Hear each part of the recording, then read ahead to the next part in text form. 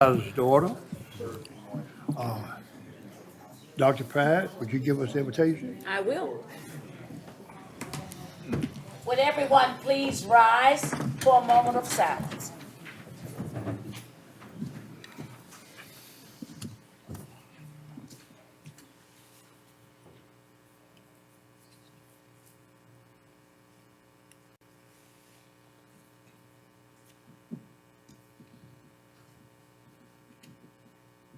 Thank you, and if you'll join me in the Pledge of Allegiance.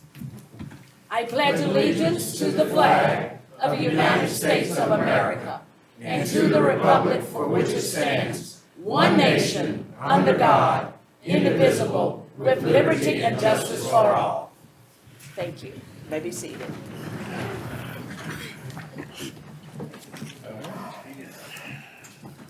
Do we have a conflict of interest? Yes. Absolutely. You ready, Jerry? Yeah.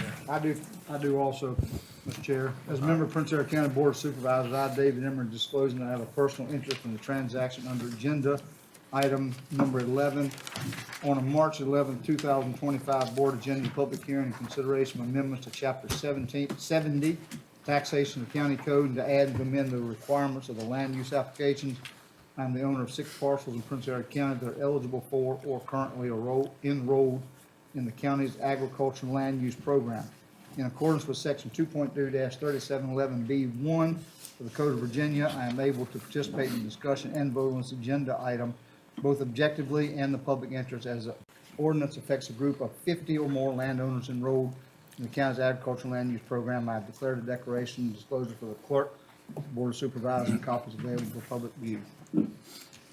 As a member of the Board of Prince Edward County Board of Supervisors, I, Jerry Townsend, am disclosing that I have a personal interest in the transaction under agenda items 11F and 11G on the March 11, 2025 board agenda. The public hearing and consideration of the special use permit application by Gabriel Solar LLC, and the public hearing and consideration of the siting agreement by Gabriel Solar LLC located at 1201 Wilson Boulevard, Suite 2200, Arlington, Virginia. I hold air ownership interest in 2 parcels in Prince Edward County, identified as tax map 113-A-27 and tax map 113A-15. They are adjoining parcels to the project. They are not included in the project footprint. In accordance with Section 2.2-3112B1 of the Code of Virginia, I am able to participate in the discussion and vote on this agenda item, both objectively and in the public interest, as the project affects a group of more than 80 landowners that adjoin the proposed solar project site. I have filed a declaration of disclosure with the clerk of the Board of Supervisors, a copy of which is available for public review. Thank you. I also have one, Mr. Chair, please. As a member of the Prince Edward County Board of Supervisors, I, Lou Gillum, am disclosing that I have a personal interest in the transaction under agenda item 11-A on the March 11th, 2025 budget agenda. The public hearing and consideration amendments to Chapter 70, Taxation on the County Code, to add and amend requirements for land use application.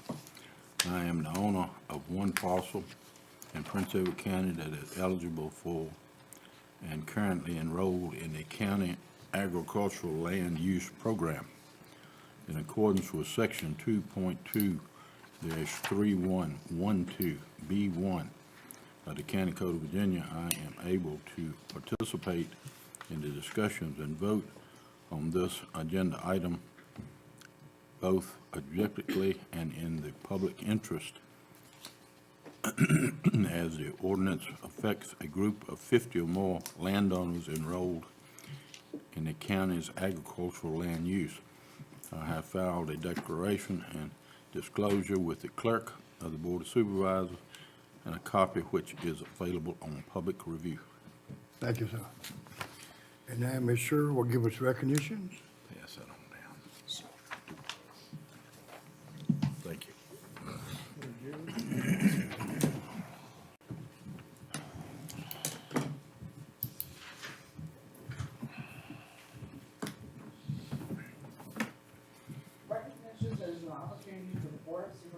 recognize achievements in our community with a focus on the accomplishments of students, employees, and our citizen volunteers who serve the county of Prince Edward.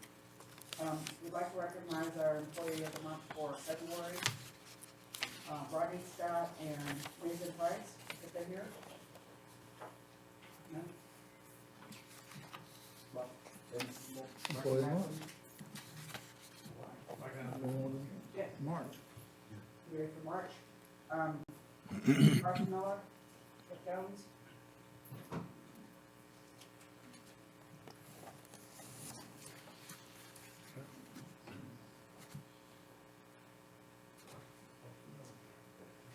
Lead district.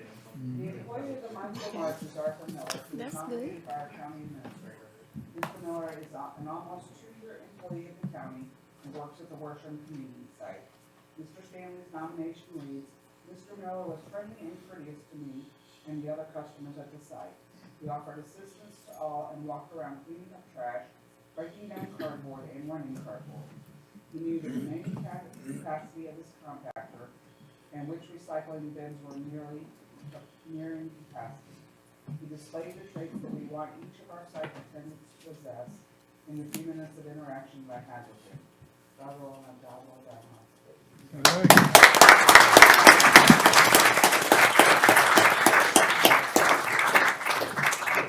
Come on, Mel, let's take a picture.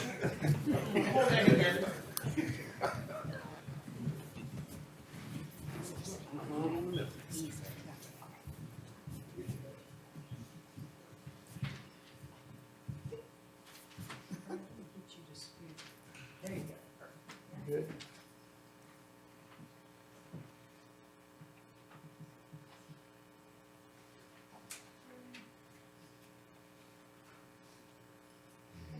All right. Congratulations.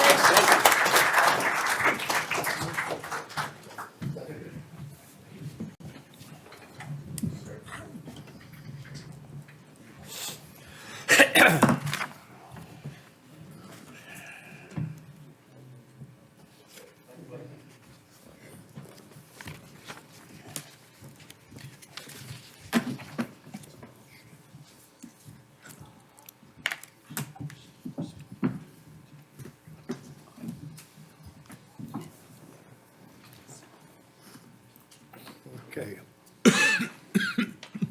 Now we're on to public participation. Ms. Puckett's bringing the sheet up. Mr. Chair.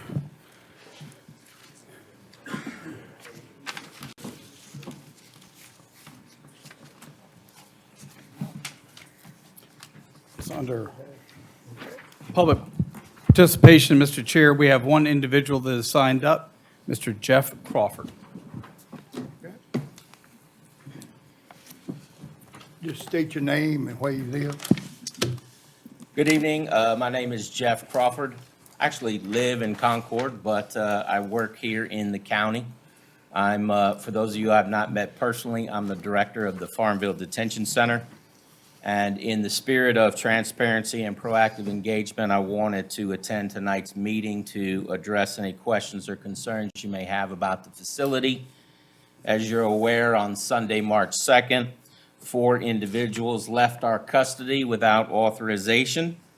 As with any situation like this, it naturally caused some alarm and concern for the community. So first and foremost, I'd like to sincerely apologize for that incident. We fully understand the seriousness of it and are committed to preventing incidents like that from occurring. Ultimately, the escape was the result of 2 key factors, one being a staff member who failed to perform their duties the way that we expect and in accordance with our training, and vulnerabilities within our physical security measures.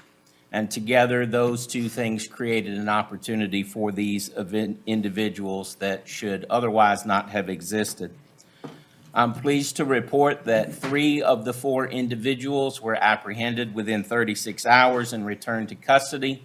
They've also been turned over to the custody of U.S. Marshal Service and are pending federal prosecution for escape.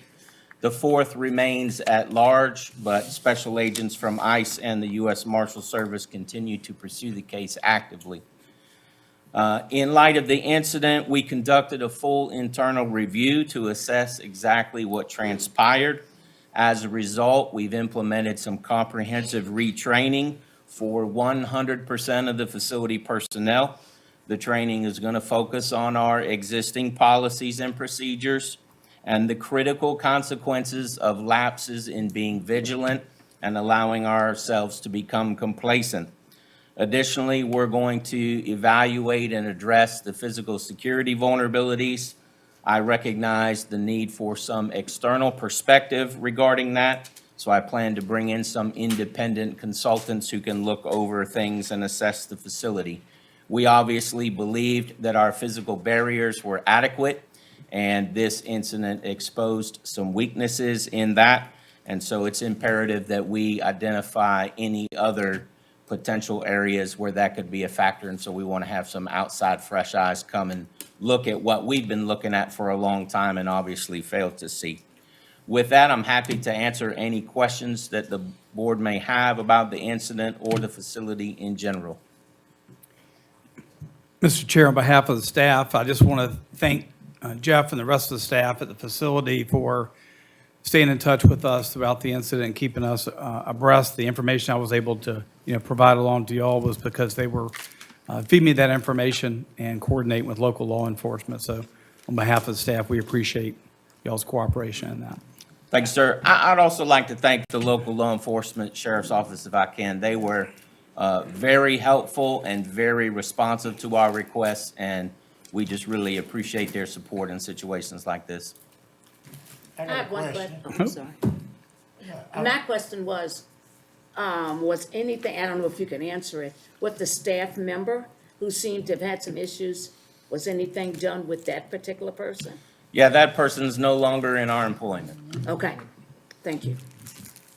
When the incident occurred, there was no photos, so people didn't know who to look for, who to be on alert for. Is there a specific reason why not? Yes, sir. When situations like this, we ultimately contract with Immigration and Customs Enforcement at the federal level, and they are in the driver's seat once an incident happens like this. There's varying ways they've responded through the years as far as providing some of that information. The way things currently are, they seem a lot more open to getting more information out in the public than typical, as in previous administrations, I'll say. And so we're very much restricted on what we can and can't do, and we look to them to receive our marching orders, so. Because that was very important, and then it was like 8 hours had lapsed before the county administrator, that we had to hold the contract before the county administrator even notified. I think I notified him. You probably did, sir. There was several hours before we confirmed that it happened, and then we got our federal counterparts involved initially first. The U.S. Marshal Service, ICE, they take the lead on looking for these folks. Something that is a little bit different is on the state level, because we're an immigration facility for the federal government. On the state level, there's no corresponding state statute that is violated when people escape. It's a federal offense. So even local law enforcement is somewhat restricted in the assistance that they can give us because there's no corresponding state crime for which they can take action. If the offenders commit a crime in the process of escaping, then that gives the state and the local law enforcement agency some authority under the law to take action, but just the action of escaping is a federal offense only, and that's why we get federal partners involved first. They can't, local can't detain them? They can stop them on the street, but they don't take them into custody. They wait for federal agents to respond. Okay, we can just lock them in the car. Yes, sir. Yeah. We've entertained through the years if there's an appetite at the state level to try and make some changes in the law, but that's an effort that may or may not happen. I know it happens, but just you're doing exactly what you need to do. Well, we're sorry it happened too, and we don't like it to happen, so. Yeah. We look forward to the capture of the fourth individual. Amen. Me That's right. too. They will get him. Yes, they will. Matter of time. They will get him. Matter of time. Thank you for coming and opening it up and Then Thank you, so. sir. Thank you. Appreciate y'all's You time do this it. evening. Have a good evening. Very good. Thank you. Okay. Can we get him back up just for a minute? Do you mind coming back up just for a quick? We, some people in the room might not know that the town was your sponsor, your municipal sponsor, now the county is. And do you think you can share with us, like, the economic impact of our arrangement with the county? Is that fair to talk about? I think that's, you know, we want to, we've seen a little bit of risk Sure. here in the last week. You know, I think people need to know what the reward side is. Yes, sir. Good point. Last year in 2024, we invested about $14.7 million into the local economy. About 13.2 million of that comes through salary for the employees that we have. We averaged 222 employees last year. With the people that we have in process to hire on right now, that puts us closer to 249 employees, and our full staff complement is 298. So most of those folks live and work in Prince Edward County. And so $1.3 million of our investment into the community went to taxes and utilities and our business license and the per diem rate that the county receives for the detainees that we detain. So Good, thank you. Thank you. you're welcome. Thank you all. That's all we have signed up, Mr. Chair. Okay. Board of Supervisor comment. Mr. Gillum? Glad to see you full house tonight. Hope to have a good meeting. Thank you for coming. Dr. Pratt? Good evening, everyone. We're happy to see that you're here with your concerns, and I hope things go well. Thank you much. I echo those comments. Thank you for your participation. That's how the whole thing works. Thank you for being here. Thank you for giving us so much clear feedback over these past few weeks. I've heard from more folks here locally than I have in a while, and that means that you're involved, you're paying attention, you're holding us accountable, and that's what we need. So thank you. Appreciate everybody coming. Hope we have a good meeting. Mr. Good evening, welcome, and we appreciate you coming out and voicing your concerns with us. Thank you very much. Thank you for being here. Having your voice here is very important. So continue to come back. You know, that, don't make this your only meeting. Keep coming. Second Tuesday of each month, 7 o'clock. We want to hear what you have to say. I piggyback on everybody else. Thank you all for being here. One thing I'm going to disagree with Lou on, with all of you all here, means we've got a problem, so that means it's going to be a long night, so it's all right. With that said, no, we certainly do appreciate you being here. This is local government at work, and that's where it starts, is grassroots. Yeah. Appreciate the fact that you took of your time. We're kind of elected in this position, so we don't get a say into how much time we spend, but thank you all for being here. Thank you for voicing your opinion. I agree with what they've already said.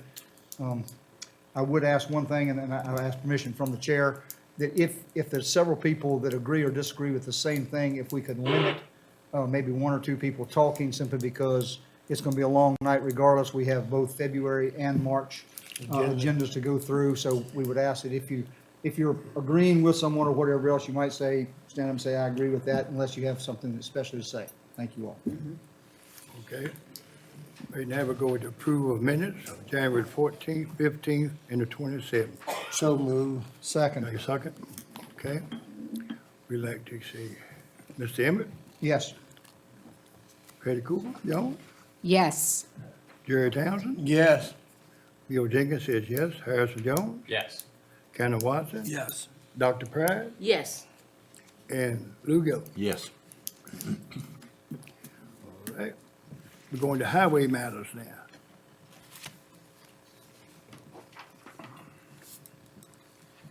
Evening, Mr. Chairman and Board, County Good evening. Administrator, thank you for having me tonight. I'll try to keep my comments short.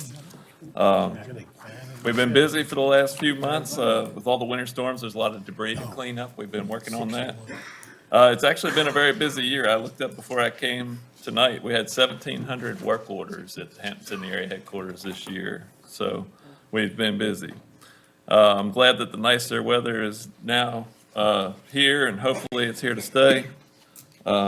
If you're watching social media, last week we did a pothole blitz. So some of those work orders that are coming in are potholes. Our roads are, I guess, freeze thaw and the hard winter that we had, all the chemicals that were put down there, they're kind of coming apart.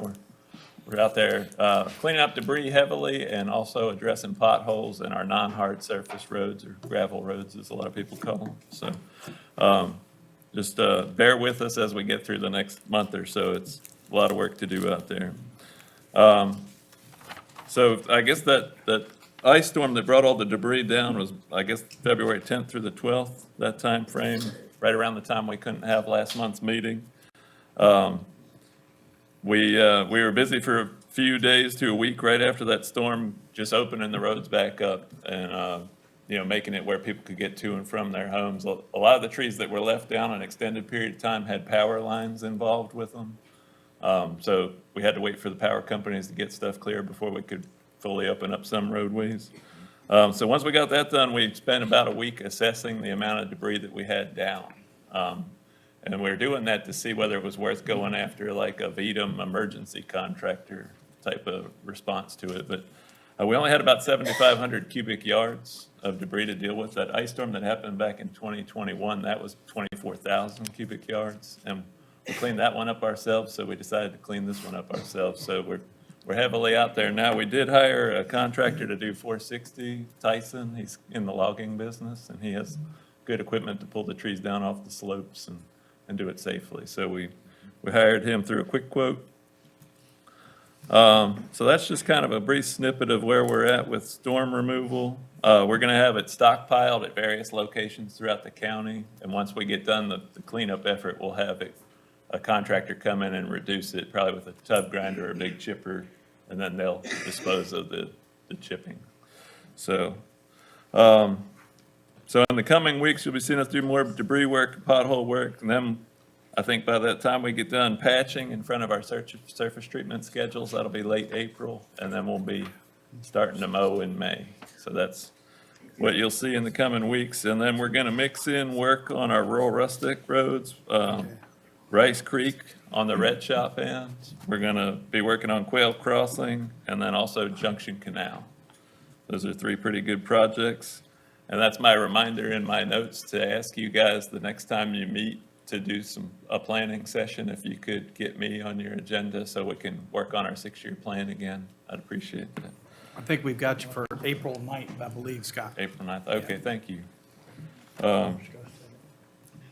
And then an upcoming project that resulted from a lot of work we did together a while back is probably in the fall. The completion date for the project is January 30th, but I think in the fall, you'll see flashers put up on 460, alerting vehicles to 307 crossing. Like anybody comes up to the stop sign at 307, there'll be flashers go off on 460, similar to what's out in Pamplin at 626.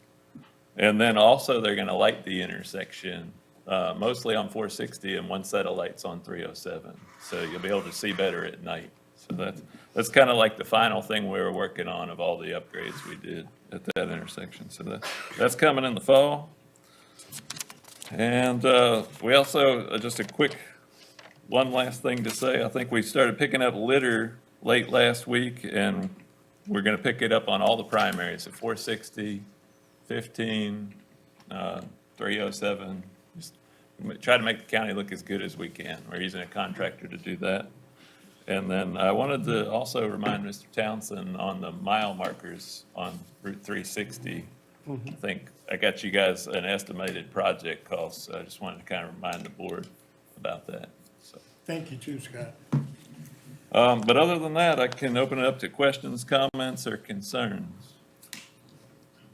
I guess the first question is, I know you are cleaning up on 460. The question has been brought to me by several people. Since 460 is not a hazard or hasn't been for a few weeks, why are they leaving it on the secondaries where they can barely pass with two vehicles rather than cleaning that up first? Well, actually, we're kind of working on both at the same time right now. We're got Tyson, like I said, on 460. And the only thing we're doing out there is the traffic control, and the rest of our forces are working. We started on the primaries, and then we're going to work our way down the secondaries. But 15 only took us a few days. There wasn't much there.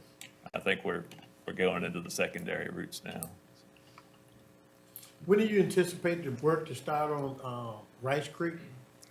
We're gonna be mixing it in as best we can as in our schedule. We want to have it to where we can put that surface down before the cold weather gets here in the fall. But I'm hoping by late summer, July, August, it'll be done. But I don't want to under-promise, or over-promise, I guess I'll say. I can't really give you a deadline with all the debris work ahead of us. Okay. Yeah, you're gonna be seeing us do the drainage work, putting stone down, you know, all those type of activities that we can do. But And the then, anticipated completion is by the end of the summer. that's my goal, yes, sir. Okay. Let me correct myself, Scott, it's April 8th. April 8th. Tuesday, yes, sir.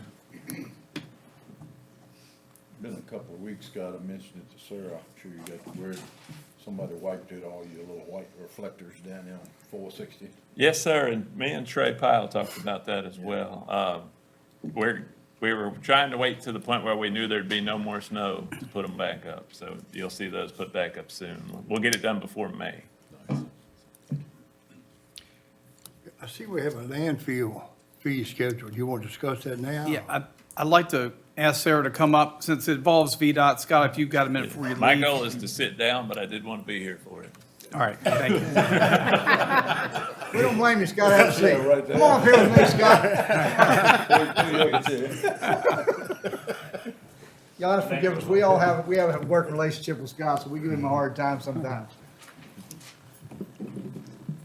Let the solid waste general manager be here too. So we have a few housekeeping items. One is on page 359, item number 16.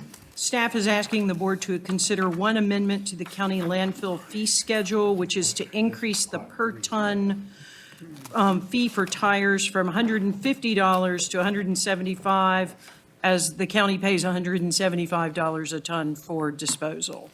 So that would be the first item. The second item is, as part of the fee schedule, staff is asking the board to approve the following late payment policy.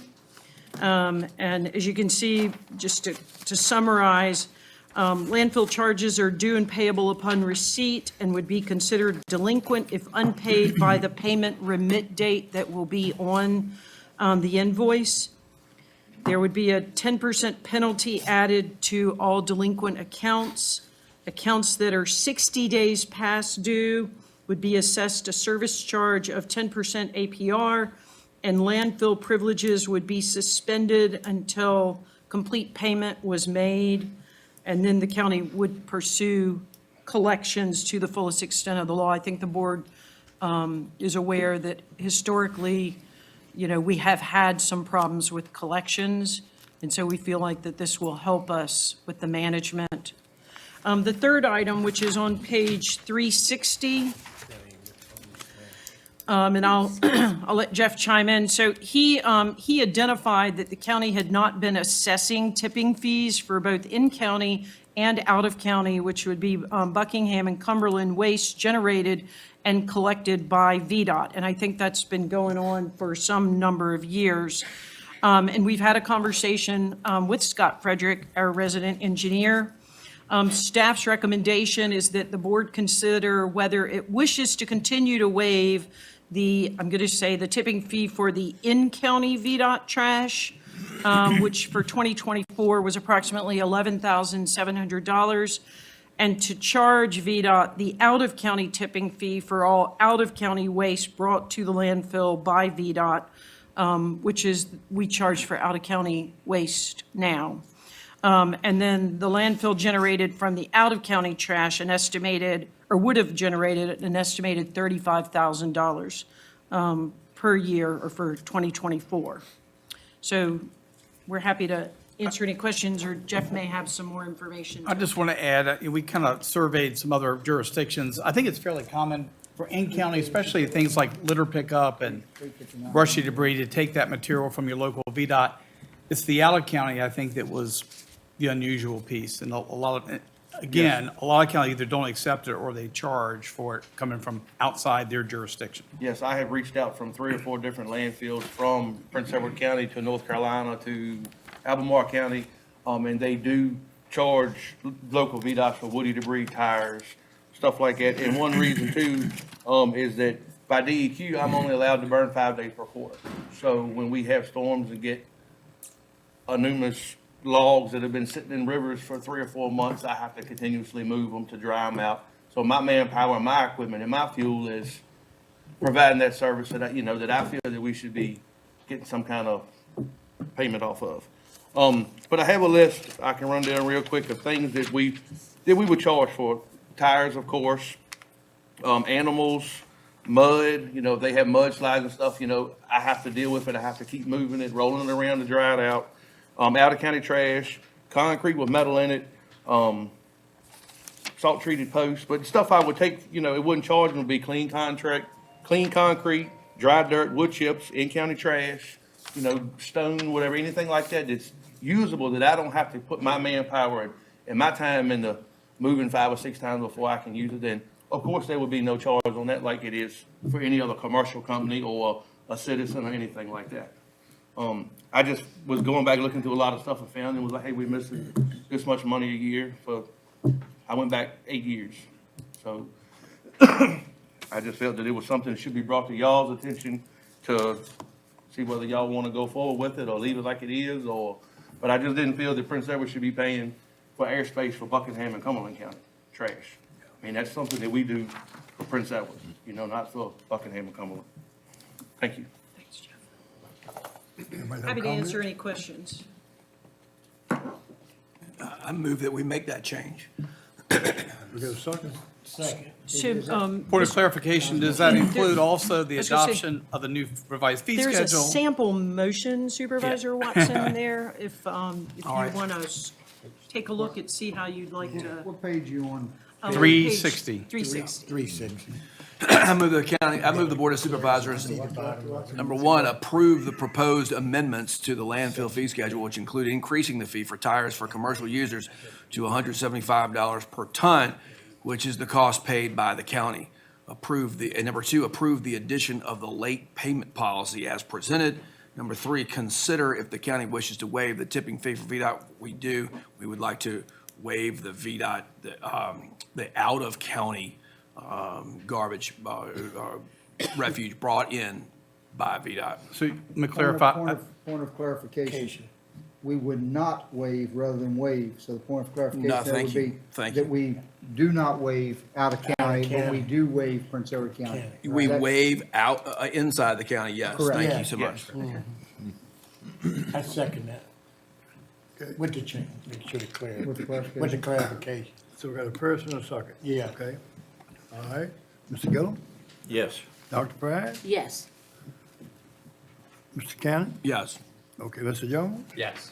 I say yes. Ms. Patty Cooper? Yes. Mr. Townsend? Yeah. And Ms. Yes. Emmett? Okay. All right. Thank you. Thanks. Mr. Chair, now is the time for our public hearing section of the agenda. Child abuse. Oh, you're right. You Child want abuse. to go ahead and take that?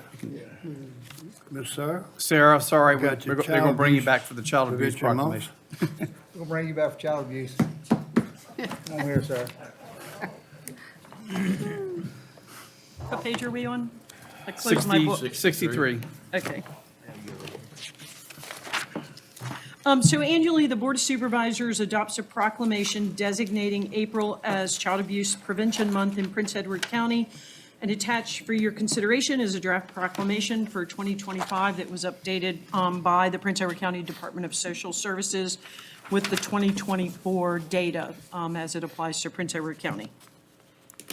So moved. Second. All right. Ms. Emmett? Yes. Mr. Townsend? Yes. Ms. Patty Cooper? Yes. Okay. Yes. Mr. Jones? Yes. Mr. Watson? Yes. Mr. Pratt? Yes. Mr. Gill? Yes. All right, Mr. Chair, now's the time for public hearings.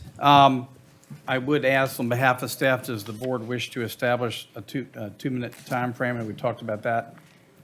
I think we've got a lot of speakers, obviously, for all the hearings, but maybe one more so than others. Y'all, is that what you want to do, so I can direct staff? Okay. The first public hearing is a request from the Commissioner of the Revenue. The Commissioner had met with myself and the county attorney to review the current county code regarding land use taxation. Currently, the codes say that application shall be filed every 6 years. This matched the county's previous reassessment cycle of 6 years. Now that we have switched to a 4-year cycle, staff is requesting the code be updated to require an initial filing every 4 years to match it. We have indicated a $50 filing fee for the first parcel and $5 for each additional parcel. This is the current fee charged by the Commissioner of the Revenue's office. We're simply outlining in the ordinance. In addition, we've requested the county implement a $10 late filing fee for annual revalidations and move the filing date to October 31st. This will encourage the timely filing of revalidation applications. In checking with our neighboring jurisdictions, they charge similar fees. Prince Edward County currently has 291 properties in the land use program, and we received a total of 3 new applications in the year 2024. This public hearing has been properly advertised, and if you're ready to open the public hearing, Mr. Chair, I've got one speaker signed up. Okay.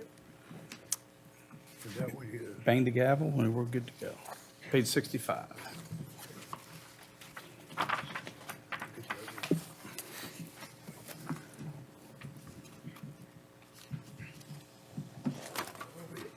We're almost there. There we go. Okay, and who do we have signed up? You want to go ahead, just open the public hearing, and I'll call them off. Hammer down. So the public hearing is now open. The first speaker is Mr. Patrick Murphy.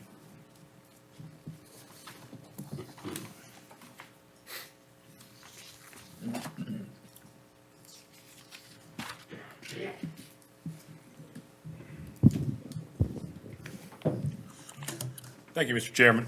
I'm Patrick Murphy from the Prospect District. I sit on the Prince Edward County Farm Bureau Board of Directors here. We proudly support the amendment as stated. I have one question. The application period is only the month of October, is that correct? Chris, Yes, Chris. for open enrollment, for new parcels, yes, it's Okay. the whole month of October. Okay, excellent. So representing the 341 agricultural and forestry producing members of Prince Edward County Farm Bureau, we adamantly support this amendment. Thank you. Thank you. Thank you, Patrick.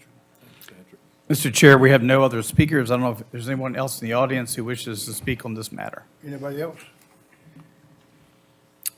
Close it. Hammer down. Sit down. Oh, Oh, we have 2 online? okay. We- You go ahead. Yeah, they should. Anyone online wish to speak on this public hearing item on the Prince Edward County Code Amendment for land use applications? I'll take that as a no, Mr. Chair. Go ahead and close the public hearing. Okay. Hammer again. Hammer. Hammer down again. There.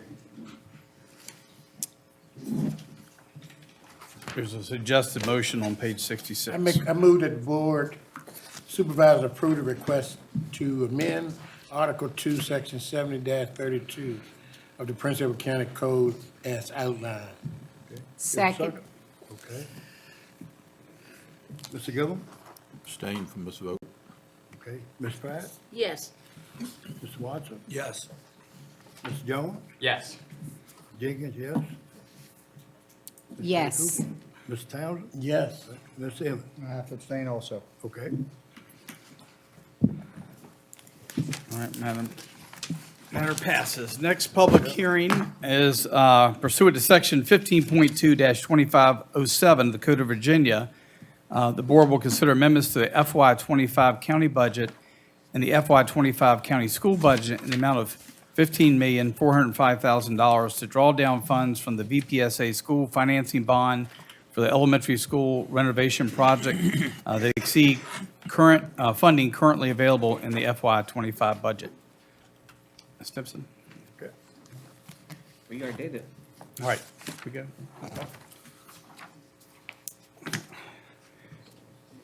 Mr. Chair, we, if you would open public hearing, we don't have anyone that has signed up. We have Okay, to we see have if public anybody else. hearing now. Anybody want to come forward? Guess you can close it.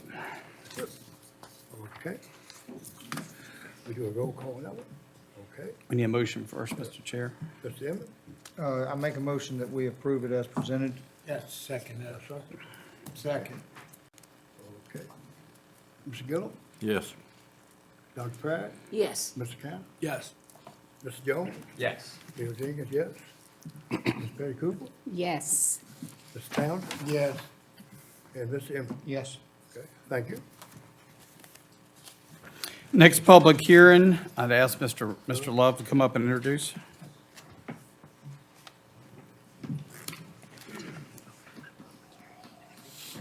Mr. Chairman, members of the board, this first public hearing does relate to the next one. The county had a zoning text ordinance amendment request by Lindsay Mulvey to amend Appendix B zoning of the Prince Edward County Code, Section 2-1000.3B, in order to allow commercial kennels in the College Residential District.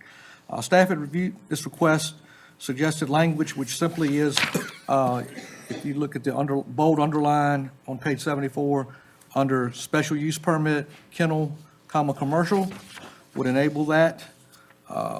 This, if you so choose, this would enable anyone to apply for a special use permit to operate a kennel in the College Residential Zoning District.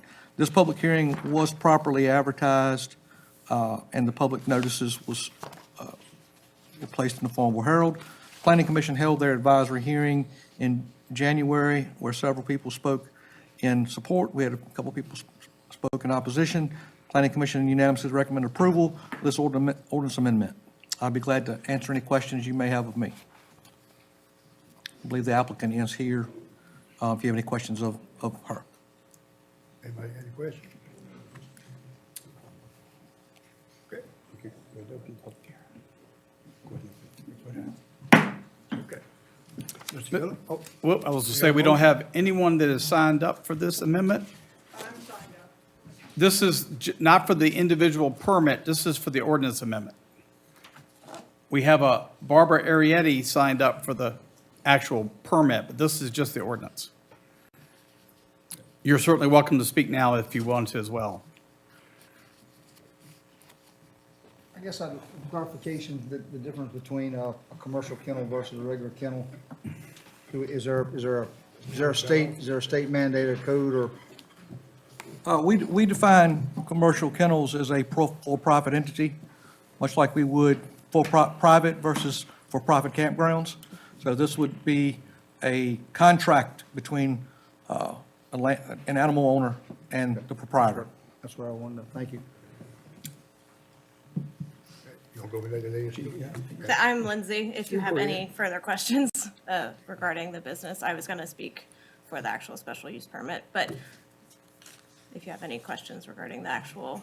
Tell us a little bit You can go about it. ahead. Yeah, You can go absolutely. Okay, yeah, so a little bit about the business. Instead of calling it a commercial kennel, really the commercial is just the business, like he said, but I will only house a maximum of 6 dogs, including my own dog. I guess, I'm sorry, not including, in addition to my own dog. So a maximum of 7. I tend to average about 2 to 4. I was running this business in Ohio. Before we moved here, I will limit drop-off and pickup times to morning and evening, so there will not be a massive traffic issue, where people are coming constantly. There will be blackout dates with holidays where nobody is allowed to pick up or drop off. Dogs will be allowed to be at the house, but nobody will be allowed to come and go. Dogs are never left outside unattended. There are no individual runs outside. There will be one single area outside for them to be. I will be out there with them to monitor their noise levels. That's not to say that they will never bark, but that is to say that at 2 a.m., I won't have 7 dogs out there just letting them run amok. I will also be out there so I can make sure they're cleaned up after. I do meet and greets with every single dog that I watch. And I got the question of if I have breed restrictions the last time I was here, which I do not, but I do have temperament restrictions. So I have had dogs in my care that I have had to turn away, that I've watched since they were 9 weeks old. They grew into adulthood, they became aggressive, and I had to then tell their owners that I was no longer able to watch them because it put myself, my dog, everybody else's dog that I was watching at risk. So again, 1 single yard, no issue there with different runs. All the dogs will sleep inside. Nobody will be outside. Typically, all of them sleep in bed with me. It makes my husband nuts, if I'm being completely honest. I tend to sleep in the spare room a lot of the time. The only time that there will be a kennel or a crate in my house up is if that is what is requested by the owner. If their dog does sleep in a kennel whenever I'm gone, or if overnight, that is the only time that there is a crate in my house. It is not wall-to-wall crates. I do own crates, but they're not up all the time. It's only if overnight, if that's what they need. I do require vaccines and dog licenses. I do require that to be updated yearly. I do have those on file for myself.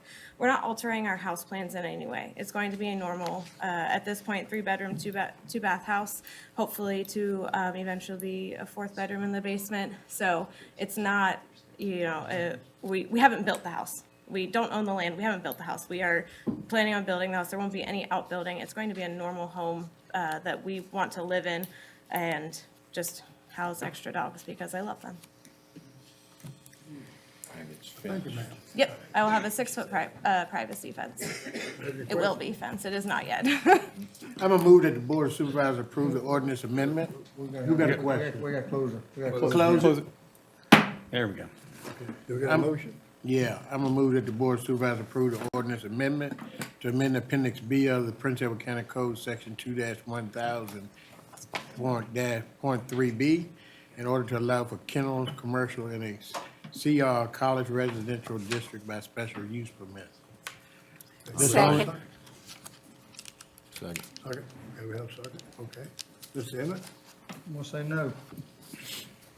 Yes. Mr. Towns, yes. Ms. Spratt? Yes, Hey, Ms. Jones, let's start with that. no And I say problem. yes. Ms. Jones? Yes. Mr. Watson? Yes. Ms. Pat? I abstain. Okay. And Mr. Goode? Yes. Okay.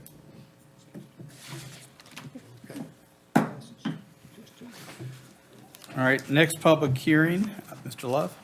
Yes, Mr. Chairman, members of the board, so this is a special use hearing by Ms. Mulvey. The county received this application. This is on, currently an empty lot on Oliver Lane, which is zone college residential. Point of clarification for this and the next public hearings, since we didn't have our February meeting, it's on me. I didn't insert in your packet the new public notices or the copies of letters. I have them if anybody wants to examine them. This public hearing was properly advertised and adjoining property owners were notified per state law. We just didn't insert that in your packet, kind of reused a lot of what was from last month, so I do apologize for that oversight. Planning Commission held a public hearing on January 21st, where several people spoke in support. A few folks spoke in opposition. Planning Commission unanimously recommended approval with 13 conditions. List of potential conditions are in your packet. The applicant has seen those and agrees to those. Purpose of this special use permit would be to allow location of a commercial kennel operation, service that includes dog daycare, boarding, and training. County staff is of the opinion that the use is generally compatible with the zoning district and will have minimal impacts. In your packet, you have some statements. Hampton Sydney was consulted about this and had no issues with this matter and had some documentation in your packet as well. There are letters, correspondence we've received from citizens since the January Planning Commission meeting, also in your packet. And I'd be glad to answer any questions. Any questions? Would the applicant like to make any additional statement prior to the opening of the public hearing?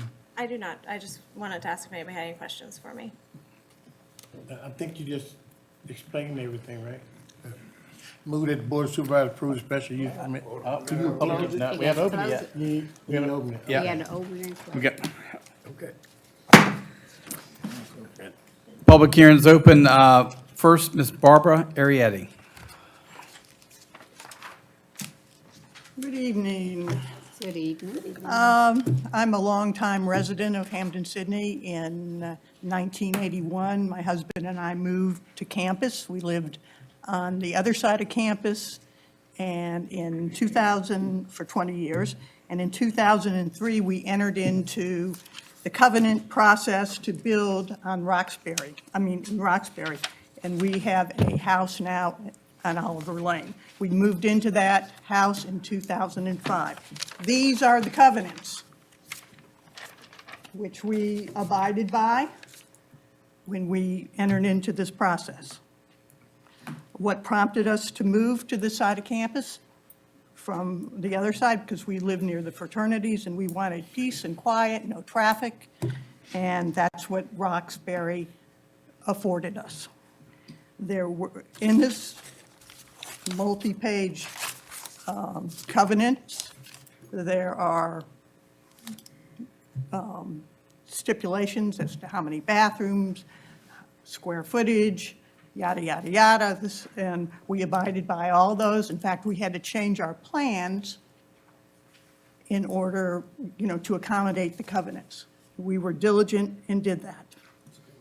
Now, on page 6, covenant 13 says that this is for residential use only. These homes are for residential use only, not for commercial use. And it also, on page 11, covenant 19, they said that these covenants will be in place for 50 years. Okay, well, 50 years isn't up. Okay, we've got about 15, 20 more years of that. I do not want this kennel across the street from me. It's probably 20, 30, 40 yards away from me. I'm an old lady. My husband is old. We didn't anticipate this. We didn't enter into this to have cars coming back and forth. However few cars there are, there's still cars. And I know that dogs bark. Excuse me, ma'am. Yes. 2 minutes, we were live. Okay, You've all done your 2 right. minutes. So Thank you for your anyway, input. the long and the short of it is that I'm totally against this, as are some of my neighbors. So, anyway. Ms. Arietti, can we ask her a Sure. question? Yeah. The covenants you speak of, you're talking about an arrangement with the college? With the not- college. Not the county? Right. Okay. Yeah, we're not aware of those. Right. And we can't enforce them. Yes. As they're private agreements. Yeah. Yeah, the next, if y'all are, any other questions, Mr. Watson? No. Okay. Thank you, Thank Ms. you. Arietti. Next speaker signed up is Mr. Ken Copeland.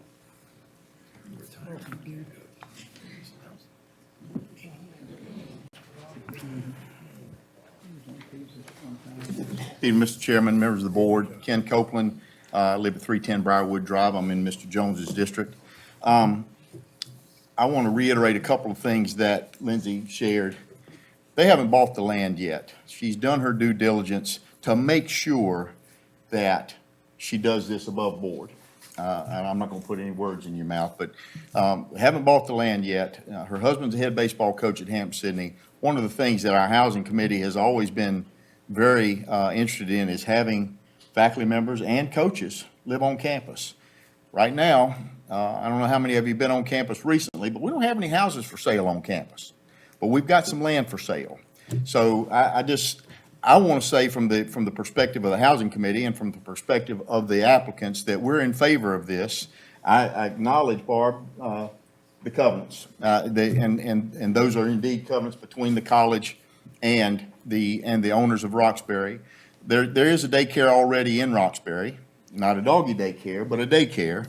And so I guess my thought is if we want to encourage our young faculty and staff to live on campus, and we really want to see that, then sometimes we have to kind of make an accommodation. So I appreciate Lindsay's coming forth and actually going through the process of pursuing this conditional use permit well in advance before they ever actually enter into a contract with the college to buy the ground. They want to make sure that they don't do something, get the permission ahead of time, I guess is the best way to put it. I'm happy to answer any questions also that you might have. May I say something? The daycare that's there, we were never notified that was going into the daycare that is there, the commercial daycare. So that happened. Okay, but that happened before I came on board, so yeah. This was above board. You guys notified and put signs up, and so I think that's critical. But we were blindsided by the daycare. Okay. And I did not realize that, so thanks for that clarification. Thank you, Mr. Copeland. Certainly. Anyone else who has not signed up wish to speak? Sorry, Lou. Asked a question. Yep.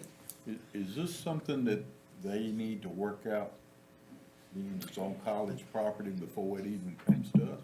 The counties are not allowed to enforce covenants. So if they have an issue, that's between the property owners. It's not, the county can approve the permit, and they could choose not to address it or not address it. Yeah. Ms. Gillum, Yes, Ms. Mulvey was above board and told me about this, and I got her in touch with the college. So Right. she's done her due diligence, they're working through the legal aspect. That's gonna be a legal matter for them to settle. Prior to contacting Prince Edward County, I contacted Hampden-Sydney College.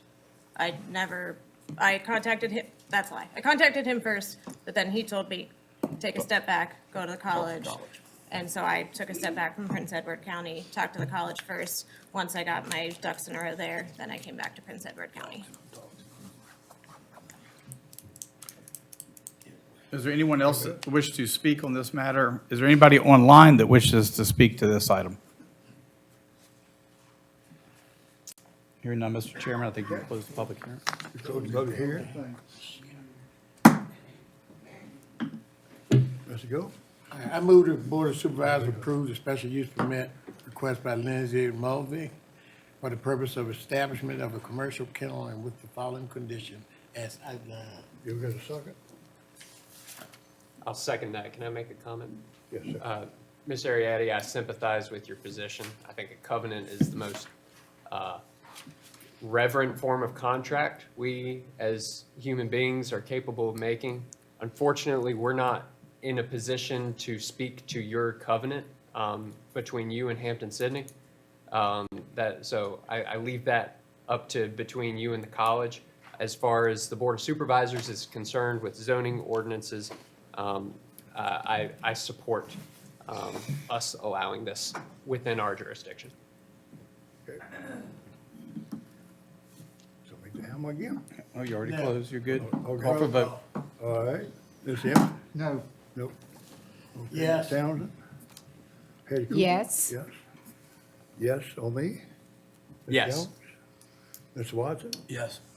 Ms. Odessa? Abstain. Okay. Mr. Gill? Yes. Okay.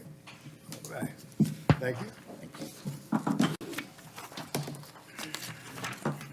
Mr. Love will introduce the next public hearing. Mr. Chairman, members of the board, this next public hearing is to consider an application by Kevin Wilson on behalf of Cardinals Roost LLC. Mr. Wilson has proposed to create a commercial campground on tax map parcels 121-A-22 and 121-A-2325B, located on the south side of CC Camp Road, approximately 0.4 miles from its intersection with Verso. Again, like the previous hearing, this public hearing was properly advertised for this meeting tonight. I do have a copy of that affidavit, and the letters were sent to the adjoining property owners back in January for the February meeting, but also in February for this meeting. I sent those out on February 24th. Planning Commission held its advisory hearing on January 21st, where several people spoke in opposition to the application. The Planning Commission ultimately unanimously recommended approval with 20 conditions, forwarding it to you for your consideration. Purpose of this is to allow the location of 12 geodesic campsites along with shower and bath facilities. County staff is of the opinion that the use will not generate major impacts as far as trafficking noise. It is limited to 12 campsites. That's a phased development where I think 6 gets created and 6 more gets created. The applicant is here tonight.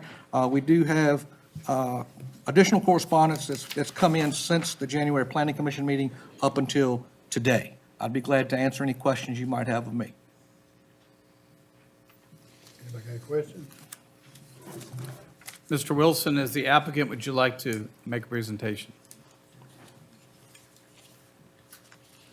Mr. Chairman, members of the board, thank you very much for the opportunity to speak tonight. I did have a visual presentation at the Planning Commission meeting. I don't know if that's able to be put up, and it's okay if it's not. But I won't stand in the way of progress here this evening. There's a lot of people here. So I'll go. If they're able to bring it up, great. The visuals complement everything, but I'll try and give you a good idea of what we're trying to build here. So, as I said, my name is Kevin Wilson. I'm the co-owner of Camp Yellow Cardinal. I'm joined this evening by my lovely wife and business partner, Laura Wilson. Tonight, I'd like to share our vision for our boutique campground project, Camp Yellow Cardinal. We'll address some of the likely concerns for development of this nature, and ultimately, we will request your support for a special use permit to allow for a campground and accessory use on those properties. We're thrilled to bring modern luxury and an upscale outdoor recreation to the properties off CC Camp Road right here in Prince Edward County. It's over 24 acres of wooded land. It's just west of Meherrin, Virginia, and we really feel that we found the perfect spot to bring this idea to life. At Camp Yellow Cardinal, we bring luxury and a love of the great outdoors to the adventure curious, sort of our mission statement. We aim to build more than a campground here, though.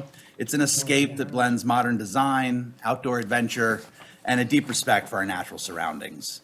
It's designed to give people the chance to relax, recharge, and explore everything that Prince Edward County has to offer.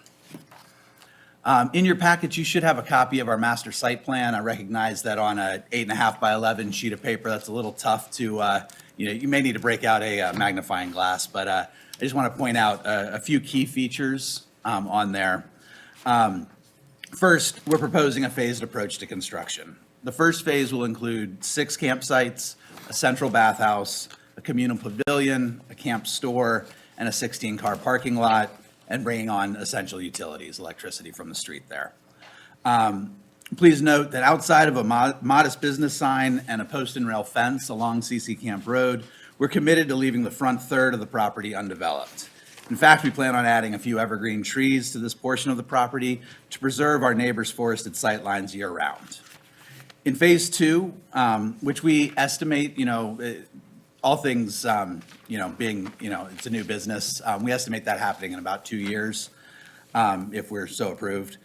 We would plan to add 6 additional campsites, a second bathhouse, and a few amenities like a barrel sauna to the property. And this would be further back into the property, still leaving that remaining third undisturbed.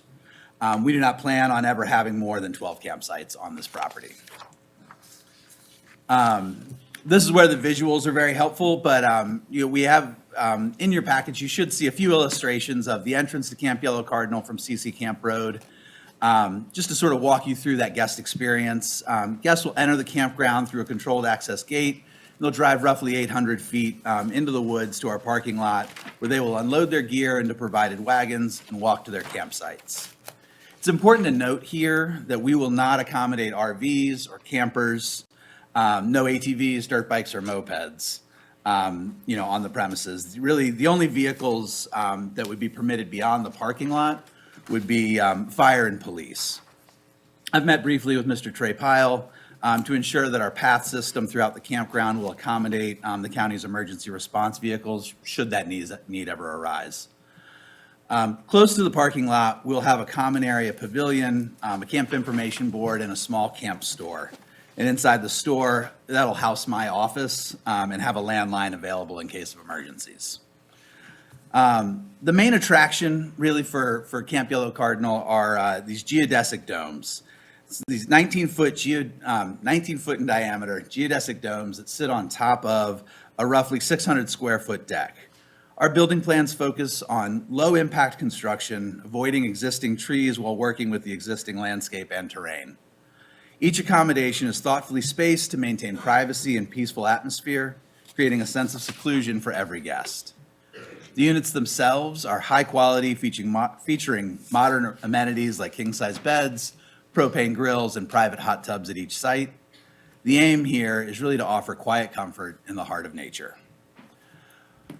Our master design ensures that a centrally located bathhouse is just a short walk from each campsite. The same door code that gives guests access to their dome will give them access to their private bathroom facility. Low voltage landscape lighting along paths throughout the campground will ensure that guests can safely get to and from their bathhouse at night. In the spirit of providing unique and remarkable experiences for our guests, we plan to add a secluded barrel sauna and sunset observation deck early in phase 2 of construction. Experiences like these will have guests coming back time and time again, excitedly sharing about their rejuvenating vacation in Prince Edward. A quick note about the clientele that we aim to attract to Camp Yellow Cardinal. With all of our marketing focus on couples seeking a peaceful, nature-centric getaway, we aim to avoid the pitfalls of hosting rowdy groups or partiers from the get-go. With a projected average nightly rate between $285 and $350 a night, we aim to further ensure that we are only attracting the highest caliber of guests to our campground. Now, we know that any new project in a community invariably raises questions about impact, and we've worked really hard to address those thoughtfully and thoroughly in our business plan and in our design process. At Camp Yellow Cardinal, we're deeply committed to being considerate neighbors. With a modest number of campsites, a projected occupancy rate around 60%, and guests expected to arrive together in single vehicles, we do not anticipate a significant impact on local traffic. By prohibiting driving throughout the campground and providing privacy fencing around the parking lot, we are confident that we can minimize any disruption from the presence of cars. Furthermore, by conserving the front 6 acres of our land and providing significant buffers between our project and any neighbor's property line, Camp Yellow Cardinal aims to be as non-disruptive to the surrounding community as possible. Few additional policies to add to this commitment. We will enforce quiet hours between 11 p.m. and 8 a.m. To enforce this, we will install remote noise monitors throughout the campground to allow management to respond promptly if noise levels exceed those as set by the local noise ordinance. Luxury and comfort are central to our guest experience, but sustainability is equally important to us. Our plan preserves much of the existing tree canopy, it exceeds setback requirements, and respects the existing natural landscape. Additionally, we plan to use native plants throughout our landscaping to reduce irrigation needs and support local wildlife. For waste management, as much as possible, we'll use wildlife-proof containers. We'll schedule regular commercial pickups and conduct daily inspections to ensure the area is kept clean. To limit light pollution, we've chosen low-impact, dark sky-compliant outdoor lighting. We've also carefully planned water usage with low-flow fixtures in the bathhouses and off-site laundry to minimize the potential burden on the local water table. At Camp Yellow Cardinal, guest safety and the safety of the surrounding community is paramount. Fires will only be allowed in designated fire pits or wood-burning stoves, and they must remain small, manageable, and never left unattended. Only properly seasoned firewood may be burned, so no trash, no deadfall, and Virginia's 4 p.m. burning law will be strictly enforced. To further ensure safety, candles and incense are prohibited in the domes, and smoking is not allowed in the domes, the bathhouse, or even on the trail system. Our fire pits are designed with a 36-inch steel ring insert surrounded by 24-inch landscaping stones, and every site comes with a domed spark screen, tongs, a shovel, 5 gallons each of water and sand, and a metal ash bucket. Staff will utilize covered ash pits to safely store and fully extinguish partially burnt wood before disposal. In the domes, wood-burning stoves will be installed with fire-resistant hearth mats and spark arresters in the flue to prevent embers from drifting. Each dome will be equipped with a smoke detector and fire extinguisher. Zooming out from some of those specifics, camp structures will be spaced far enough apart to prevent the spread of fire. The grounds will have wide trails and an entrance to accommodate emergency vehicles. All structures will be geotagged and labeled within the county's emergency response system. The property already features a very strong cellular signal, and we will add Starlink Wi-Fi and a landline at the camp store for reliable emergency communications.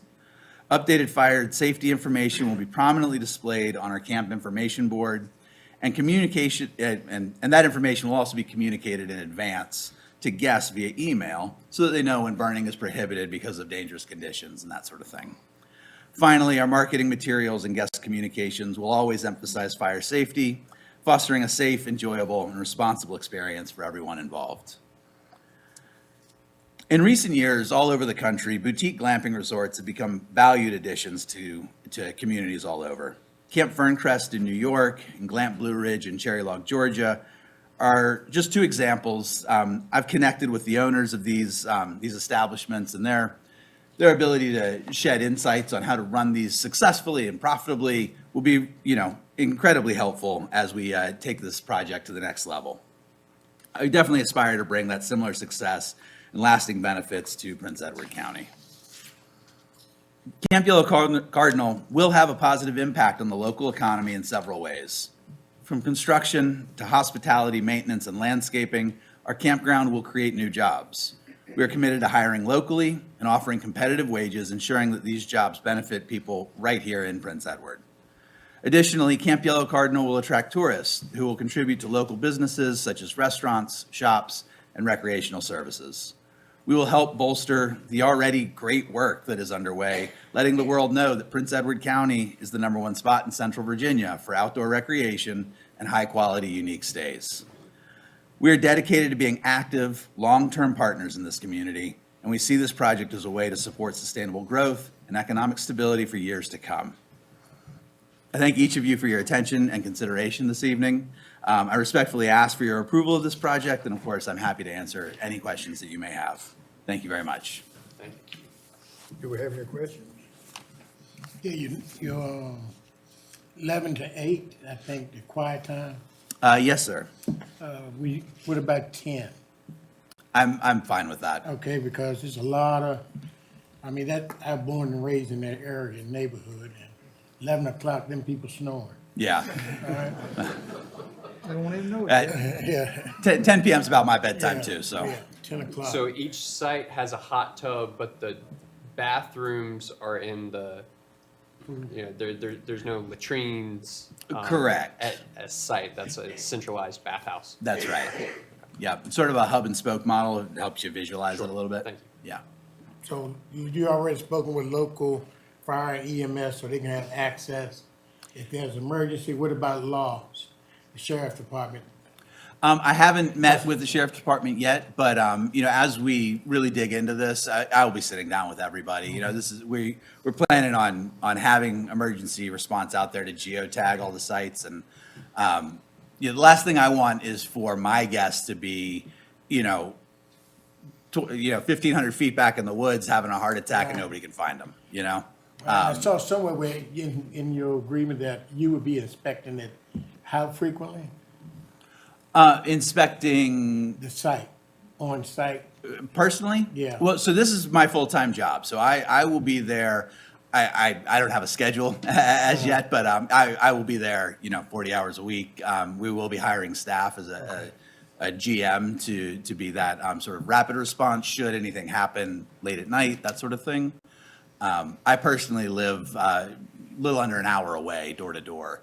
And we'll have the ability for remote monitoring and all of that, but, we plan to be very present. Thank you. Very good.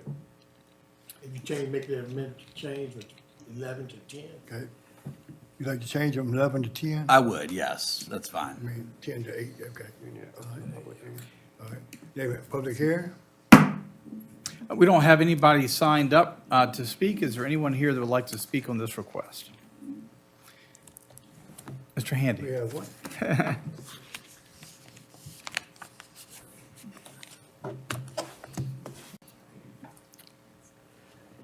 Just state your name and where you live. Good afternoon, Board. I'm Dr. Quincy Handy. I sit on the IDA, and I live at 214 New Bethel Road, Meharon, right in the area where this camp is planning to go. I do have a couple of questions. I might have missed it, but that road, the Diverso Road that meets Sea Camp, it's narrow. It's lots of blind spots. Are you planning to pay for any road improvements for that road? That is not part of our plan at this point. Access to CC Camp Road is, roughly a quarter mile from 360 over that railroad.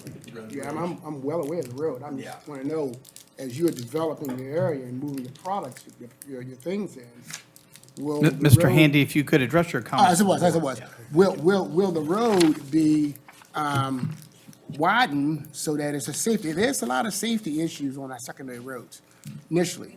But that particular road there, we have a development on one side of the road. We have on the Versa Road 2, Seacamp, there are a number of homes there. And I just want to ensure that as you are making your pledge, that if there needs to be some road improvements, those things are considered. My other concern would be at night, in that particular area, sound travels quite a distance. And so when it was asked that there is a light noise discipline at a certain time, I truly hope that that is what is adhered to, because I like to sit out on my property and watch the moon, watch the stars, and I do not want to hear the conversation on CK, because I can hear things all the way down to 360 at night, because sound travels. So those are my concerns. I just happen to be here, and I just wanted to make that comment. Thank you very much. Two valid concerns. Anyone else that wishes to speak on this matter? You said there would be no campers? Correct. No no RVs? No. So that won't be on the road, it would just be regular automobiles? That's right. Yes, ma'am. Is there anybody online that wishes to speak on this item? Hearing none, we can close the public hearing, Mr. Chairman. Go to the public hearing. Did we get a motion? So moved to be approved. I'll second it. With the planning commission's list of stipulations and a 10 PM quiet time. That's right. Okay. Supervisor Gillum? Yes. Dr. Pride? Yes. Supervisor Watson? Yes. Supervisor Jones? Yes.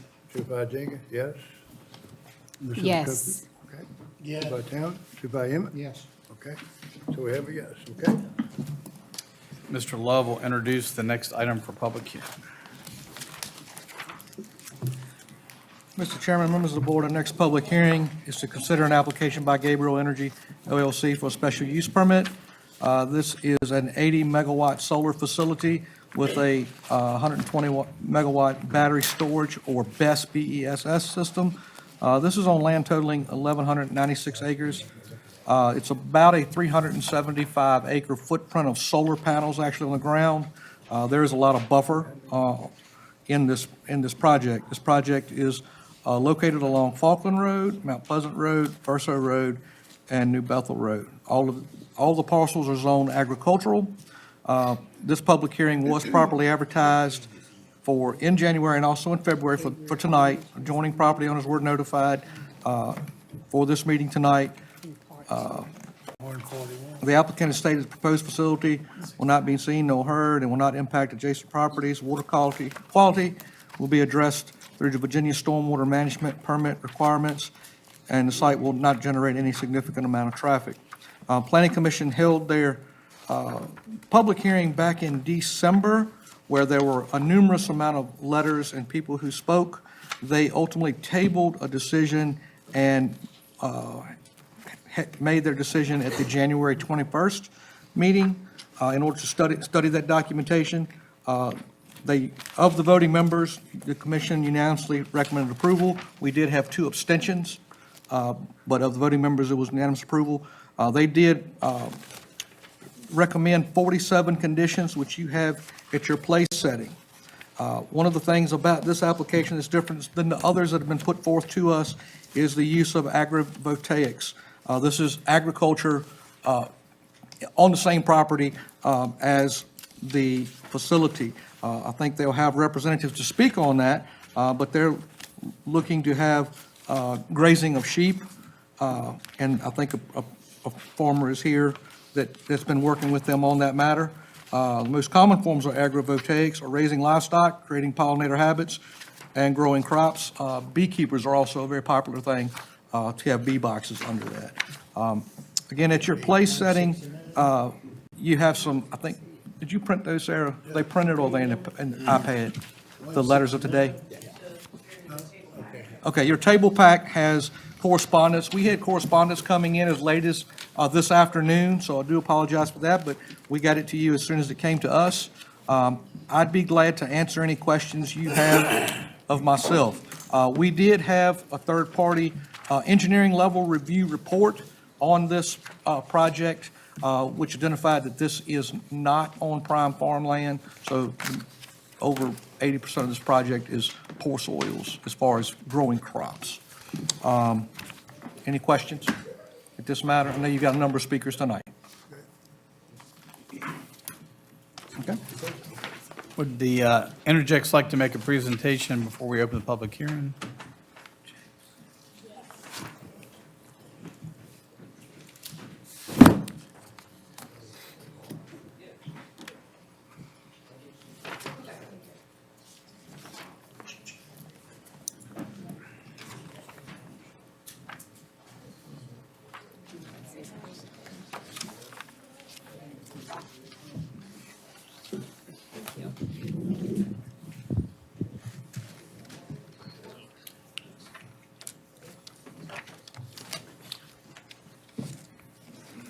Well, first of all, I want to thank the Board of Supervisors and before you, the Planning Committee, as well as all the members of the public. Obviously, a lot of interest in this project, both whether in support or just interested to know more or even against. Really appreciate everybody's participation. It takes a lot of pre-work to get to a hearing like this, so thank you.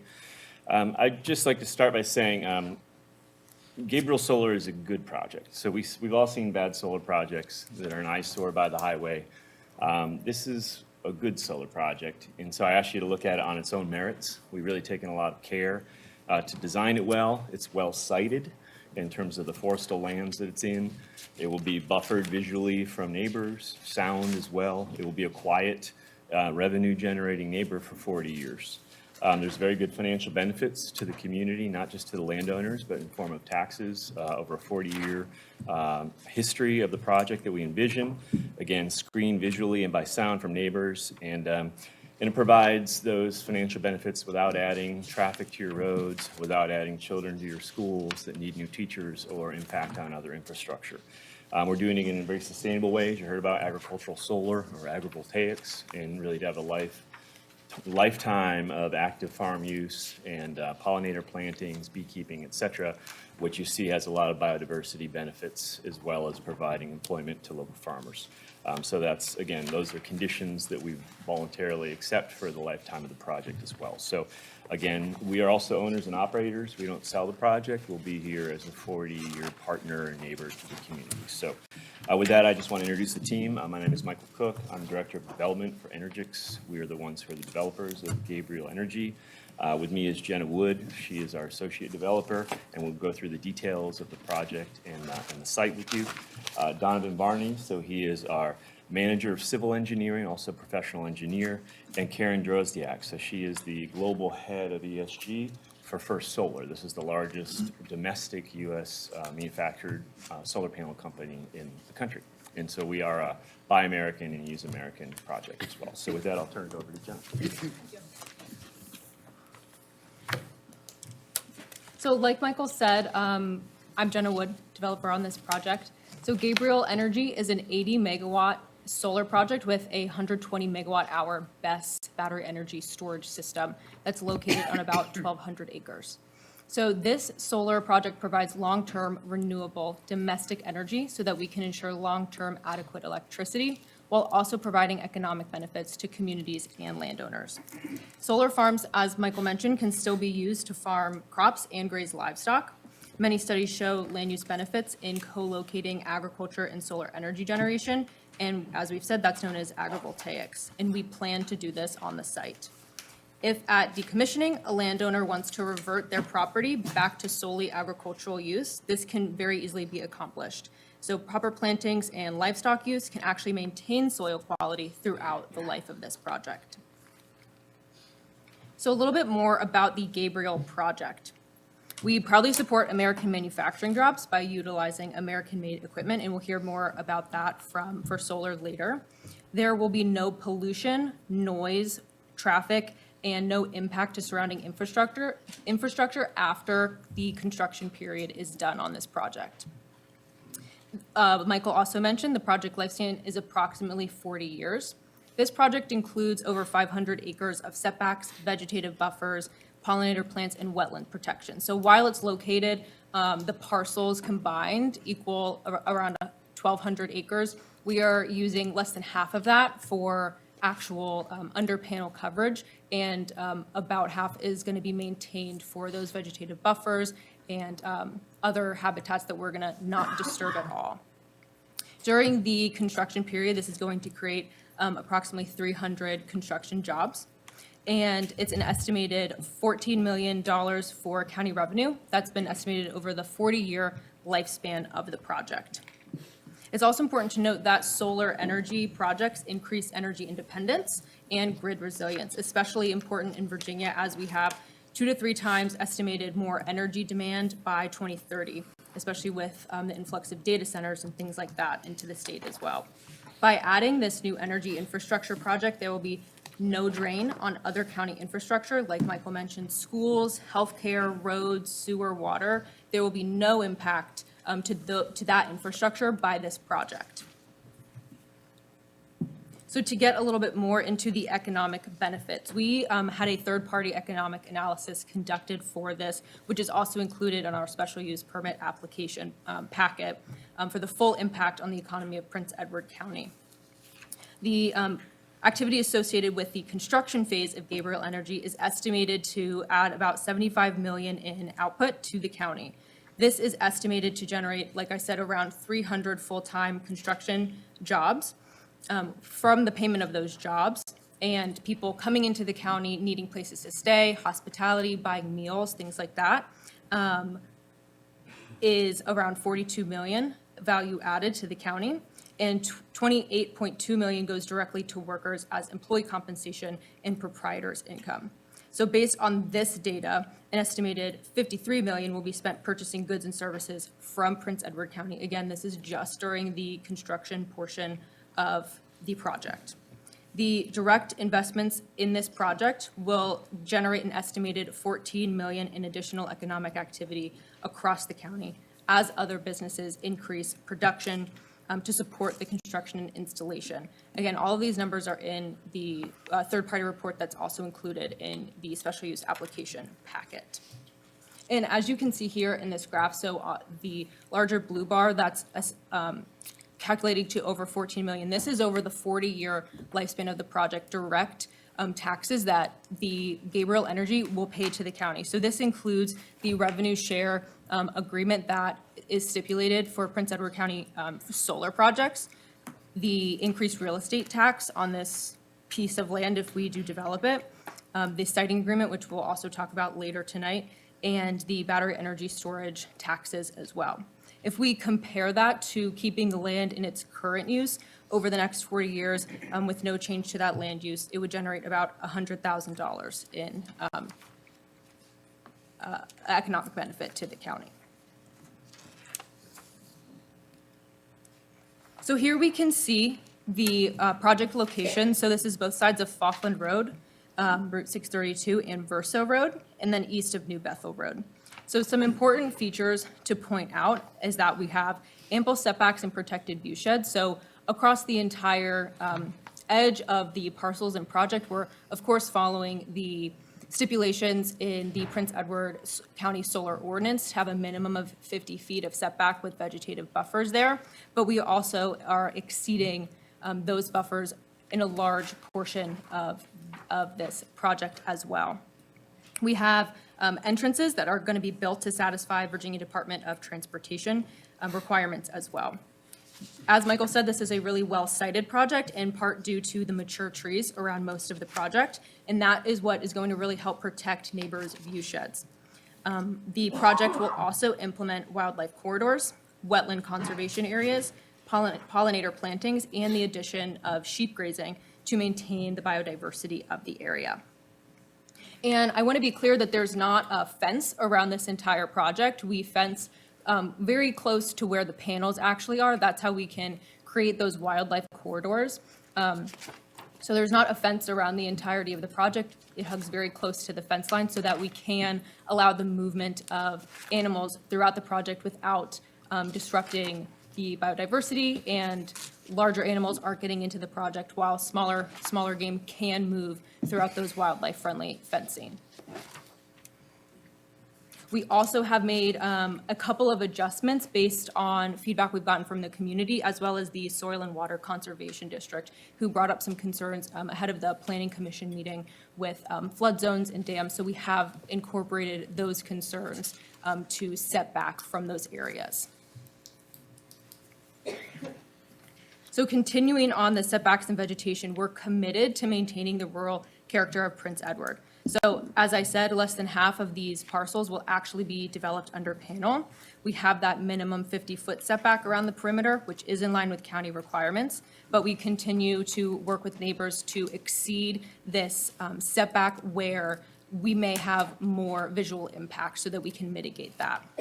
We're also committed to preserving the existing vegetation on the site, as well as planting native species, including pollinators, so that we can have additional biodiversity on the site as well. It's important to note that our panels will also track the movement of the sun. This can allow the vegetation underneath the panels to not be fully shaded all the time, so the vegetation there on the site can thrive even under panels. And as I mentioned, the fence line does follow the panel areas to enable those wildlife corridors. Here is a close-up that we have along Verso Road of an area where we have that existing mature vegetation, which is around most of this project area, but where the community, as we can see, there's a lot of residences around here. In some of our community meetings that we held ahead of our application, the community members expressed some concerns with the view shed, so we were able to well exceed the 50-foot buffer requirement in this area. This is around a 150-foot buffer now that we can see in this rendering, where the existing trees and vegetation of this mature vegetation is going to buffer that view shed to where along this road you won't be able to see the panels at all. It's really important to note that Gabriel Energy strives to be a good neighbor throughout the lifetime of the project. As Michael said, we develop, own, and operate. We won't be selling this project, so we are going to be your neighbors in Prince Edward County, and we want to be a good neighbor.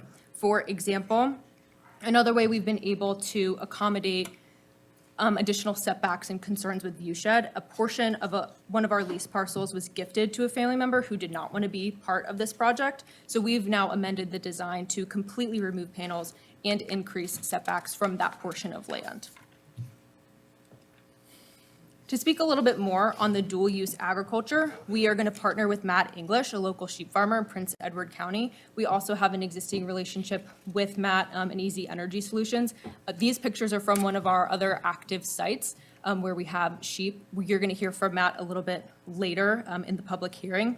But the flock can help maintain the landscape, so you don't need to mow as much, and also can increase the soil health while serving as an additional food source as well. So agrivoltaics, the agricultural solar, allows for the continued use of agricultural land to remain as this land's intended use. And as you can see, the sheep live here right amongst the panels. This can increase economic growth for local farmers during the operation of the project, and it also increases the land use efficiency a lot, as that land can be used to produce both energy and food. We are also going to implement pollinator plantings and have identified a local beekeeper that also we do intend to keep bees on site as well. And that's been shown to have great impacts up to 2 to 4 miles away with the addition of those pollinators.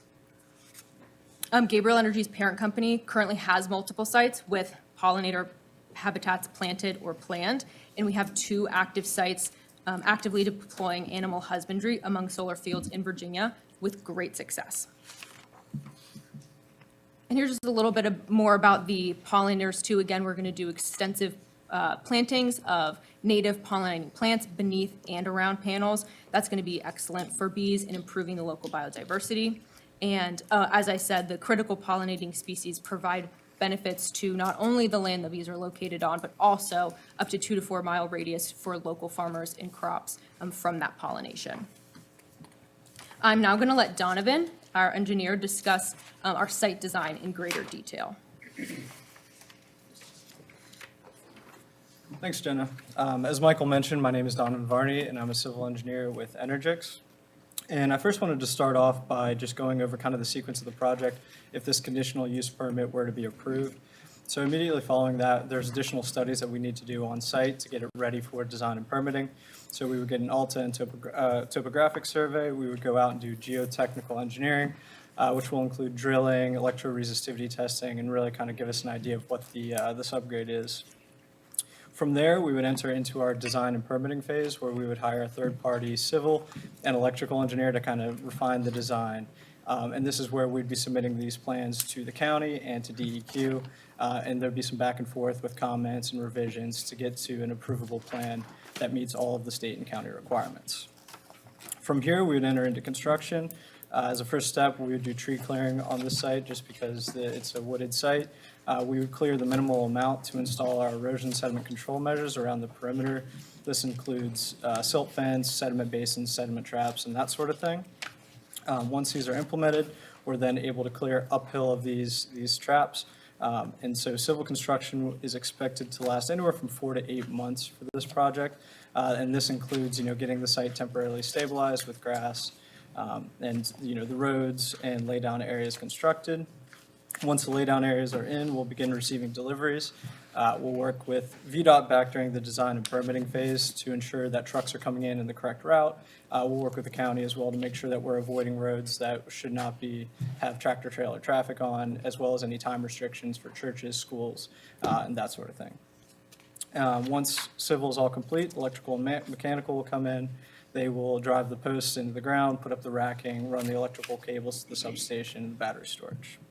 Once this is all complete and the project is connected to the grid, we'll go through the closeout phase, which really entails just any site cleanup and getting permanent stabilization across the entire site and closing out our construction general permit with DEQ. And just, I just want to reiterate that this is like any commercial development in the state. We need to meet water quality and quantity requirements, just like a warehouse would, a gas station, etc. So we would, we're going to meet water quality and quantity by detaining the 110 and 100-year storm events to a pre-development level. We're also going to treat water quality through the use of BMPs and conserved open space, and the county and DEQ get to review these plans as we develop them. And specific to this slide, I want to talk about some of the additional voluntary measures that we found have worked really well on our sites. So we use a combination of ditches upstream of ponds as well as through the arrays to get our concentrated flows safely into the basins without causing erosion. We use filter socks that run along contour parallel to the array, so it keeps the water in a sheet flow condition as it flows underneath the array. And as well as we're going to have an on-site ESC and stormwater management manager who will be there to inspect the ESC measures and the stormwater ponds on a daily basis and alert the contractor if there's any repair work that needs to be done. I also want to take this time to address some prior ESC and stormwater management compliance violations that Energix has received in the past. We have received notice of violations from DEQ on other sites of ours in Virginia. This can be attributed to improper construction sequencing, so disturbing upland of these erosion sediment control measures before they were properly functioning. We had an internal SWIP inspection process that wasn't adequate. We weren't able to get to every nook and cranny of our sites. Many of our sites are, 150, 200 acres, if not more. So it's tough to get to all of these sections. We also worked with contractors who are focused on speed and not necessarily erosion and sediment control in maintaining a good product for us. All of these violations that we received were self-reported and promptly remedied. DEQ then came back out, inspected the sites, and approved the work that we did. So I want to talk about some new processes and procedures that we've put into place that we would implement on Gabriel Solar to mitigate this. We now use third-party inspectors for all of our SWIP inspections. as well as having the on-site ESC and stormwater management manager. So our site will be inspected by our on-site staff as well as third party to make sure that everything's functioning as it should. We've also implemented internal training prior to construction kickoff with the project team. So this is where we'll sit down with them, we'll go through the plans, we'll make sure they understand where the BMPs are supposed to go, what ESC measures are supposed to be there, and make sure that everyone's on the same page. We also are finding partners who are reputable civil contractors and adding them as a co-permittee to our DEQ general permit. And this kind of gives us a shared liability. That way, if there are any issues out on site, the contractor can't just, throw their hands up and say it's Energix's problem, not mine. And more to the specifics of this slide, we've got some pictures here from our Apple Grove solar site that shows some measures we've used for channel protection. So we've used a couple different manufactured channel linings that help prevent erosion, as well as using riprap at the drip line in the bottom right corner you'll see. And this helps us kind of prevent erosion at the start. This dissipates the energy running off the panels and allows it to sheet flow through the array into the basins. With that, I will turn it over to Michael.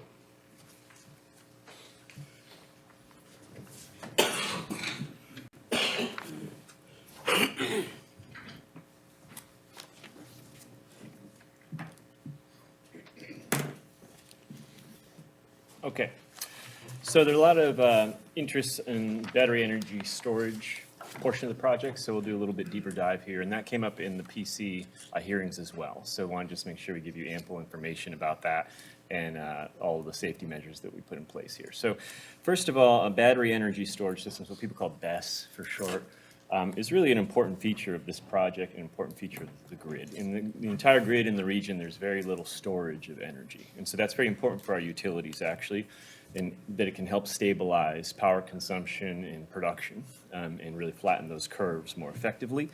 Of course, in the case of a solar project where we integrate storage with photovoltaics, so solar panels, so generation through solar panels and the ability to store some of that energy, that's optimal because, of course, during the day, we're producing the most electricity, then we can save some of it when there's higher consumption rates at night. So it's an optimal for the utility companies as well. Also, in the events of blackouts, for example, you have a local energy store. It doesn't need an external source of electricity to restart. There are many systems that do, whether it's natural gas or other systems to restart after blackouts. BESS would provide this area, an effective way to potentially mitigate some of the impacts of blackouts. Voltage stabilization is something that utilities are always having to manage, and this is another feature that it adds into the local grid in terms of stabilizing power. And importantly, it can offset the need for other infrastructure investments. So because you have a stable, where we've been able to optimize daytime production with nighttime peak usage, for example, there may not be need to be local investments in additional substations or additional power generation. So it can help to decrease energy rates and electricity rates over time, so save people money. This is an example of energy storage systems we use in Europe, so made by LG. And importantly, we'll get into the details around that from a safety perspective because we select them first and foremost based upon the design and the type of battery from a safety perspective. So again, LG JF1, there's now a JF2. We would be using whatever the most recent technology is at the time. Okay, the location in the broader project, which you saw earlier, if you follow there, see the red arrow in the northwestern corner there. So the transmission line really runs from top, as you see that line through. So that's the main transmission lines where we have what they call the POI, the point of interconnect. So where we actually inject power into the grid is right there.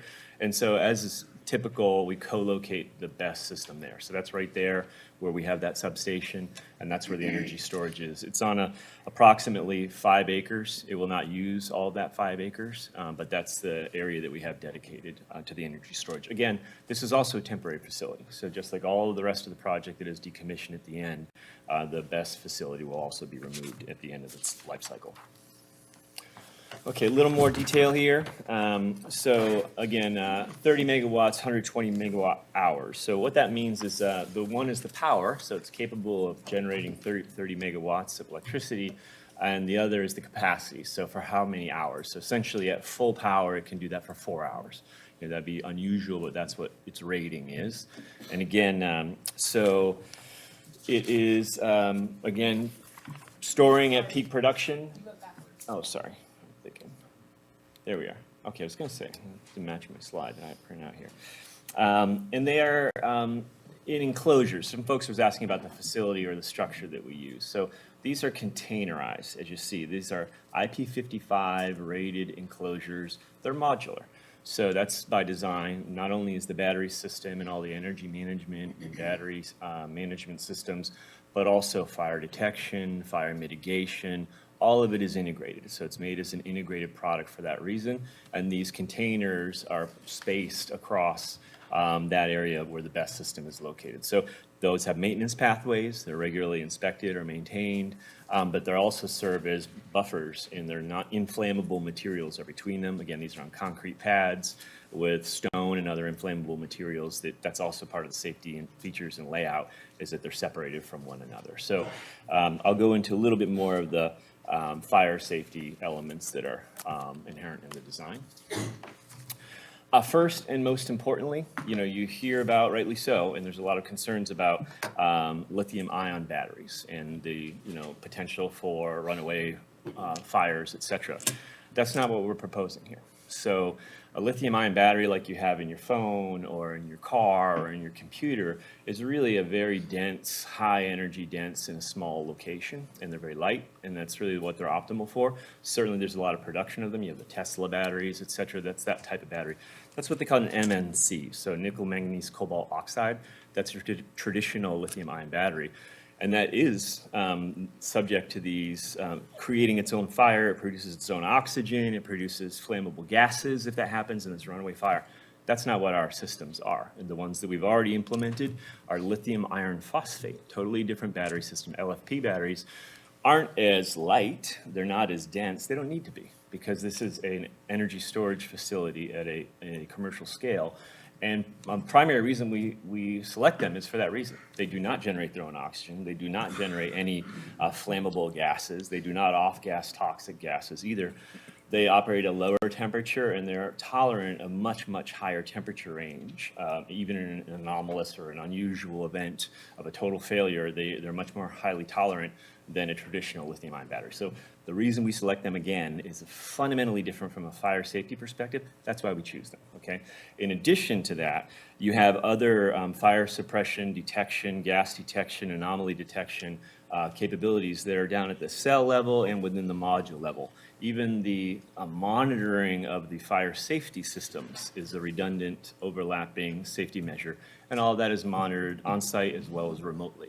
So again, those containers are fully integrated. They can detect heat even at a module and cell level, unusual functioning, recharge, discharge, any off-gassing, et cetera, is all integrated into the product itself. So then, again, as you saw, also even the design of the site is first and foremost starting with safety first. Okay. Importantly, another element of preparedness is engaging with local authorities. So we did provide an emergency response plan, a draft of this, to the county. They reviewed it and I think found it very positive or satisfactory. What we would look forward to is there's an ongoing dialogue. That's just a start. But we work with the county and other administrations to work through that plan and finalize that plan. So that includes not just fire safety, but also EMS response. Safety is also about our own employees who are at the site during the construction phase. What if someone had a heart attack, et cetera? So we want to make sure that first responders know exactly what to do. We've agreed on the plan. They've been trained on the plan. We provide the equipment on site, all of the fire fighting equipment in terms of special extinguishers, et cetera, defibrillators for EMS response. The roads are spec'd to be able to accept fire trucks. All of that is provided on site. We fund that. We also fund the initial training, the pre-construction training, and annualized training refreshers. So we have everybody familiar with, hey, when do you engage? You're not put in a situation you're unfamiliar with or uncomfortable with. Typically, you're not engaging anything that is active electrical equipment, just like any electrical generation facility. It's containerized, it's designed to be putting itself out essentially, but they'll have all of the protocols as well as the equipment and know-how on how to engage should an emergency event occur. These facilities are also designed to withstand hurricanes. The same product is in the Arctic, over north of the Arctic Circle. It's in deserts, high altitudes, at sea level. So really those systems are very hardy. They operate up to 120 degrees Fahrenheit and well below 30 degrees below zero. So again, very resilient systems again, and we choose them specifically because of their safety and suitability for this type of application. Okay, at risk of going a little deeper, I just want to address the concerns we've heard from folks around this, rightly so. I would have the same questions if this were, being proposed for my community. Again, as we talk about, fundamentally here is the selection of the battery system. This is not the typical lithium-ion battery, right? By design. And even like about a month or so ago, you could read about this fire that occurred in California. That's a perfect example, which to us sort of vindicates our approach, because they're using a traditional lithium-ion battery. They're retrofitting it into an existing building. These are all big no-nos from our perspective. And so again, good safety begins with good design. The integration of fire detection, suppression systems within each of these modules. We do have specialized gas suppression systems. For example, these are really chemical chain reactions, are what in a freak event would cause a fire to occur. And you have aerosols and specific chemicals that will interrupt that chemical chain reaction from occurring. 24/7 monitoring, both on-site and remotely. And again, that will all be with the coordination of local first responders as well. And I think we're a couple other elements, just to say there is, people worry about off-gassing in the event of a calamity. We never anticipate calamities, you really have to plan for them. So there's mitigation of that. Even the modules and containers prevent off-gassing itself. And even the materials, the modules, as well as every element of these batteries and the battery management systems are designed to be inflammable. So the material selection of those.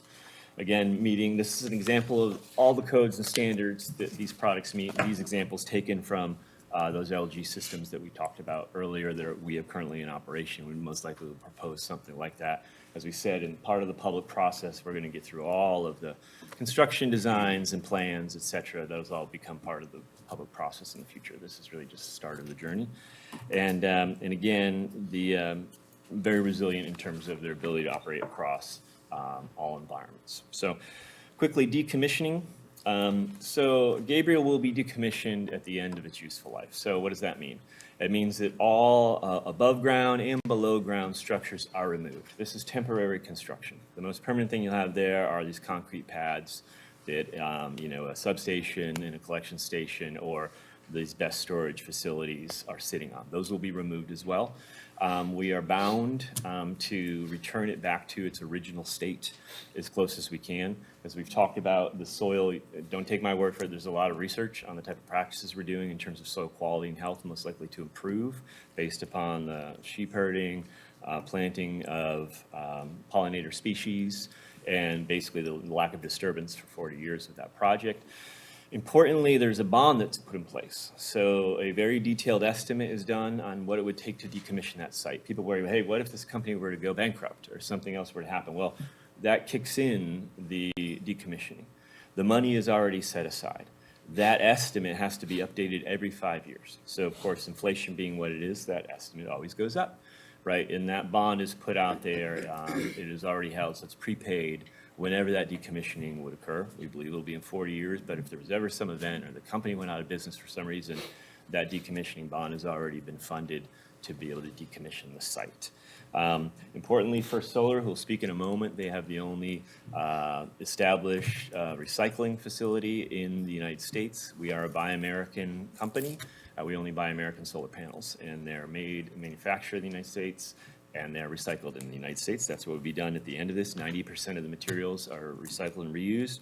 And then again, the land is then 40 years later eligible for its pre-solar usage. So again, it's a good method of land preservation as well. So with that, I'll turn it over to my colleague from First Solar.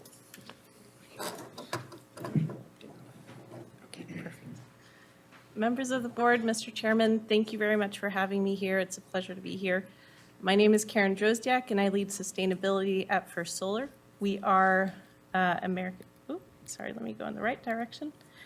We are America's leading solar technology and manufacturer, and we were founded back in 1999. We are unique among the world's largest solar manufacturers for being headquartered in the US and for not manufacturing in China. We are able to compete in an industry that is heavily subsidized by China by having a differentiated technology. Our thin film cadmium telluride solar panels can be manufactured in a fully integrated manufacturing process. So if you go to our manufacturing facilities in Ohio, you'll see a sheet of glass go in and a completed module come out about 4 hours later.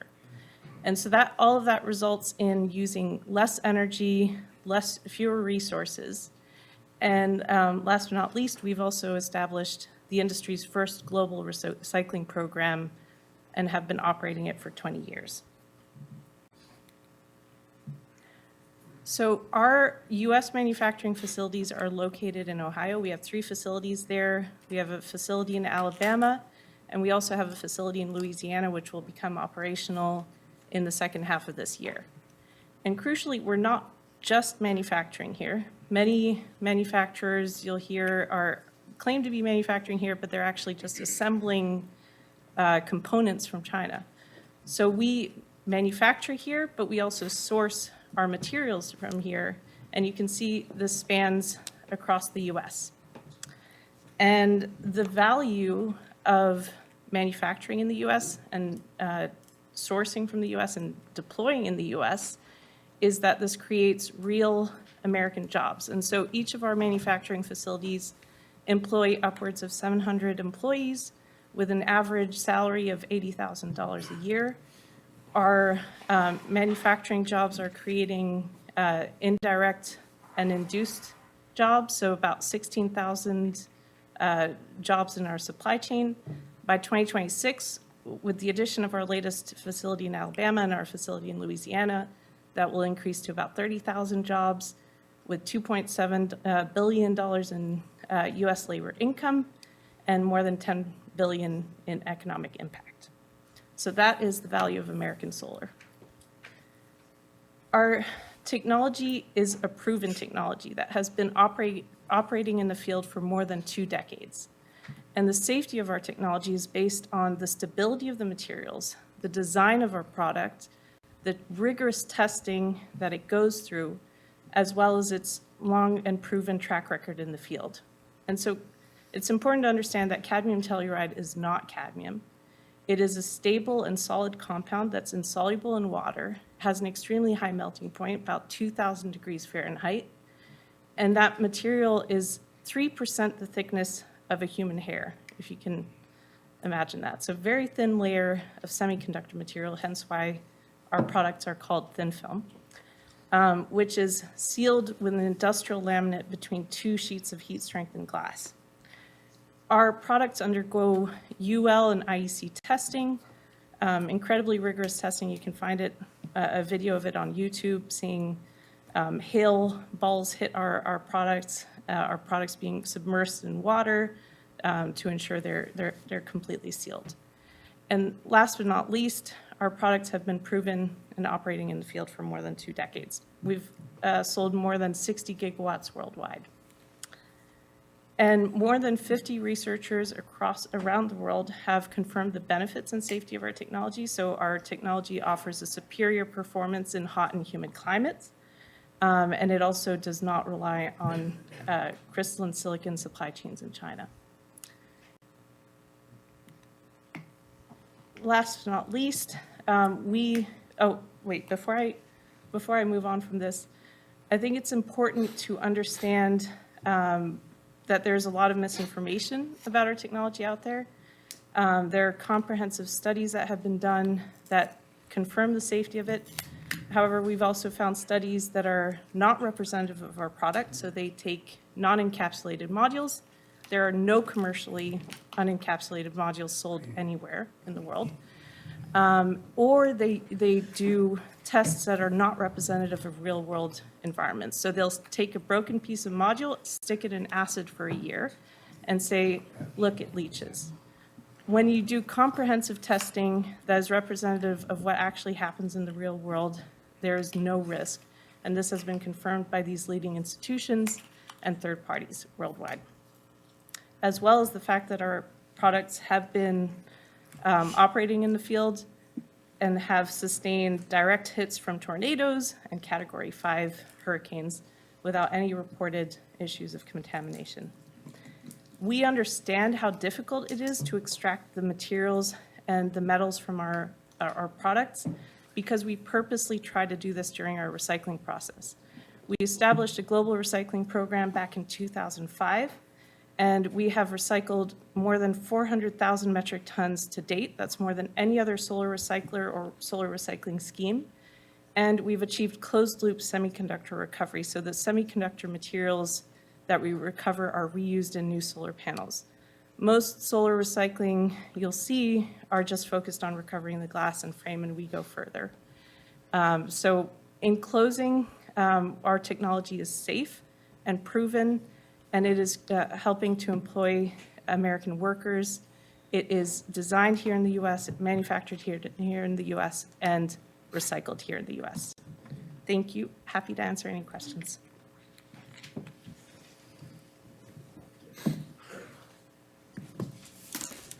Just lastly, to summarize our whole presentation, and thank you for bearing with us. We have a lot of information. Gabriel Energy will generate $14 million in direct financial benefit to Prince Edward County, in addition to about 300 jobs during the construction and use of local services. We have a good design for Gabriel Energy. There are ample setbacks, protected viewshed, vegetative buffers, wetland preservation, biodiversity enhancement, and active sheep farming and beekeeping, adding animal agriculture to the site. Gabriel will use solar panels and equipment made in the USA.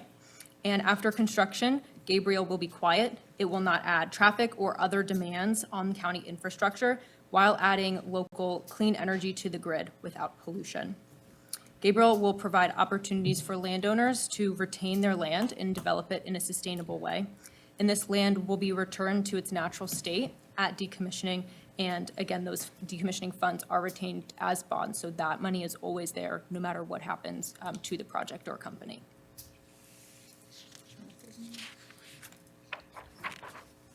That's where we're done with our presentation. Happy to answer any questions that you have. I think we should take about a 10-minute break. You think? Everybody agree with it? Let's take a 10-minute break. Well, we're gonna take a little break. Let's do 5. Oh, can we do 2 5s?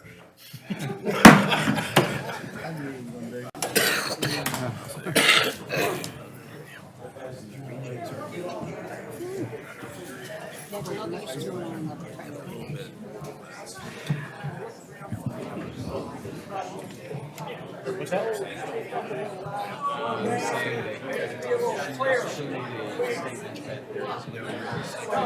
I'm sure their stuff is probably the safest on the market, but the material that they are putting in, according to NIH, National Institute of Roads, published list, it's cadmium. You mix a toxic chemical with a different toxic chemical, and it's still toxic. Yes, sir. That's what. How you doing? I've been looking at some of the words. Okay. Number 2. Wait, I got it. Hold on. Good job. I had them all in. 197. I got some issues. Number Not 2. really with your stuff. Owner will reimburse or cause to be reimbursed to the county all out-of-pocket costs. The whole county.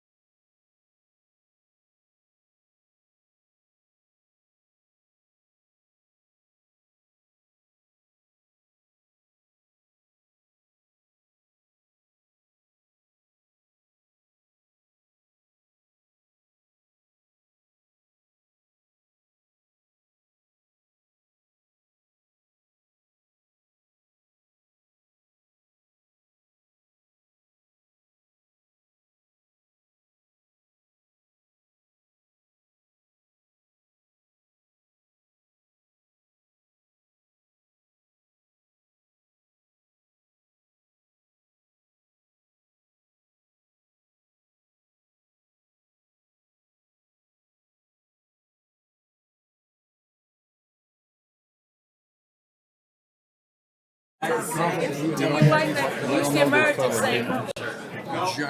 You're not. voice, you're not matching. For real. There's a lot of that going on these days, you know, I ain't much count you. He's a town council, township. Not one to retire. I'm sure you got a big enough. Not interested.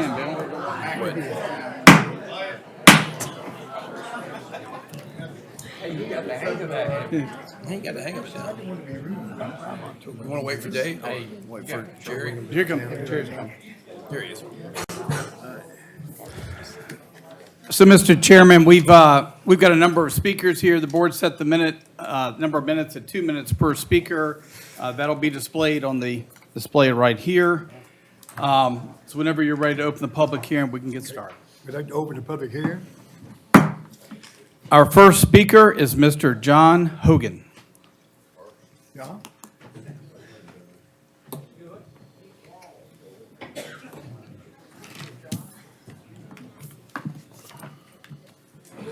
I knew I came in too early. I wanted to sign down near the bottom of the sheet there. I'm John Hogan, Lee District. I've got some land in this solar project. My family has some land that's coming in this solar project. What I'm looking at it for, and mostly my family, I guess I'll inherit some of it hopefully one day, maybe not too soon. Thank goodness. But mainly my mom needs some kind of residual income. We have a family farm, used to be a dairy farm. You know, like most of those, they've gone. So we still have the land. We want to keep the land in the family. Keep it for our children, our grandchildren. So somehow or another, we have to figure out how to make this land pay for itself and give her an income. She's on Social Security and is, not saying anybody up here is old or anything, but everybody knows and getting nervous what Social Security is about, how you're gonna survive going to the food line and paying insurance. So that's what she's looking at. I'm getting up in the years. I'm starting to plan that too, and I see it's not looking very good for me either. So I see this as a way to keep the land under the roof of the family, make it earn income. I really like this idea of the animals. I'm gonna look into that, see if I can't jump on that wagon and get me some animals on it to do that. So I think that's wonderful. My neighbor has the honeybees. My trees have never beared so many berries as they have this spring already, or last winter. The bees were just pollinating all our stuff in our garden, and our flowers were beautiful. So I think I think they're doing the right direction for some of this stuff. I think they answered some of y'all's concerns with some of the fire issues and the battery issues, that was stuff. But I need your vote yes. Thank y'all. Thank you, sir. Ann Bowman.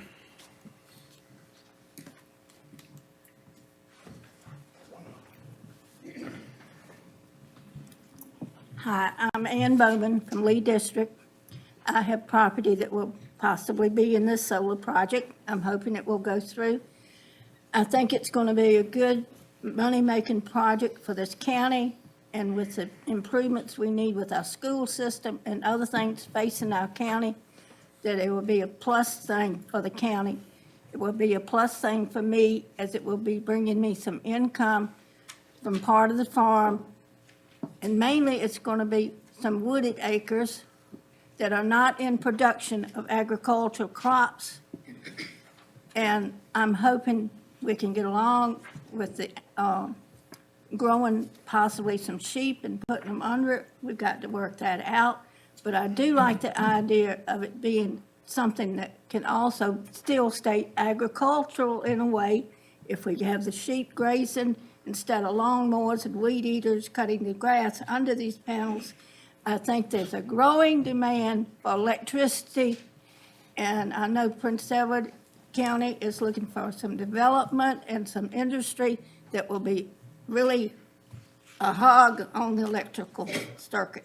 So I'm looking forward to being an asset to the community, and that this will be a win project for me and for the county and the citizens of Prince Edward County. Thank you very much. Thank you, ma'am. Jason Sweeney?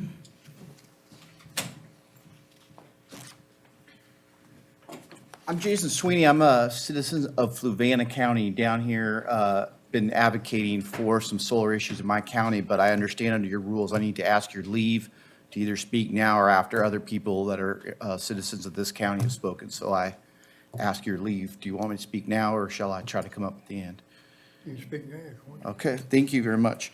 Again, my name is Jason Sweeney. I'm from Fluvanna County, and I was a member of one of the groups there dealing with solar issues over the last year and a half. And I just wanted to come in to highlight two things for you guys. One is an issue that I didn't hear tonight from the solar developers about the real impact on property values. Typically, these solar companies come in, they do an analysis, they draw a 5-mile circle around their project, and they usually conclude there's no impact on the property values. But there have been studies elsewhere in the country that have shown that the actual adjacent property owners, the ones right next door, can lose up to 30% of their property values based on some of these large projects. That's a real impact to real people that needs to be considered when looking at these projects, especially giant projects like this. The other thing I wanted to bring to your attention when hearing about the recycling issue, since about 14 months ago, October 23, the solar industry lobbied Congress, EPA, to change the rules about solar panels designation to call them universal waste, which would allow them to get disposed in landfills instead of being recycled. If that passes, it's going to go from $30, $40 a panel for recycling costs down to $1 or $2 a panel to dump them in the landfills. And even this type of battery, when exposed to groundwater and acidic soil, there are concerns about some of that toxic stuff leaching out. So you guys need to be aware that that's a real possibility, and I didn't see in the siting agreement any rules requiring them to recycle, Sir? which means you may get into landfills. Thank you, sir. Thank you.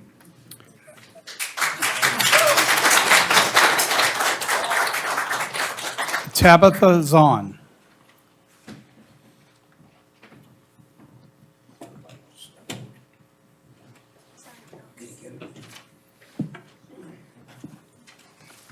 You speak your name and where you're from? Yeah, I'm Tabitha Zown. I'm from Powhatan, but my father-in-law is one of the largest landowners against on the South Project in the Lee District. Who is that? Brian Zown is my father-in-law. Okay, I just trying to identify him. Okay, thank you. Everybody to see who he is. Yes. All right, go ahead, man. All right. So I just want you to say no to the Gabriel Energy's request for the proposed solar and battery storage. I'm sure you guys have received a lot of emails from my father-in-law. I've formulated a lot of education for you guys.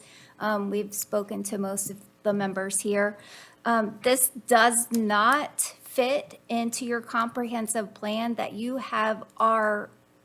has had, and also in the final stages of the draft. The comprehensive plan really wants you to have that rural character and scenic views. And I can tell you, we've had supervisors out to the property, the topographical area of his house, he can see where the pine trees are going to be cut down. On the map's not up here anymore, but on that south side, where I stood and took my vows to my husband 21 years ago, I'm going to be able to see solar panels from that spot now. And that's not fair. We have 400 acres, and we have every right to still enjoy that property as we have for the last 25 plus years. And my kids have that right to have that property for them when it's theirs down the road. And this is not something that we plan on selling. This is family property in Prince Edward, in that agricultural area.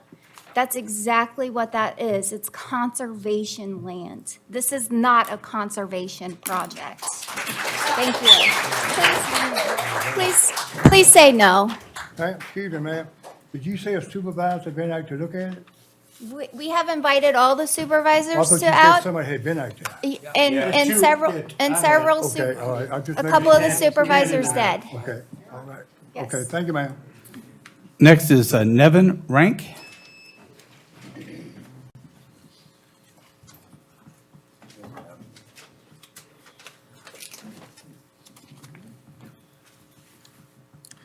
My name is Nevin Rank. I'm in Lee District. Good evening, Chairman and Prince Edward County Supervisors. I appreciate this opportunity to speak to you this evening. This industrial solar site just came to my attention about 5 weeks ago. I realize people have said it's been advertised correctly and everything, but that makes a lot of questions for me.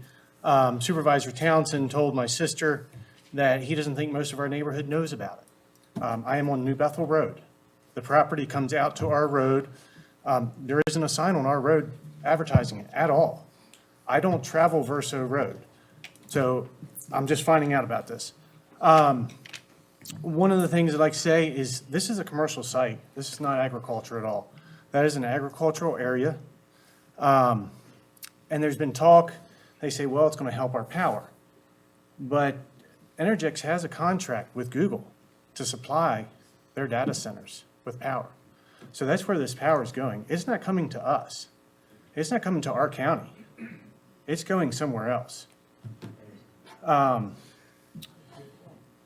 They've had violations. I know they said they were self-reported. I do not believe that is the case. I don't have the documentation on that, other than there's a lawsuit that's ongoing. And that is one of the things that concerns me, because in reading that lawsuit, they installed different inverters that were louder than what they were supposed to and what they said they would. In our area, the way our bottoms are and stuff, we hear noises. Supervisor Townsend mentioned that when he was talking about the campground. We hear sound travels in that area. I don't know if any studies have been done on that or not. We are about half a mile as the crow flies or less to the site. If things happen like this and they don't do what they're supposed to, who's going to fight for us? Are you guys going to fight for us? Sir? Thank you. Thank you, sir.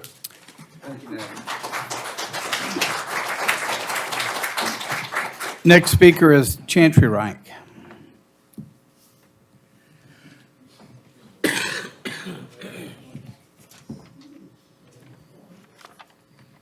Good evening, Chairman and members of the Prince Edward County Board of Supervisors. My name is Chantry Rank, and I live in the Lee District. In my opinion, the Gabriel Solar Farm has several severe problems. The solar farm runs along both sides of Verso Road and one side of New Bethel and Falkland Road. This is an enormous project we're looking at doing, covering over 1,200 acres of land, and of that, 600 acres will be timbered. Much of this will be covered in ugly-looking burning hot metal panels. What a waste of beautiful wildlife, trees, and land. Part of the reason my family moved to Mayhearn is because it was peaceful, quiet, and there is a bunch of wildlife for hunting. Here are several points against this solar project. When you cut down trees, you are destroying the wildlife habitat and hiding places. Who wants bald eagles extinct? Not me. Bald eagles are protected by law. They are a national symbol. Bald eagles are possibly nesting in the zones you plan to put solar panels on. I have seen them fly around our farm with my own eyes. You may be illegally destroying bald eagles' nests, their homes, and habitats. Bald eagles or not, this is a destructive project. It does not have to be just birds we're concerned about. There are still deer, bear, turkeys, insects, foxes, rabbits, and all the other wildlife.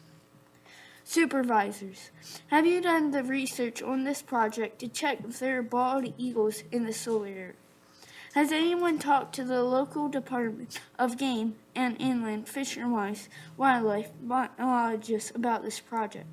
If not, why not? In closing, this project is damaging, and I ask you kindly to please vote no on the solar project. did a good job.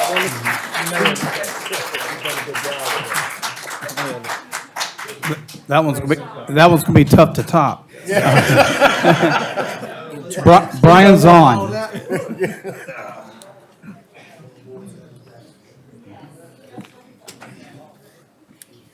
Ladies and gentlemen of the board, Brian Zown, y'all have already received a lot of emails, how I think about all this.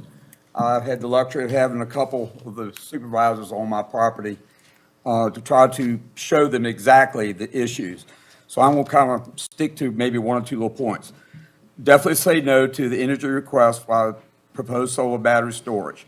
This is not agricultural, it's agricultural conservation, every piece of it. And it was made conservation for certain reasons.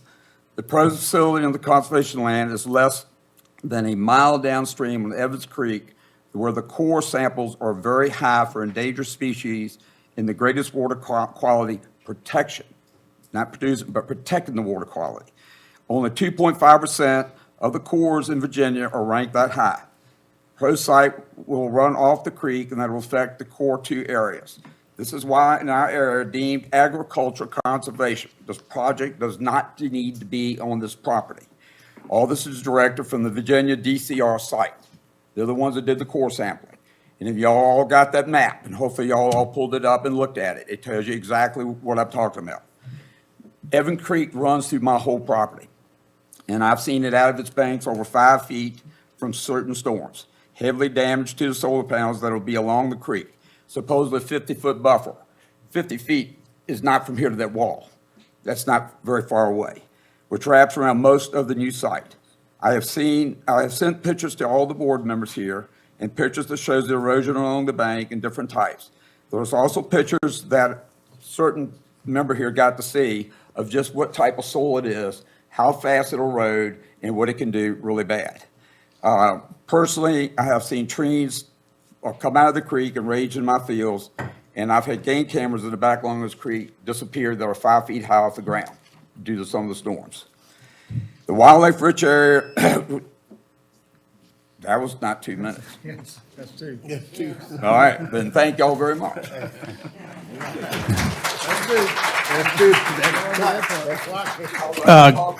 Carrie Cooper.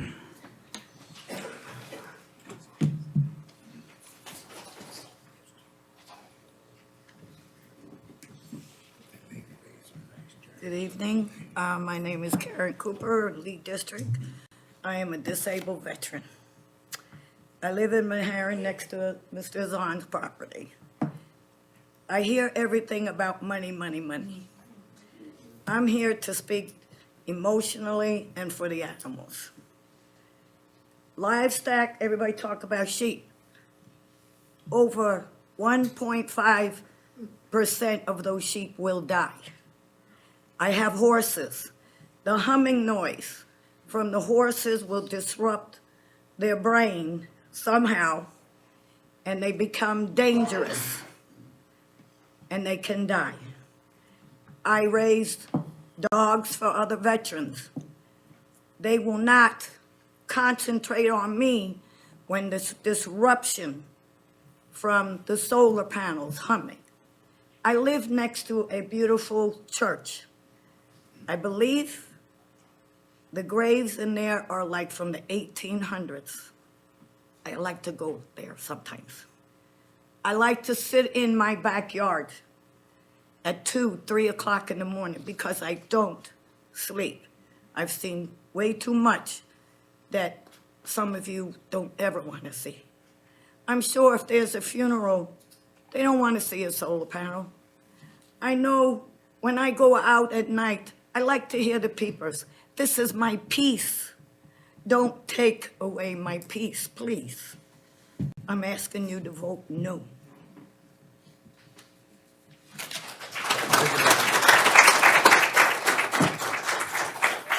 Thomas Nelson.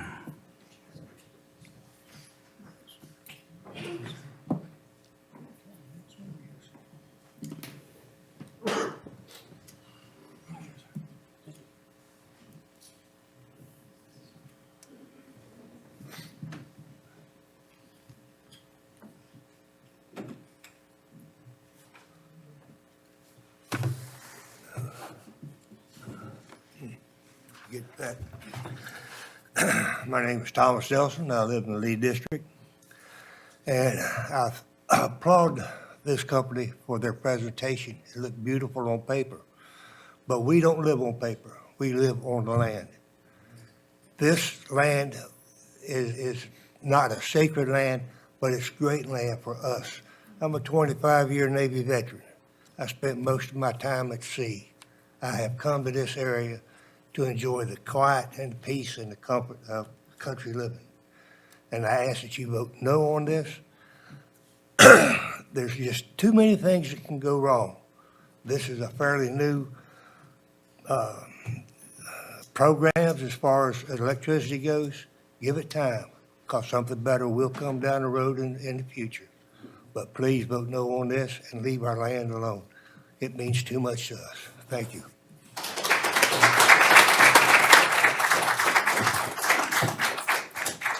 Emily Hall.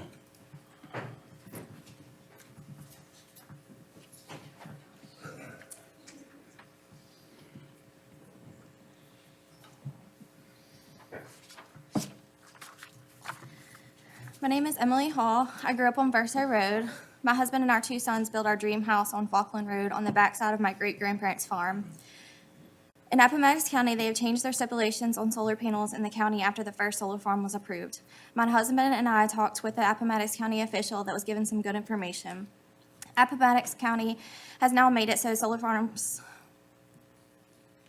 cannot be installed on potential farmland. The solar companies have applied to have solar panels passed since the farm that's on there now have not been able to make it through their legal steps, which include rezoning into industrial use, complying with the 2232 review, and the special use permits. For example, Encore Solar was turned down by the county, and if you do some research, Encore Solar is now out of business and left about 190 customers with big loans and solar panels that don't even work.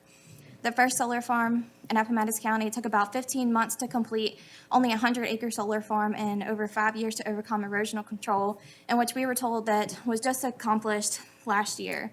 They were also fined by DEQ for this.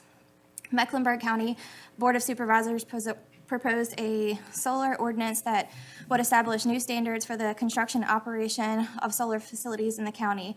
The zoning ordinance would be effectively and a large-scale or utility-scale solar developers to build anywhere in Mecklenburg County. This solar farm in Prince Edward County is supposed to be 1,000-plus acres, and they're supposed to be able to maintain that when they can't even accomplish 100 acres in an appropriate, timely manner. Do y'all honestly believe that this solar company becomes bankrupt, or after the contract ends, which says 20 years in their contract, and they're saying 40, they will come back and restore the land back to its original state? That will just be the end of it? I don't believe it, and that's leaving my kids and their cousins to clean up the mess.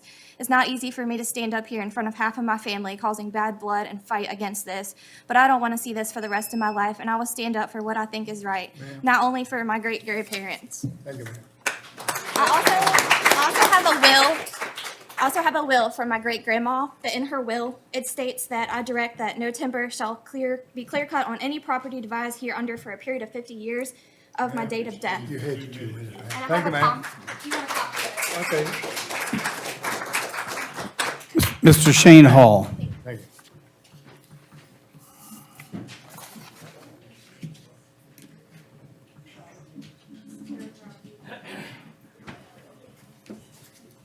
My name's Shane Hall. That was my beautiful wife there. So I agree with everything she said. I'm gonna just ask y'all to do some basic math. All right, so you got a 100-acre farm, 15 months to complete. Okay, you times that by 12, you get 180. You divide that by 12, that gives you years. That's 15 years they're talking to complete this. All right, so 5 years to do the erosion control. Okay, so what's 5 times 12? 60. So you're talking 60 years, potentially. I ain't saying, I mean, I would hope they got better, but I don't know. You know, Appomattox is a nice, gently rolling hill. Ain't nothing complicated about it. These are steep embankments that, some of them you gotta crawl up, and they're gonna get that right in one go. I mean, the fact that they can convince a handful of people that's what they're gonna do, and have the board, county board, on the fence about it, I mean, they're the greatest salesmen that ever walked the face of the earth. You know, we moved here from Appomattox because we wanted our kids to be near their family. So that's honestly beginning to look like the biggest mistake we ever could have made in our lives. And we'll always regret it. But that regret pill would be a whole lot easier to swallow if you don't look out my back door at these paperweights that my kids are going to be responsible for cleaning up in 40 years. So, no, thank you. Thank you, sir. Rachel Bowman.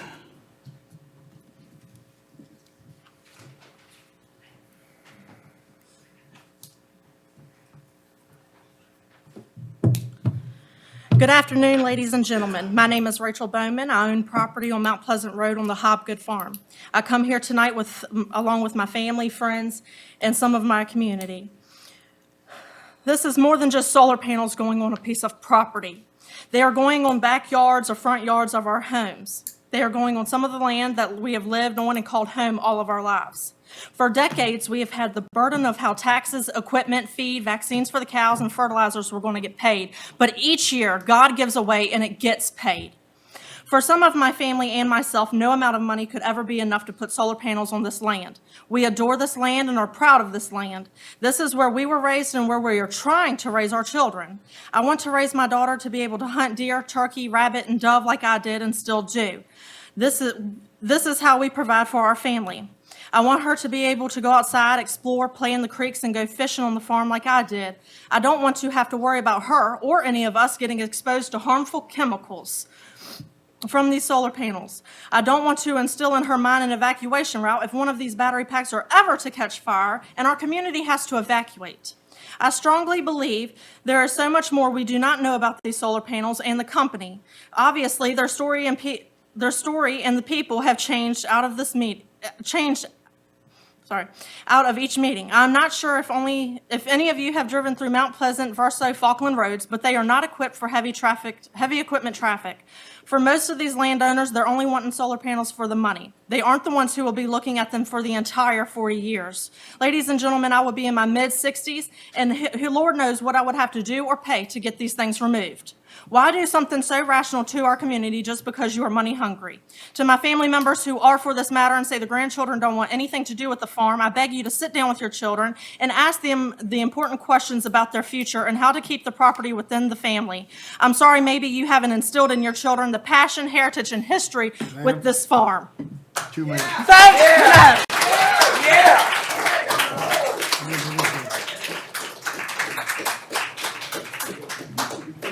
Chris Woods.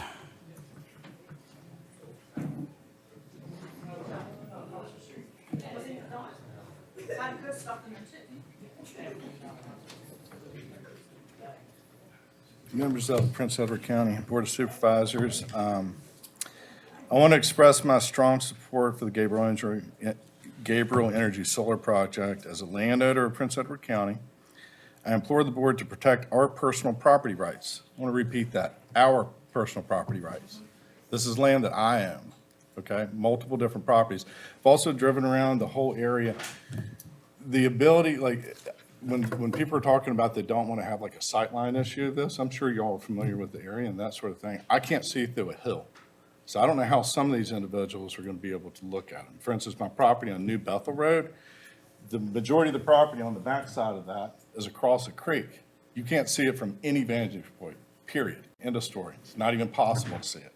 I'm a hunter as well. When they're talking about setting setbacks of 500 feet, I'm sure some of you guys have been in the woods before and that sort of thing. That's 166 yards. Okay, to look through a wooded area, 166 yards, and they're complaining that they're going to be able to see it. Explain to me how that works. I'd love to be able to do that. Buy me that scope. I'll use it right now. Come to my farm and I'll show you. I'll be happy to. I'll be happy to come take a look at it. Yeah, I'll be happy to. So, personal property rights to do as we see fit on our private land that is in accordance with county ordinances and regulations. The solar project will not only benefit our family, but the entire county as well through taxes paid by the project company that can be used for schools, roads, and other necessary, whatever the county would like to use them for, okay? I appreciate your time and consideration. I'm confident you'll make a decision that are in the best interest of the community. I'm asking you to please vote to approve and to take into account the Planning Commission's recommendation to approve the solar project. I want to touch on a couple other things. Well, I'm a real estate broker. I can tell you that there's also other studies out there right now that this has no discernible effect on property values. So, Thank you, sir. Mr. Ed Poole.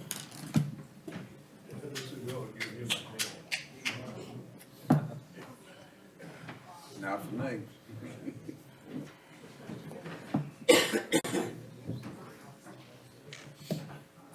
Thank you, Mr. Chairman, Board of Supervisors. My name is Ed Poole. I'm licensed by OSHA as a construction safety and health official. I'm a contract specialist, an eyewitness, or an expert witness in federal court, and I hold 7 sealed patents. The primary goal of any risk management analysis is to determine the value of a contract that does not perform and how to mitigate a signatory's damages upon non-performance. Therefore, all failure risk, excepting failure to pay, needs to be upon the account of the contract's originator and seller. This would apply to any permitting of industrial projects such as Gabriel Energy LLC. To emphasize the seriousness of toxic chemical pollution, this board should consider the deficiencies in the county's VACOR policy under exceptions and limitations for toxins, pollutants, and environmental impairment incidents.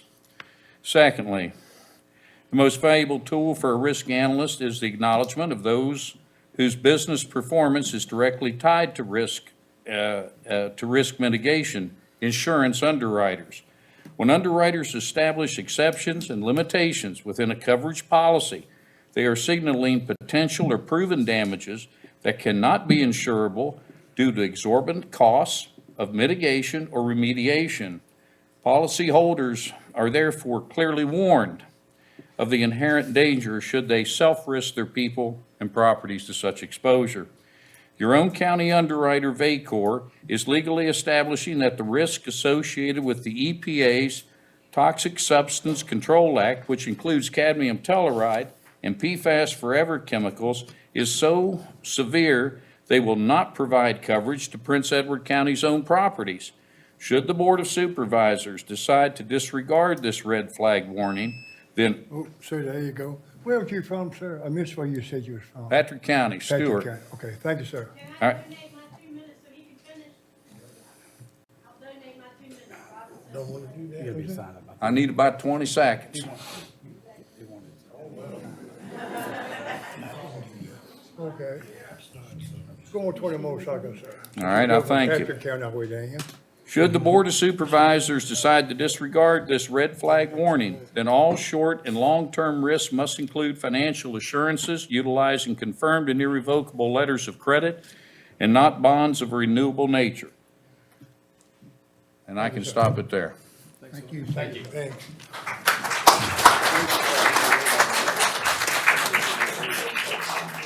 Mr. Vance Agee.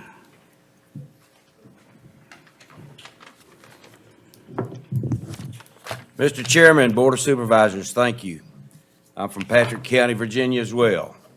I've just been confirmed to be on the Planning Commission for Patrick County to assist them in the same issues.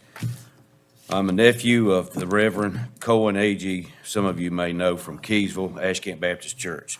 I've been coming here for over 50 years. It's a beautiful part of the country, visiting my cousins. I have 2 questions about this application. In the Interjects, LLC, first red flag application, I read that 110,000 panels will be used.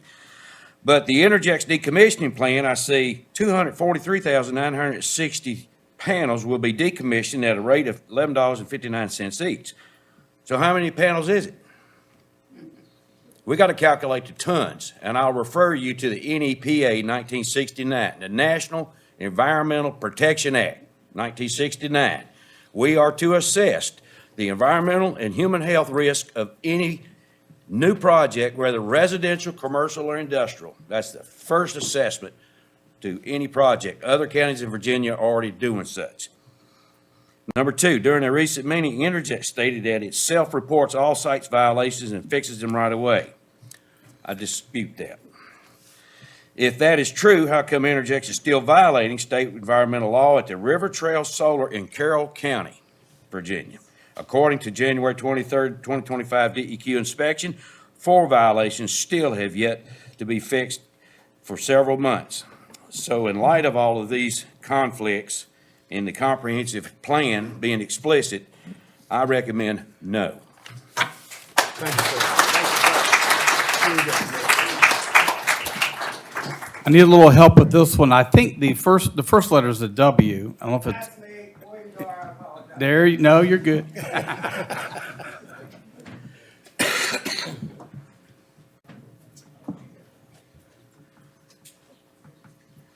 My name is William Darr. I live in Goochland County. I own land in Prince Edward. I pay taxes in Prince Edward. I'm going to keep this short as I miss my Claritin, and it is the season. I am for it. It would be good for my family, and it'd be good for the county. Lots of tax money coming in for that. Thank you. I vote Thank you, yes. sir. Sheila Harrison.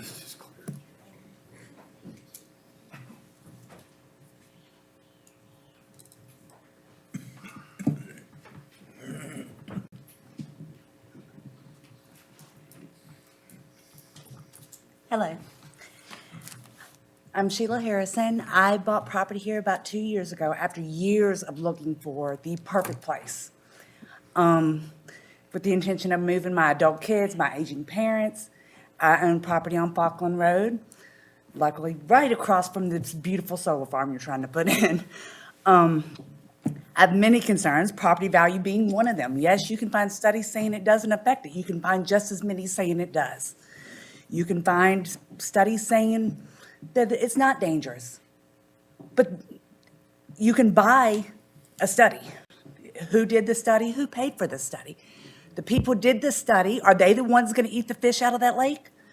Are they the ones going to eat the deer off of that property? No. I mean, we bought this property with the intent of a generational home for my kids, my grandkids, to fish, to hunt, to grow their own food. We have the intention of building 5 households on that property, and we put it all on hold, waiting to see how this goes. The old barn that's right there on Falkland Road, that is ours. We originally had plans to refurbish that back to its original state. It was supposed to start in November. We have now put that on hold. Why spend money refurbishing a beautiful old barn so it can overlook a commercial site? This is a commercial solar farm. This is agricultural land.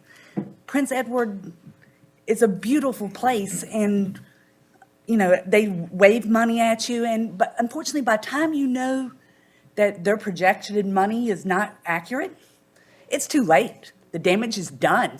The land has been raped. It's over. You can't undo what you're about to do, and I beg you to vote no on this.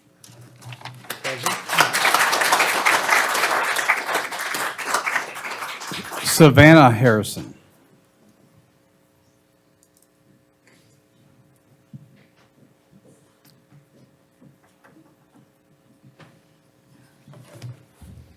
Good evening to the members of the Prince Edward Board of Supervisors, and thank you for taking the time to sincerely listen to what our community has to say about the proposed special use permit. I stand in opposition of this project today as I do not believe it is in the best interest of the community surrounding the solar farm. As you have heard and will continue to hear from the many tonight, there are countless flaws and risks surrounding this project. These effects will be seen on my family's recreational land that I have dreamed of moving with my family to on Falkland Road. This is heartbreaking to know because what Energex and Gabriel Solar view as unimportant is a beacon of light and a sign of hope to my family and I. In the years coming out of COVID and lockdowns, my family was struggling to face life's endless challenges as a united front. My parents were incredibly busy with work, my brother moved out, and I moved away to college. We were all being pulled in different directions. This suddenly changed with the acquisition of this land. We've talked around a fire, swam in the lake, went sledding in the snow, and restored the bonds that had been decaying. I even apologized to my brother for telling on him one too many times as a kid. That is the power of uninterrupted nature and having a space to touch into a simpler life. I am disheartened by the potential effects such as leaching toxic chemicals, heightened fire risk, damage to nature, increased traffic, bees, and commercialization, among other concerns. Additionally, research into these two companies shows fines, lawsuits, lies, and a general lack of morals that I've come to know in Prince Edward. They say they want to be our neighbors, but they bring hostility to community meetings, spread misinformation, and ultimately have shown no interest in how their business will affect us. From each meeting, they have changed entirely what they say, even today. From Gabriel Energy's proposal, Prince Edward is set to receive around 0.08% of the profit on a grossly overestimated lifespan for the solar site. I hope you will put the safety and happiness of the community you serve over the potential for a relatively small tax income, and join the growing list of counties in Virginia to say no to solar development. Thank you.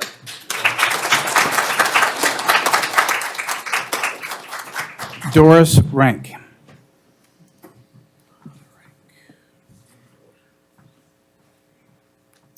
I am Doris Rank, Lee County. I happen to live right across from Jerry Townsend, and he can tell you that we have had a couple conversations about this. And I signed up figuring I wasn't going to speak. However, I really do need to speak. One question, and I have emailed you all as well, one question that I put in one of my emails is, are each one of you on the board, this doesn't include Jerry because he's right across the road from me, but are each one of you other members on the board willing to come relocate, sell your property, come relocate, and be right next to this? They have a lawsuit currently that was also attached. It has not been taken care of. It is a live, legit lawsuit claiming noise. They're saying the inverters tonight will only sound as loud as a vacuum cleaner. You're kidding me, right? They said it tonight. It's in their slide presentation. I've been taking notes. Again, it's agriculture land. You're really going to put commercial solar system project on agriculture land. I'm on New Bethel Road. I had no idea until maybe 4 weeks or 5 weeks ago this thing was even coming in my backyard. I am begging you all, please, from the bottom of my heart, say no to this. And what would really end this all, if Gabriel Energy tonight has any decency and has listened to us, the ideal thing would be for them to withdraw. They probably won't, and this will continue. But I'm asking for the decency and the peacefulness of our community. Please, please say no, unless you're willing to relocate and live next to me.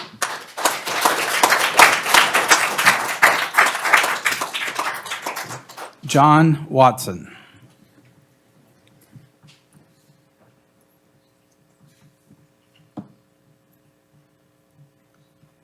John Watson. David Mayberry.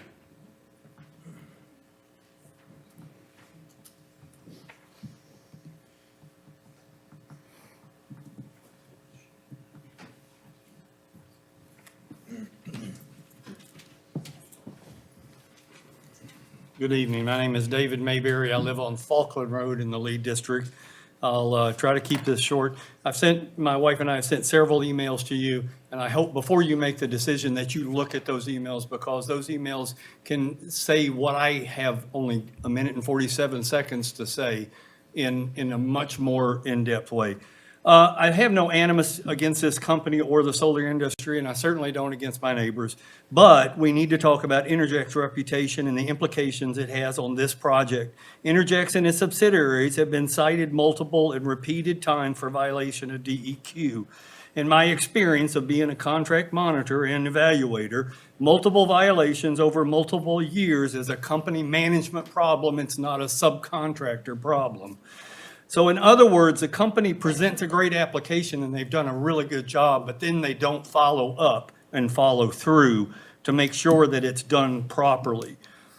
This is their largest project in Virginia, and there's a philosophy from the Bible, and I'll paraphrase it: if you're faithful with the small things, you can be trusted with bigger things. The converse to that is, if you can't be trusted with the small things, you can't be trusted with the big things. the DEQ standards in a industrial, I have a electronic degree. I know that that's the smallest part of the project, and they get it wrong. $340,000 in fines wrong.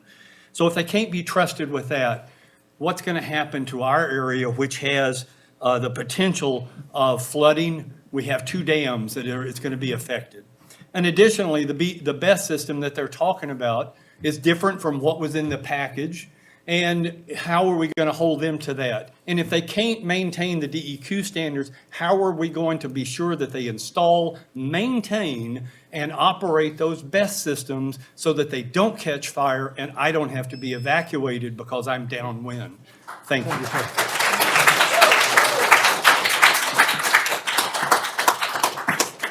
Denise Mayberry.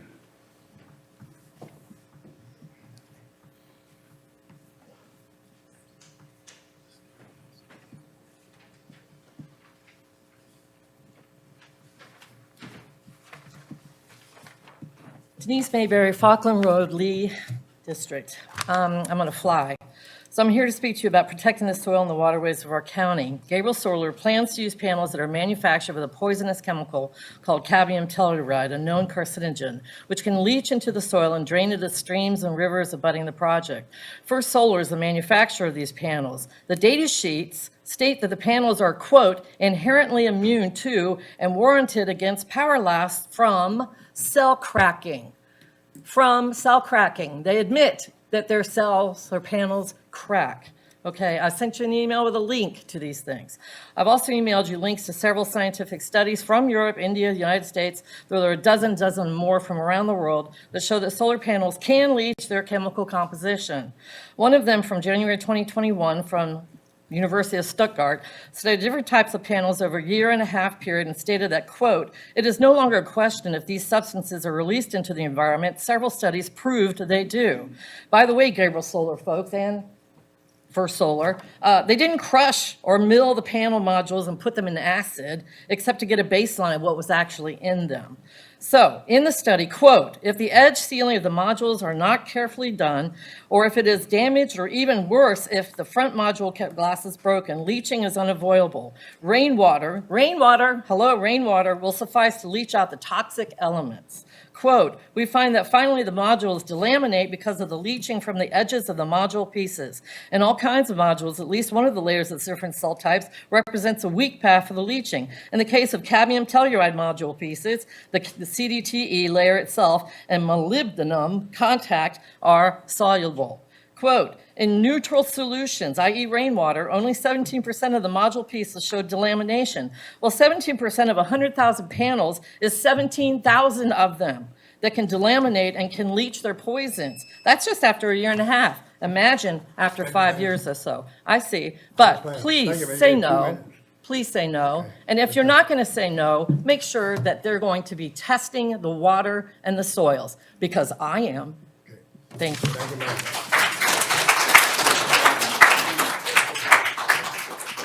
D. Hobgood.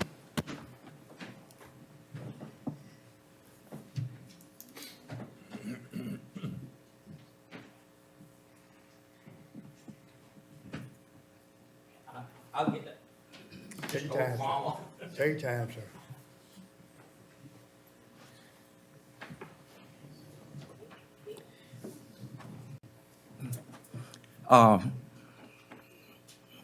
I'm D. Hobgood. I live on Mount Pleasant Road.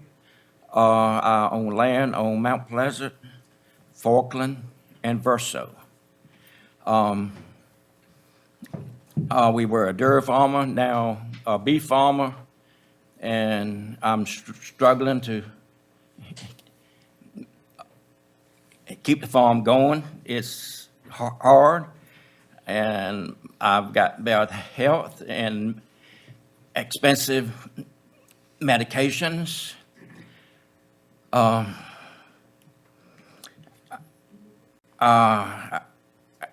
know this project will financially help me and my family down the road.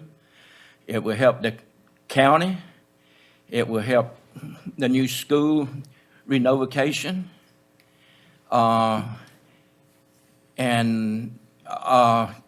there's a transmission line that goes right through our property. It runs from Clover to Farmville. Clover used to be a coal fire plant, which it does not burn coal anymore. So that transmission line, which feeds both ways, feeds a whole lot of people, and this would help that. I know a couple weeks ago, we had this storm and power was out. And I know people enjoy electricity for heating and cooling. And of course, I'm in favor of it. And as far as looking at panels, there was just recently 400 acres of timber cut right back in my house, cut clean. It looks a bit different. There you go, so you got 2 minutes. But you get used to it. Yes, sir. Thank Yes, sir. I got one question, sir. How long has the land been in your family name? Since 46. Okay, thank you, sir. I'm 77 years old Okay. and been there all my life. I've always heard about you, that's why I asked you the question, sir. Lauren Selly? Lauren Selly? Sean Brogdon? Chapman Frazier? Seth Cogville?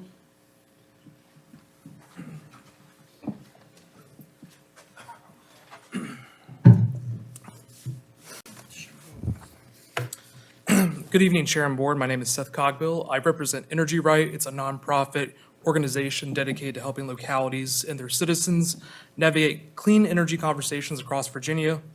Energy Right engages in over 70 counties advocating for responsible energy development that upholds high standards, respects property rights, and embraces an all-of-the-above energy strategy. With this in mind, we believe Gabriel Solar Project represents a significant investment into Prince Edward County for its clean energy future. This 80 megawatt solar facility combined with battery energy storage system will deliver clean energy that strengthens the energy security of the region, and everybody can keep their lights on. The economic infrastructure benefits of this project, this is a 80 megawatt solar project. It's estimated to have a 9 to 12 month construction phase. As Energex pointed out, employing over 300 workers on the project throughout its phase, and then afterwards, there would be permanent workers on the property to manage the premises and, keep the property secure for the community and the property owners themselves. Furthermore, the project's strategic location is adjacent to an existing Dominion energy substation and ensures minimal additional infrastructure demands on the county. Throughout this positioning, the thoughtfulness of this positioning is not only reduces potential logistical challenges, but it also enhances the cost effectiveness of the overall efficiency of the project. I think they did a good job talking about the safety and environmental considerations of the project with the agrivoltaics. But really, this is an emphasis on property rights. We believe landowners should have the option, the chance, and to use their land how they see fit. And this, as you can see, there's multiple testimonies from the property owners tonight, and they need a means to survive and be an ongoing constituent of the county. With that, I thank you for your time.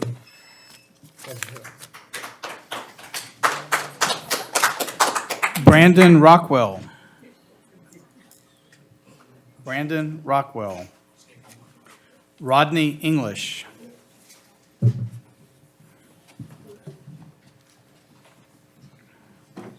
Thank you very much. I'm Rodney English, Appomattox, Virginia. I'm Matt English's father. I work with Matt on the solar farm at Buckingham, Pamplin, and Evergreen. And I hate to, a lot of people have been misinformed. I've not seen any leaking, whatever they say it is. I'm not seeing the erosion. I've not seen these things that these people are talking about. Gabriel Solar is a 100% compliant company. You're going to have things happen. You fix what happens.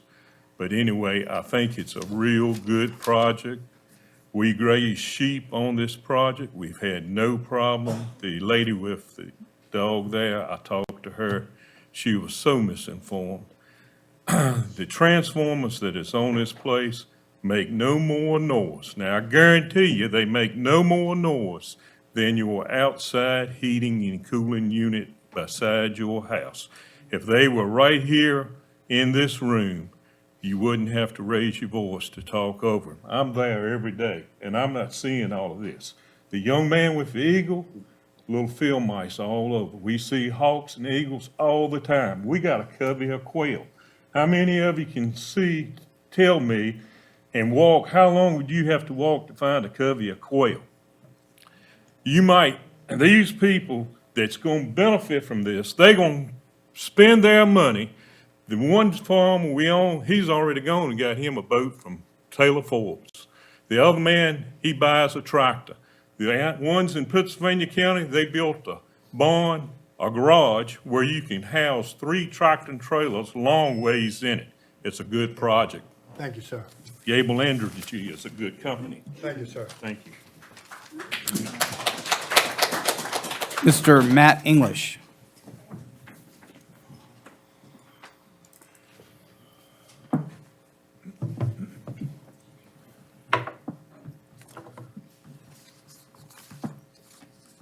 Good evening, ladies and gentlemen. Appreciate the opportunity to come speak this evening. Anyway, my name is Matt English. The sheep you saw on the screen earlier, they're mine. Several years ago, we had a drought come through the area, and I saw a solar project built down the road from me, and I had mixed emotions like some people in this room. And I said, look at all that grass going to waste. And I said, man, I love to put some sheep out on that. Times was tight, hay was short, grass was just not in existence. I called this company, and we went back and forth over a long time. And they said, you can put your sheep on that site. They said, if they do any damage, you're out of here. 2 years later, we're proposing a site over Verso.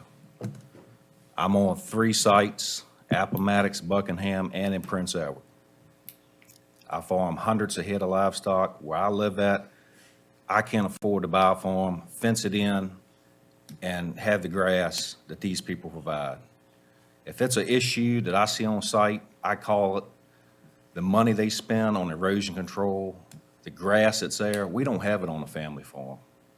We can't afford that. My neighbors can't. I drive up and down the roads y'all live on. Some of y'all on the board farm. I know where yours farm is, and I see your grass, and I look at what's on my solar panel, and now you tell me whose looks a little better.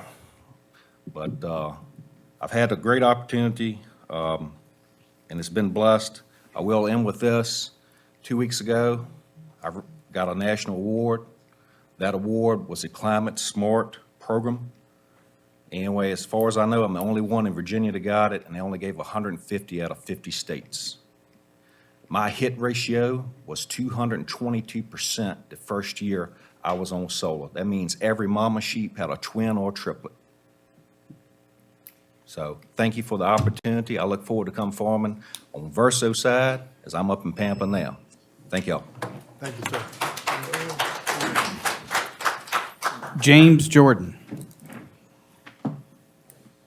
James Jordan. Robin Simpson. She gave her time. She gave her time. Robin? He took 20 seconds. Isn't it 140? 140. Give it to you.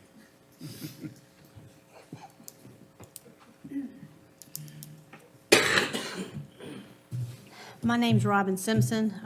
I have a farm in Prince Edward County, not where I would see this solar farm, but I don't ever really want to see one from my farm either. I'm in the agriculture business. I have several hundred farmer clients, and many of them have told me about solar farms near them, and this is over the state of Virginia and about 45 counties.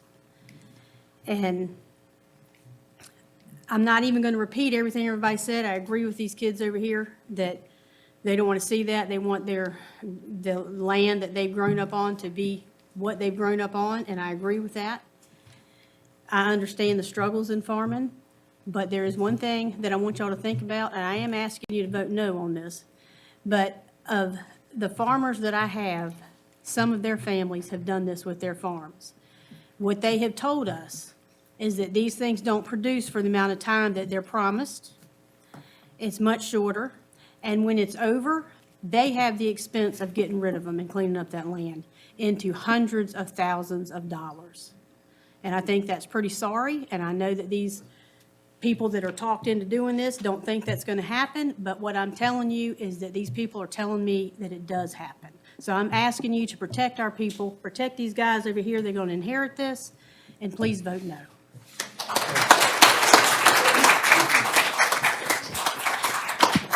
Mr. Chairman, that's all the folks that we have signed up. Is there anybody online that wishes to speak? Anybody online? We have one more like to speak. We have a couple here. Go ahead, sir.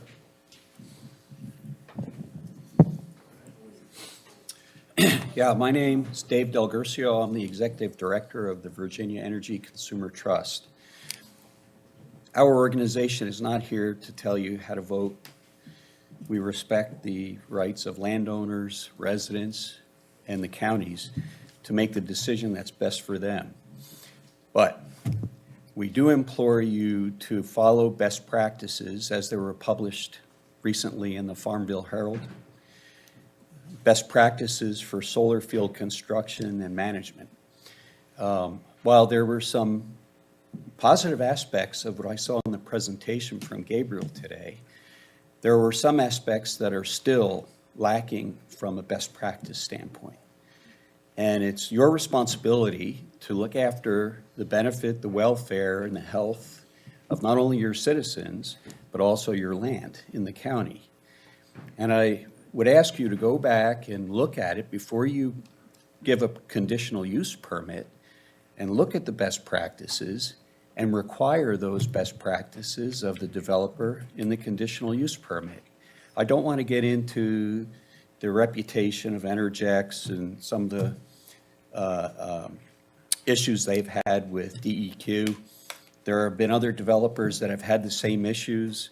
So it's not unusual. 70% of all solar fields are out of compliance in the state. DEQ verified that. But it's very important for you to look after the benefit of your citizens. One of the things that's been proven, and you're going to have to go back and look at this, is the value of the surrounding adjacent properties. There are many studies, and they do drop. But you have to go back and reassess that, because you have to balance that against the revenue that the developer says you're going to get with the lack of the drop in property values and property tax. That's very important.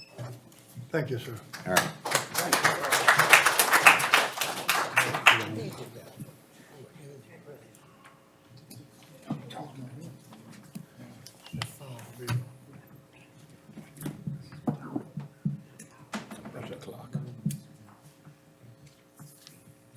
No, sir. All right, I'm Patrick Murphy, Prospect District, represent members of the Board of Directors, Prince Edward County Farm Bureau. We've held 2 meetings in the last 14 months to inform citizens and our producer members throughout the county about solar energy. Unfortunately, as it's labeled green energy, it's probably not the best energy. It is it's not very efficient. Our recent ice storms proved that, as well as our recent snowstorms. So when you're taking land out of agricultural and forestry production for something that is only roughly 28% productive, if your automobiles were only 28% productive, bringing you to work, that would mean you walk to work 3 days out of 4. So it's pretty simple math, pretty simple statistics. Additionally, talking about in the environment, I'm a scientist. I'll tell you one thing. I can make your studies say exactly whatever you want to pay me to make them say.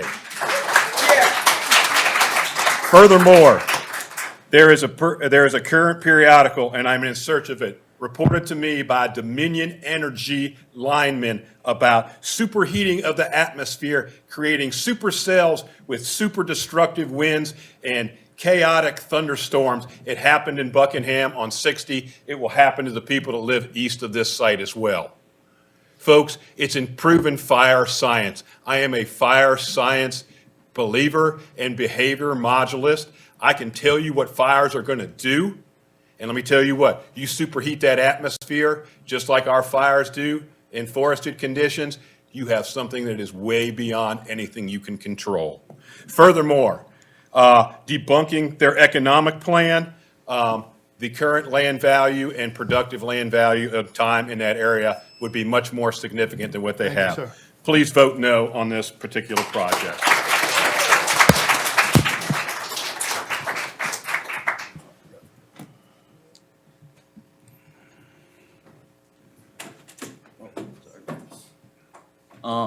My name's Ryan Zown. That's my grandpa right there.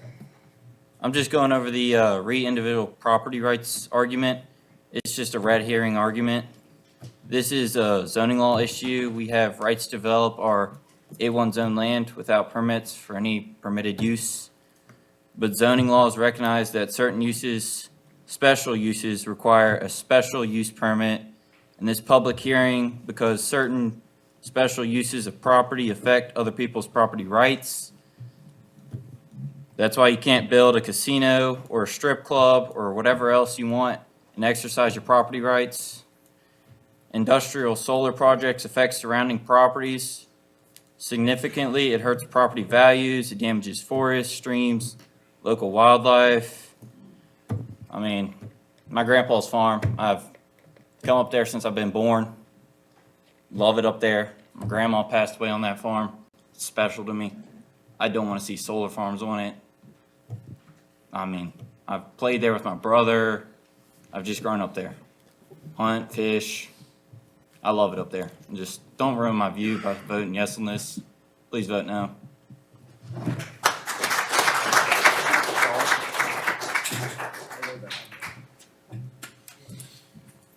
I'm Jody Hobgood. I live on Mount Pleasant Road, Lee District. I've been up once before to give you my ideas of how I feel about the solar panels. It's a definite no. But I do have to say that to my family members who are here that are for it, I am definitely against it. I want my children and my grandchildren to know what the farm is about. I beg you to sit down with your children and ask them the most important questions about their future, how to keep the property within the family. I'm sorry that maybe you have not instilled your children with the passion and heritage and history of the farm like our grandparents and parents have.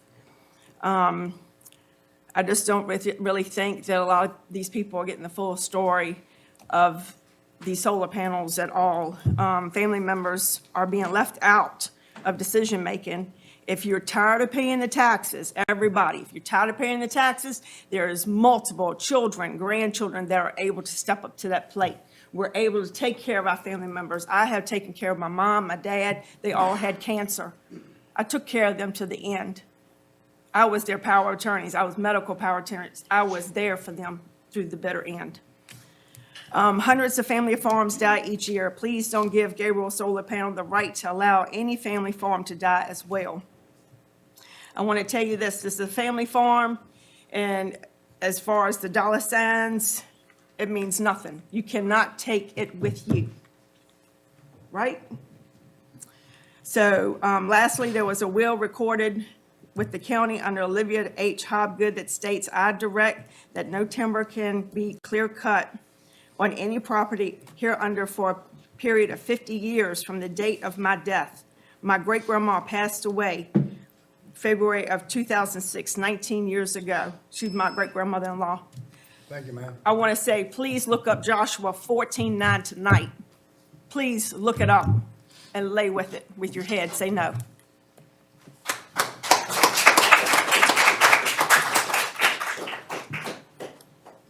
Good evening, Board of Supervisors and Chairman, I appreciate the opportunity to talk to you tonight. I would like to read to you for as quickly as I can. Ma'am, Oh, I'm sorry, my name is Eileen Rank. and where you live? I'm from Lee District, Where? Lee District. Okay. I apologize.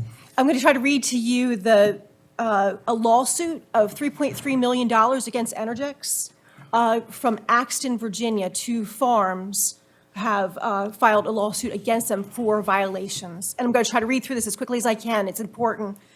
This case arises out of an industrial-scale solar facility which Energix sited and constructed next to the plaintiff's land without any regard for the loss of peace and tranquility it would inflict on them. Despite the happy face Energix seeks to put on the Axton Solar Project through its website, Energix has only ever brought noise, flooding, smoke, dust, and debris to the plaintiffs. All representations about the benign effects of the project have proven false. All promises to relieve the burdens imposed have gone unfulfilled, and all requests for redress have been rebuffed. Whatever the Axton Solar Project's benefit to the county's fiscal, Energix's investors, or the electric grid, the plaintiffs have been made to personally bear the cost of the Axton Solar Project.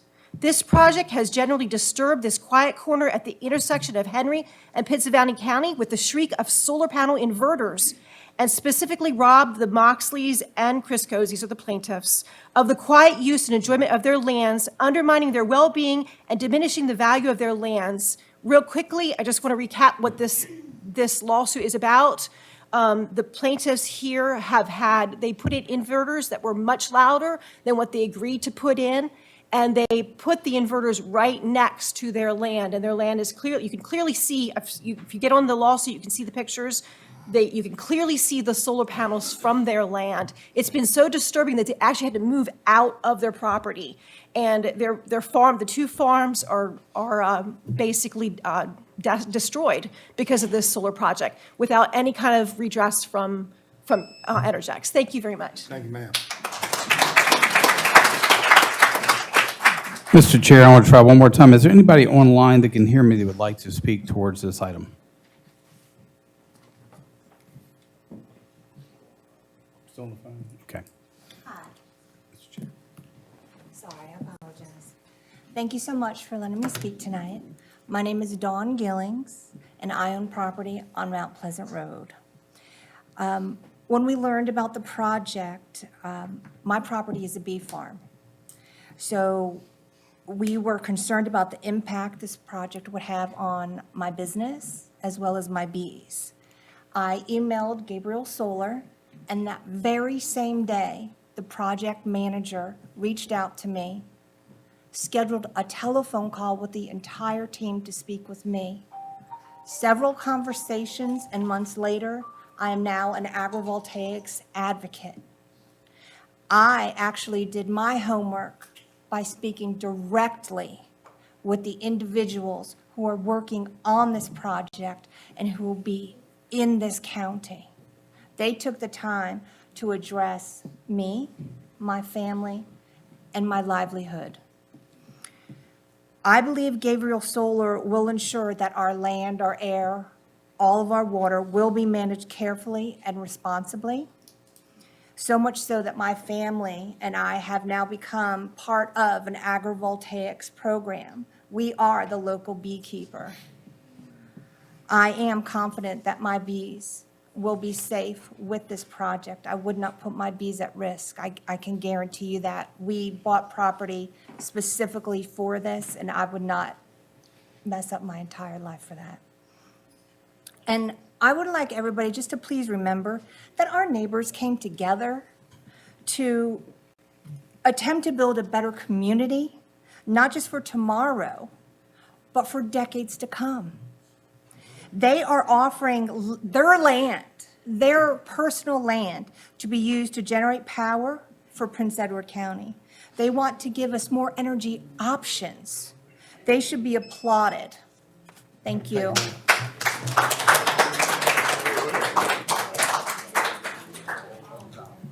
That's everybody we have signed up. I think anybody others, is there anybody else that wanted to speak for the first time?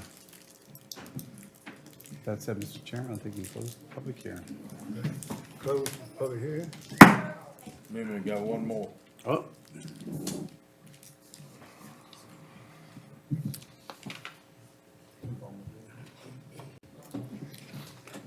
Good afternoon. My name is Hannah Craig, and I am Brian Down's granddaughter. I want to say that this is not doing good for us. This is our farms, our properties, and we're letting them take control of it. It's for money, and that's really all it is. The people are getting financially benefited from this. They're paying these people to this boats, whatever, money. That doesn't last. These farms, they last for us. This is generation after generation that's going to get torn down. And think about it. The sheep, all the animals that are going on there, that's technology that's hurting them. We don't have technology back in the day. Animals don't know how to survive with this stuff. And I just want to say, please vote no for us, for our families, for our farms. Thank you.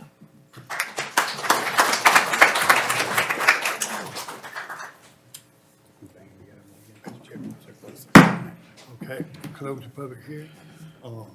You get a motion? What, is there any questions y'all want the applicant to Yeah, readdress? Are the applicants still here? Yeah. No, well, Yeah. not the applicants. Yeah, there they are. Oh. I guess just to kind of start off and say that on your, if someone wants to come to the podium, I don't know exactly how you all have it. In page 197 in my packet, number 10, talks about Gabriel Energy LLC, or the owner will reimburse. Is Gabriel the actual owner of this site, or is that are they part of Interjex? Is it an extra LLC, or exactly, give me an explanation of who, what, and where.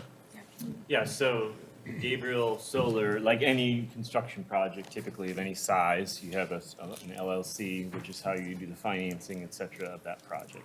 It is 100% owned by Energix Renewables, so same company. And So it's an LLC that's owned by Interjex? Which is true of every Sure, solar sure, project. I understand that completely. On page 201 in mine, number 20, it says that the solar facilities and the BES shall be enclosed within chain link security fencing not less than 6 feet. Earlier on, I heard that only the actual panels and things were. That's not according to what you have here. Both are true, sir, in that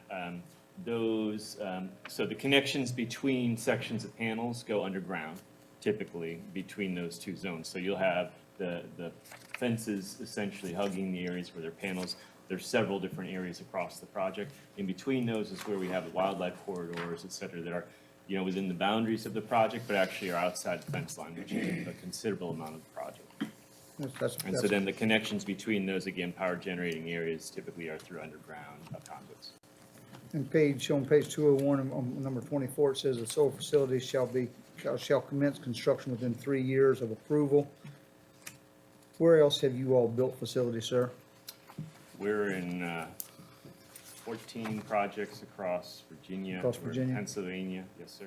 You think that it can be built in 3 years? Absolutely. We have an agreement for basically the injections into the grid with PJM and with Dominion. And so that is a 2028 requirement regardless. So we're on the hook, if you will. And that's obviously when we can start to generate revenue anyway. So yeah, there should be no challenge there. That's my next question. You already have what it takes to be tied in with Dominion, is that correct? Yes, sir. There's 6 things that it takes for most anything to work with, especially solar. Please tell me if anything that's right or wrong. You have to have the land to begin with. You have to have the panels, or what's called the generation part, is that correct?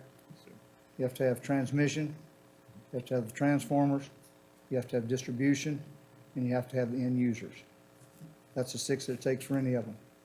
Can you tell me who those people are? The end users? The end users it goes into the grid, sir. So this idea that we're providing power directly to data centers obviously is not the case, right? So they enter the grid here. It is within this region, just like if I were to put water in a water line here in the county or in Farmville, most of the water is going to be used in Farmville. So with respect, we are putting literally, that's where we are injecting the power. The grid does move power around. You don't suddenly transport it to Northern Virginia. You're injecting it here. The storage and the stability that storage has for optimizing electricity for this county's needs will be higher based upon where the energy is being put into the grid, which is installations here on What the you, project. what you said right there was if you put water into a water line, of course, it goes anywhere that it wants to. It has no way, it has no serial number, has no way to know where it goes or when or anything else. So it's impossible to tell me that this energy will be used in this community. I'm saying it certainly It's is. impossible to tell me that it will be It used in just this. goes into the grid. That's exactly what I wanted. Here. It goes into the grid, which regardless of which side of this you're on, take away from either side, and I'm not trying to say good, bad, or indifferent, take all the emotions out of it. I happen to know both sides of this family. I've known them pretty much my entire life, so therefore I understand both sides. But for a company to stand up and say that it will be used in this area is not, it's not true. It could be used in this area, but you certainly can't say that it is. Also, if you want to go to the recycling side, I'll speak to you, ma'am. I've been in the quote-unquote recycling business for about 30-some years, so I have a little bit of insight on that. You said it was made in the U.S. and that it would be recycled in the U.S., but your slide, if you want to pull that slide up, said it was also recycled in Vietnam, it was also recycled in Germany, other places. That's not true. One or the other. Either it is made here and recycled here, or your slide is wrong. Has nothing to do with which side of this issue that you're on. Simple fact of the matter is that that's not a true statement. True or false, ma'am? We are a global company. We have manufacturing facilities in Malaysia, Vietnam, and India. We used to have a manufacturing facility in Germany, which is also why we have a recycling facility there. We co-locate our manufacturing facilities with recycling because we believe it is the right thing to do at end of life, and that's the best way to manage all solar panels. And I will agree with you 100% on the fact that that is the best way to do it. Simple fact of the matter is that, and I'm speaking to the board, not to you all, because it's over with as far as that's concerned. The packet that we have does not line up with what they have said tonight. You can make up your mind as to how you want to vote or whatever else. I'm not telling you how to vote or anything else. Simple fact of the matter is that there are several things. I don't know how many people read it or not. As you all very well know, that's kind of my thing, is to read these and dissect them and figure out exactly who, what, and where. Go ahead, ma'am. Can I respond to that? So Absolutely. I didn't see anything wrong. What we manufacture here in the U.S., we recycle here in the U.S. We wouldn't ship, it doesn't make sense for us to ship it to I Malaysia. understand that, but what you said when you were standing at the podium was it was made in the U.S. and it was recycled in the U.S. Yes. The end. You didn't say that you had plants other places that you recycle or whatever else. I'm just going by what you said, ma'am. That's all. There's several things, and I'm not throwing stones or mud at this company, but it has been brought up that there have been issues in the past, and I think that there are issues now, and you're more than welcome to speak to that right now. If you have an ongoing litigation, if so, where it is, what the problem was, who, what, and where. Is your question to me, sir? Yes, sir. Well, whomever can speak to it. So, let's see. In business, there are lawsuits. So, Correct. for example, there are some where we have withheld payment by two subcontractors that did participate in these DEQ violations.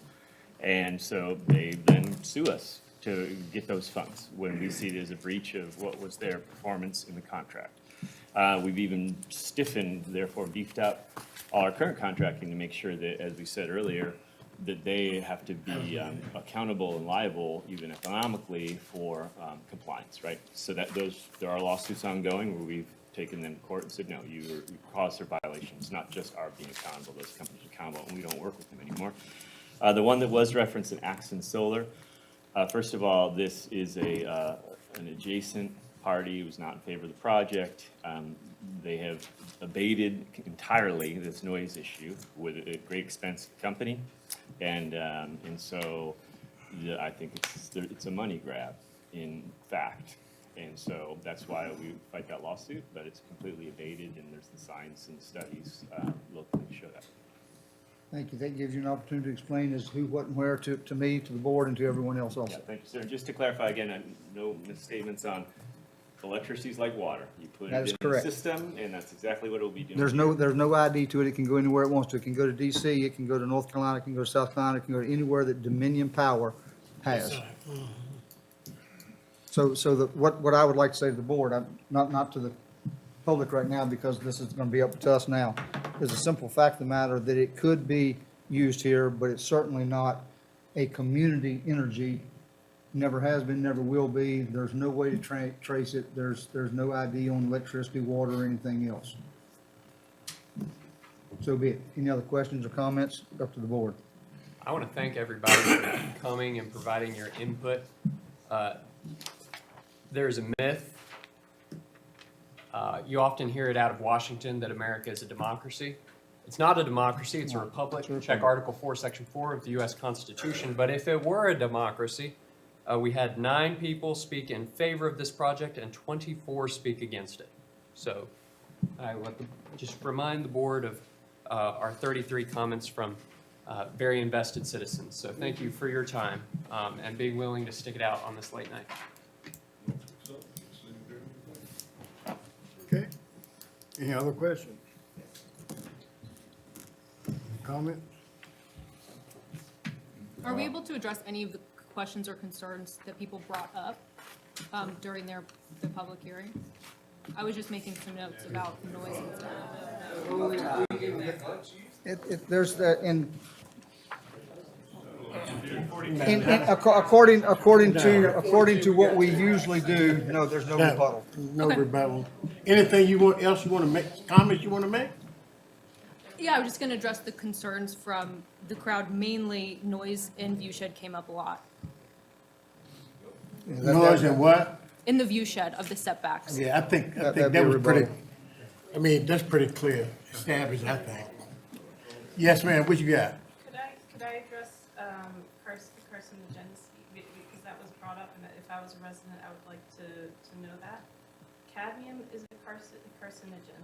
Cadmium telluride tests negative in the Ames test, which means it's non-mutagenic, non-carcinogenic. So it's important to understand the difference between compounds and their elemental form. Thank you. Did everybody? Well, I'd like to make a comment. Yes, sir. Go ahead. I first want to say I appreciate everyone from the lead district being here tonight. And I certainly respect your voice. And tonight's decision gonna be tough. And somebody gonna leave happy and somebody gonna leave here unhappy. That's right. But the bottom line is, that's why we up here, we was elected to be here to govern. Not for specific individuals, but for the entire county. Our decision needed to be made, what's best for this entire county. Now, certainly we need to consider people's voice, their concerns, and I agree. I wouldn't want a pig pen in front of my house. I wouldn't want cattle farm across my house. But landowners have certain rights. Certain rights. That's the bottom line for me. And yes, sometimes we just gotta learn to live with certain things. But I respect that. I can respectfully respect how people feel. And I think at the end of the day, we all here for the same thing. One goal. What's best for the overall betterment of Prince Edward County? And I'll leave it at that. One more quick question to you all, just something that I ask at pretty much every one of these, not these, but in anything that we do with the solar. If they were not subsidized, could they work? All right, if there was no subsidy whatsoever from government of any type, whether state, local, mandate, it makes no difference. If there were none, could they work at 22% efficiency? 22% is actually quite good, I'll just say, when you go back to. No, if that's the level of efficiency, that's a lot more efficient than many engines, I'll just say. But the answer is yes. And so right now, if they were to end the Inflation Reduction Act tax credits, we'll still run a very healthy business. We do receive a 10% tax credit because we use U.S. content. We used U.S. content before that ever existed because we trusted it. We didn't trust Chinese companies. We wanted to do Buy American. That was a personal decision we made. Now all of a sudden everybody's nervous because they might not get Chinese panels. We're not nervous at all because we've always used U.S. panels. So to answer your question, the answer is yes. We would have a profitable business These are very long-range businesses. People think we're making, this is like a 10% margins you're trying to get over 40 years, investing $150 million into a project. It's very lean. This is not nearly as no-brainer or lucrative as people assume. Certainly, tax credits have grown rapidly, but for our business, it's not required at all, no, sir. Mr. Chair? Let's go. Mr. Chair? Mr. Chair? Lou's got one question. All right, Lou. Y'all give me just a minute if you would. I serve on the planning commission. I've heard this multiple times now. It's been through the planning commission twice, if I remember. I have probably put more thought into this than anything I've ever put in my life. And I usually tell everybody what I think, whether they like it or not. Patrick Murphy, I respect you as a friend and someone I have known for a long time. And if anybody has been in an airplane and looked down at a solar farm, it reflects. It puts off heat. And I have been in fires. Patrick has been in fires. We've had severe storms. Something is generating this. I don't have the answer, but I don't want to be involved in something that I would ever have to think of in my life that I helped create that caused somebody harm. Whether it be one of my fellow firemen or somebody in this county, I have to live with that. And I'm gonna make a motion right now that this is denied. Second that.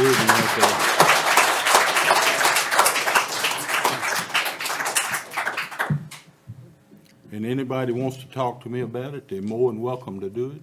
I'll explain every piece of it that has been through my mind at least 100 times. And I don't know where the mosquitoes are coming from. It must be global warming is all I can say. See, they have been about to eat me up all night. I would just like to say that the definition of a really hard issue is when you change your mind every little while and you feel the pain that people have. Was it Bill Clinton said, "I feel your pain," maybe famously. You know, I don't think that much of these concerns will manifest itself. I don't know this, but I grew up on First Avenue. I mean, I go out to my hearing, I might as well be in another state. You know, it is a world away. This is a bigger county than a lot of people think it is. And you all have a different way of life, and it would be really hard to upset it, you know, and to take the money away from the people who want to benefit from it is really hard too. But it's a really, really tough issue. And I certainly would not say yes tonight just because, I mean, we learned a lot tonight, even though, you know, a lot of you all said what you sent us emails to. We read this stuff, you know, it's a serious endeavor, but, you know, it's a really hard gig sometimes, and we appreciate the participation. The younger people were fantastic. I mean, I'm not scared of public speaking. I've talked on the radio forever, but I don't think I could do it at 9 years old, at 13 years old, 15 years old. I mean, you all were really good in conveying your thoughts. I want to compliment you on it. Mr. Chairman, there's a motion on the floor with a second. Can we call the vote? Are we ready for the vote? Supervisor. The vote, the motion is nay, do not. So a yes vote is in opposition of the proposal. Excuse me, may I just make a comment? Yes, ma'am. You know, I've been looking at this, I've been listening to telephone calls, I've had conversations. We know this is a major way to generate money. We have many, many needs for money in the county. So we ask you to work with us. But let me tell you, this way of generating money, now, is this the real way? Come on. What you said is really legit. But when we come to you, come on, we need to come up with some ways to pay for this elementary school, to pay for other needs that we have. Your points are legit, and I thank you much. Appreciate that. So we're gonna vote right now to deny the vote or to yes, go ahead and do the vote. So yes- a yes yes is to deny. rejects, a no says no to the rejection. Motion failed. Right. All right. So we're gonna start with Mr. Supervisor Watson. And it's yes to reject. Yes rejects. I'll vote yes to reject. Okay. Ms. Pratt? Yes, reject. Ms. Young? Yes to reject.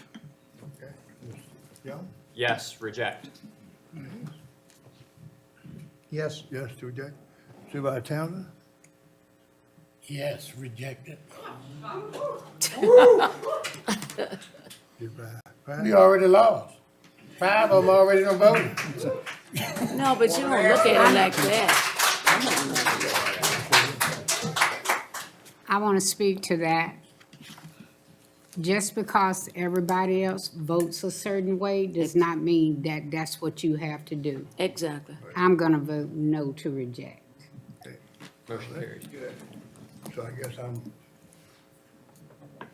Say what? let me think a minute.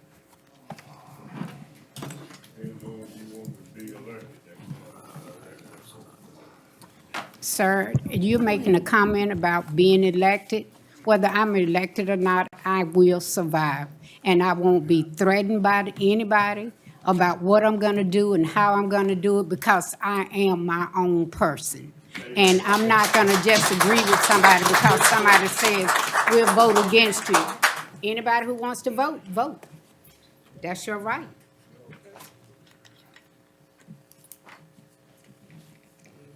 What's your vote, Mr. Chairman? I'm thinking, like you took time to think, didn't you? You took time to think. Anybody heard tonight? I could think of it.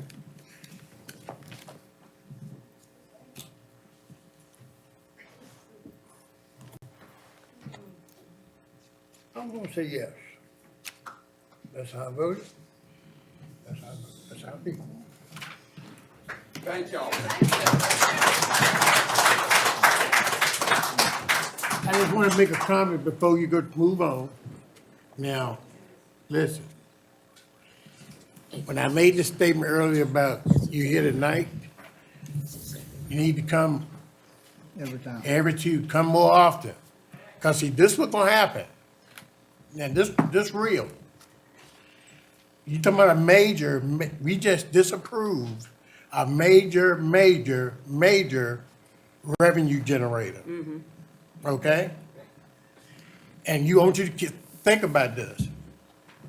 We currently have capital, we have improvement, our CIP. You're looking at the school, elementary school right now in renovations. You got a new radio system, and I'm talking about millions. School about 40. The radio is about 6 or 7. Then you're looking at animal shelter. Right now, they're looking at 10. I think we can get a little lower. Then you're looking at the Sandy River project. You're talking about 30 or 40 or even more millions. All those items are not a want. They are needs. We gotta do it. Now, we just had a real estate reassessment.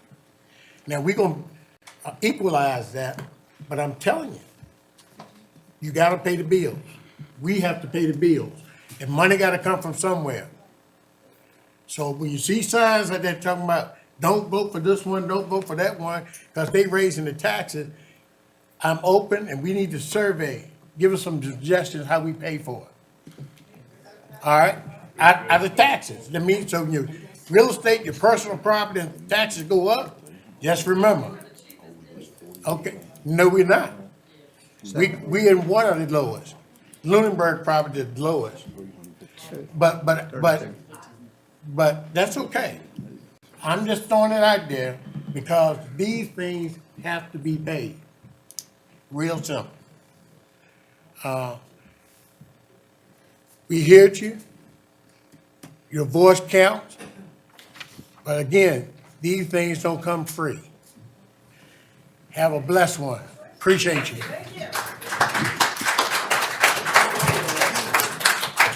Mr. Chair, given the action of the board on item F, I think item G is, there's no need for that public hearing at this point in time, so we will That's right. cancel that. Yeah.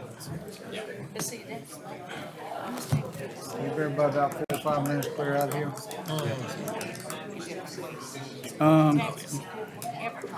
Hey, listen.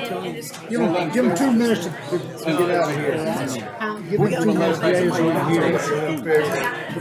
It's gotta come sooner than later. Oh, no, that's why I said we're. Ladies and gentlemen, we still have probably an hour or more. If anyone that's not staying, if you all would please exit. Ladies and gentlemen, we still have approximately an hour or more of business. If you all would exit. I'm serious.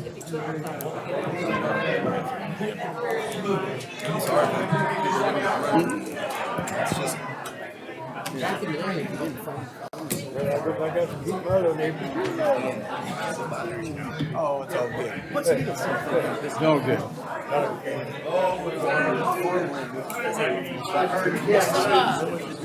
It's like birds and cats. It was a lot of. Mr. Sam. I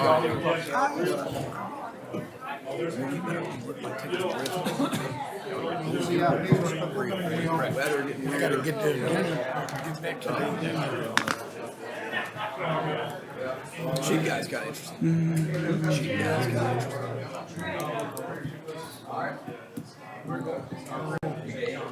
Cool idea. Yeah.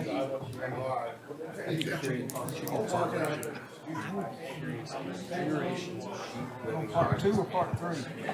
Should be on part 3. Mr. Chairman, our next item of business is the consideration of the fiscal year 25-27 capital improvements plan. If you remember, you've had a public hearing on this prior.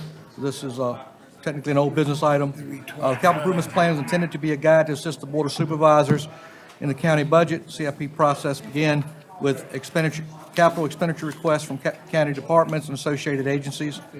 The Prince Edward County CIP includes major capital projects that are non-recurring, should have a useful life of 5 years or more. Estimated cost of expenditures must exceed $50,000 for the general government project and $100,000 for the school project. All figures used are estimated numbers only. It should be noted that this is a strictly advisory document. Once it's adopted, individual projects priorities may change through the course of the year. It's attached is a revised CIP draft that reflects the revisions requested at the January 14th meeting of the Board of Supervisors to include upgrades to the Verso convenience site. You have that in your packet. I'll be glad to answer any questions. I think we've addressed your concerns, Mr. Townsend, Supervisor Townsend. Yeah, you did, but your math wrong at the bottom on the year 2029. That's my fault. He's correct. It should be 750,000 at the bottom of 2029. What page are we on? Page 329. But that's okay, but I appreciate it. It's on there.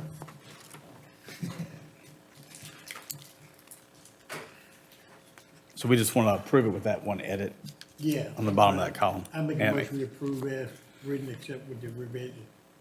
May I just ask a question? Excuse me. Mr. Timpson, what do you propose to do to the Verso site in addition? I can address that. I think the Verso is going to be a little less intensive than the other sites. We got to deal with probably some stormwater and drainage, but the site pretty much is going to stay the way it is. Verso will never need a second compactor, so it'll be a little simpler, I think. Sarah, that's probably one of our, I'll say, third or fourth lowest volumes, but we don't have a whole lot of residential development Well, I here. like to, Pave it, new top fence, pave it, lighting. pave it around there, re-fence it, fence it in. Oh, we need to. Pave it a little bit, and certainly other than that, I mean, I think the attendants we have now doing a better job policing the area. So I think we'll look pretty good. It should be relatively, not as quite expensive as the other site, Right. like your site. Green Bay one really would be, less costly. Because that's really small, but, it'll serve the community well. not try one thing on any of these renovations. I know Supervisor knows this. Any of our sites will have to have a proper fencing with privacy Screening. and screening to match the county current ordinance. Oh, A lot of okay. our sites Yeah. are grandfathered, non-conforming. Thank you. I would agree with Robbie 99%. I don't think we're grandfathered. But I will the 99%. Can you get a second? Need a second? Your second? I'll second. Your second, okay. Jerry? Jerry. Jerry did. I did. Get your pencil ready. All right. Supervisor Emmett, Yes. Supervisor Townsend, Yes. Supervisor Petty Cooper Jones, Yes. Supervisor Jenkins, yes. Supervisor Harrison Jones, Yes. Supervisor Kenner Watson, Yes. Supervisor Dr. Gus Pratt, Yes. and Supervisor Gill. Yes, with a comment. Okay. Again, I open my mouth sometimes when I shouldn't. But on the next CIP that comes along, I reiterate, we need to move the rescue squad out of where it's at. I agree. And it needs to be done as soon as we can do it. It's structured in the wrong place. It needs to be more centralized. I've talked about it for years. Whether I'll be here another year or not, I don't know. But I hope we will follow through with that for public safety and response times. Sarah taught me throughout the county. a new trick. She said that originally the county had offered a site at the industrial park for that rescue squad building, and they chose to put it where it is now. I understand it, that Jerry Spates wanted to sell them a building, that's when it happened. Yeah. I remember that. Sounds about right. And that building can be sold back to the town of Farmville, invested into a new building in a better location. Thank you. So hard to get. Got cardboard and everything. And you're talking south end. You're talking south end. Across the road from Lowe's. Great response time for District 1.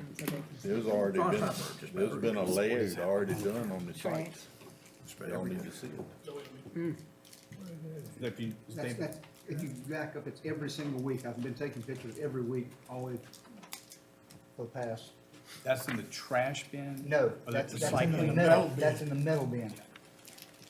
I just sent Sarah, show Sarah those. I sent her some last week that we had a contaminated recycling at Rice. David Emmett with a smartphone? David Emmett with a smartphone. Is that his phone? Yeah. How to do it, there you go, yeah. All this time he's been ignoring the text messages. Like, he didn't know how to do it. I can't operate it, I can just take pictures. When did you get that? Oh, I've had that forever, but Yeah, they'd be dated. I've seen the Yeah, they're- flip phone only. that's the only thing I talk on. So that was, Who needs a drink? Lou, that was an I, correct? I don't think I got one. Correct. Water, water. What him down, do back, Davis. Mr. Chair, Going in I there. got a little bit. Mr. Powell's got the next one. Mr. Powell. You listening? You keep going? This is real quick, simple. As an owner of a high hazard dam, which is Sandy River Reservoir, which means dam failure could result in probable loss of life or serious economic damage, the county must periodically submit updated information to Virginia Department of Conservation and Recreation, Dam Safety Division, in order to maintain and operate the Sandy River Reservoir Dam. Attached for your consideration is an approval is a proposal from Timmons Engineering Services to update the dam break inundation zone telephone. It's a start meeting. It's basically a proposal for Timmons to update and our dam. You gotta redial it. Call reconnected. All right. Sorry, Chair. No, you're fine. It's already been budgeted for 2025. We just need the approval due to the amount. For the attachments is the scope of work, and the sample motion is below. Well, it sounds like something you gotta do, right? We bring it Move that before we y'all. approve it. Second. We have a first and a second.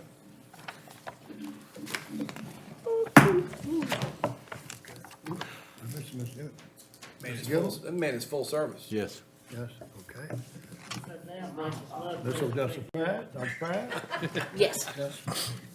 Supervisor Watson? Yes. Supervisor Jones? Yes. Jenkins, yes. Supervisor Patty Cooper? Yes. Okay. Supervisor Townsend? Yes. Okay. And you said yes, sir? Okay. Yes, sir. All right, thank you. Trey, just want to thank you for Saturday night. The event was wonderful. Yes, ma'am, thank you for Very attending, and hopefully next year we'll get everybody else we can to head down. Couldn't this time, but. That's fine, hey, next year, Slogan for July 4th. July 4th, fireworks, July 5th, I'm sorry, 5th. And we have Ms. Sarah Puckett with the Citizen Volunteer Appointment. Yes, sir. We have three actions involving our citizen volunteers. Number one is there is a vacancy on the Planning Commission due to the resignation of Teresa Sandlin, who resides in District 5, and the board is asked to authorize advertising this vacancy and accept applications from citizens who reside either in District 1 or District 8. As a way of rebalancing it. Yep, we have one more year. We still have 2 Planning Commission members from District 7, both of whose term will expire in 2026. So we keep moving towards balancing and having one from each election district. So, She is in 501. excuse me? She is in 501. She, yes, yes, sir. That's right. Yes, so now we still need a representative from District 1 and District 8. How many applicants do we have? We don't have any yet. You're authorizing advertising, but you're setting the stipulation that individuals would have to live in one of those 2 election districts. You want to do all these together or separate? Your motion at the bottom is all three at All once. 3 of them together. Oh, okay. Secondly, last fall, the board had approved recommending Russell Dove to serve on the Board of Equalization, and we have since learned that as Mr. Dove is also a member of the Board of Zoning Appeals, he is ineligible to hold another public office in the locality. Mr. Dove was contacted, and he would prefer to remain on the BZA, thus creating the vacancy on the Board of Equalization. And so we put forth the name of Bernetta Watkins. Mrs. Watkins currently also serves on Crossroads, but that creates no conflict. And then third, this is a carryover from the board's December agenda. We now have an applicant, citizen volunteer application from Anthony Wardell for the Board of Zoning Appeals. That is a 5-year term, and that is a recommendation to the circuit court. The umbrella.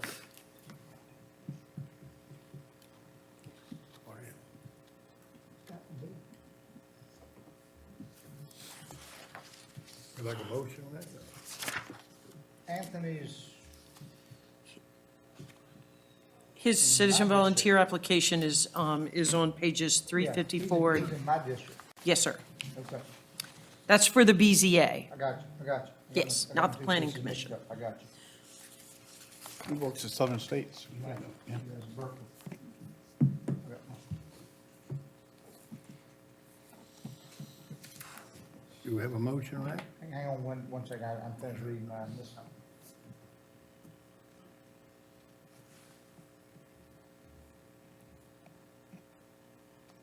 So all of this is together along with 357 or no, that's another deal. 357 is next. Okay, I got you, I ran into. I'm on the computer, y'all are in trouble. Uh-oh. Uh-oh. Danger just happened. I can't read that fast. I move that we authorize the advertising for the vacancy for the Planning Commission, District 1 or 8, and approve the recommending Bernetta Watkins to the Circuit Court upon the Board of Equalizations, and approve recommending Anthony Wardell to Circuit Court for the Board of Zoning Appeals. Second. Okay. So we'll start with Supervisor Gilman, Yes. Supervisor Pratt, Yes. Supervisor Watson, Yes. Supervisor Jones, Yes. Supervisor Jenkins, yes. Patty Cooper Jones, Yes. Mr. Jerry Townsend, Yes. Mr. David Emmett. Yes. So speaking of the Board of Equalization, the Board of Supervisors will wish to establish the compensation for the 5 members of the Board of Equalization who will soon begin meeting for training and hearings. When the BOE last convened in 2021, the compensation was $80 per day and $40 for a half-day. The county administrator recommends increasing the stipend to $100 a day and $50 for a half-day. So moved. So, second. Okay. Supervisor Gill, Yes. Dr. Pride, Yes. Supervisor Watson, Yes. Supervisor Jones, I don't want to have to raise taxes for this, but yes. okay, all right. Supervisor Jenkins, I think he does that. Patty Cooper Jones, Yes. and Supervisor Townsend, Yes. Supervisor Emmett. Yes. We just take it out of your pay. Good evening, members of the board. Correct? Yeah. Yes. Where are we at now? We are on page 361, We did the IDA landfill. Hit Park property sale. The county received the option payment in the amount of $250,000 for the sale of the Heartland Innovative Technology Park.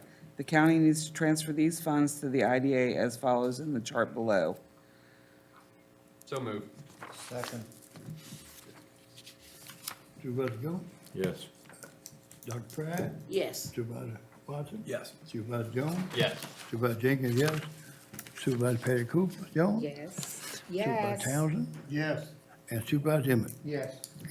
Next is the FY '25 appropriations for the sheriffs.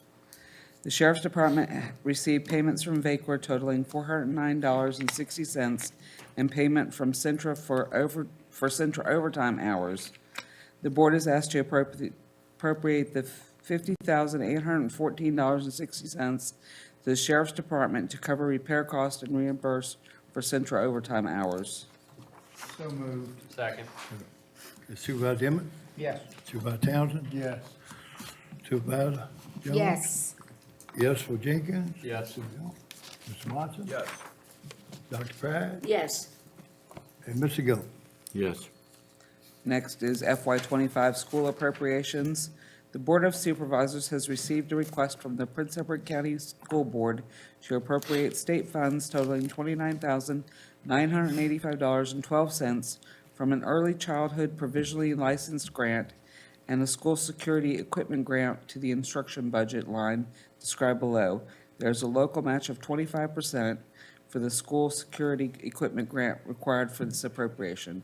The local match will be absorbed in the school operating budget. So moved. Second. Supervisor Gill, Yes. Dr. Pride, Yes. Supervisor Watson, Yes. Supervisor Jones, Yes. Jenkins, yes. Supervisor Patty Cooper Jones, Yes. Mr. Townsend, Yes. Mr. Emmett. Yes. Okay. Next is another school appropriation. We've received a request from the Prince Edward County School Board to appropriate federal funds totaling $234,704.60 as described below. There is no local match required for this appropriation. So moved. Second. Okay, Supervisor Emmett, Yes. Supervisor Townsend, Yes. Patty Cooper Jones, Yes. Jenkins, yes. Supervisor Jones, Yes. Supervisor Watson. Yes. Dr. Pride, Yes. Mr. Gill. Yes. Next is Animal Control Committed Funds Appropriation. The board is asked to authorize the purchase of a 2025 Ford Explorer for animal control. Last year, a full-time kennel assistant, ACO, was brought on board to a surge in calls, particularly after regular business hours. A third vehicle has been determined to be necessary for animal control. This vehicle will assist animal control in carrying out its responsibilities to the community. While not a full-sized pickup, the Explorer will be equipped with cases for 2 dogs.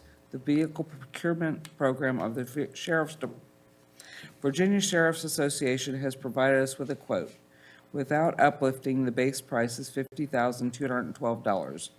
Committed funds totaling $60,293 have been set aside for this purpose.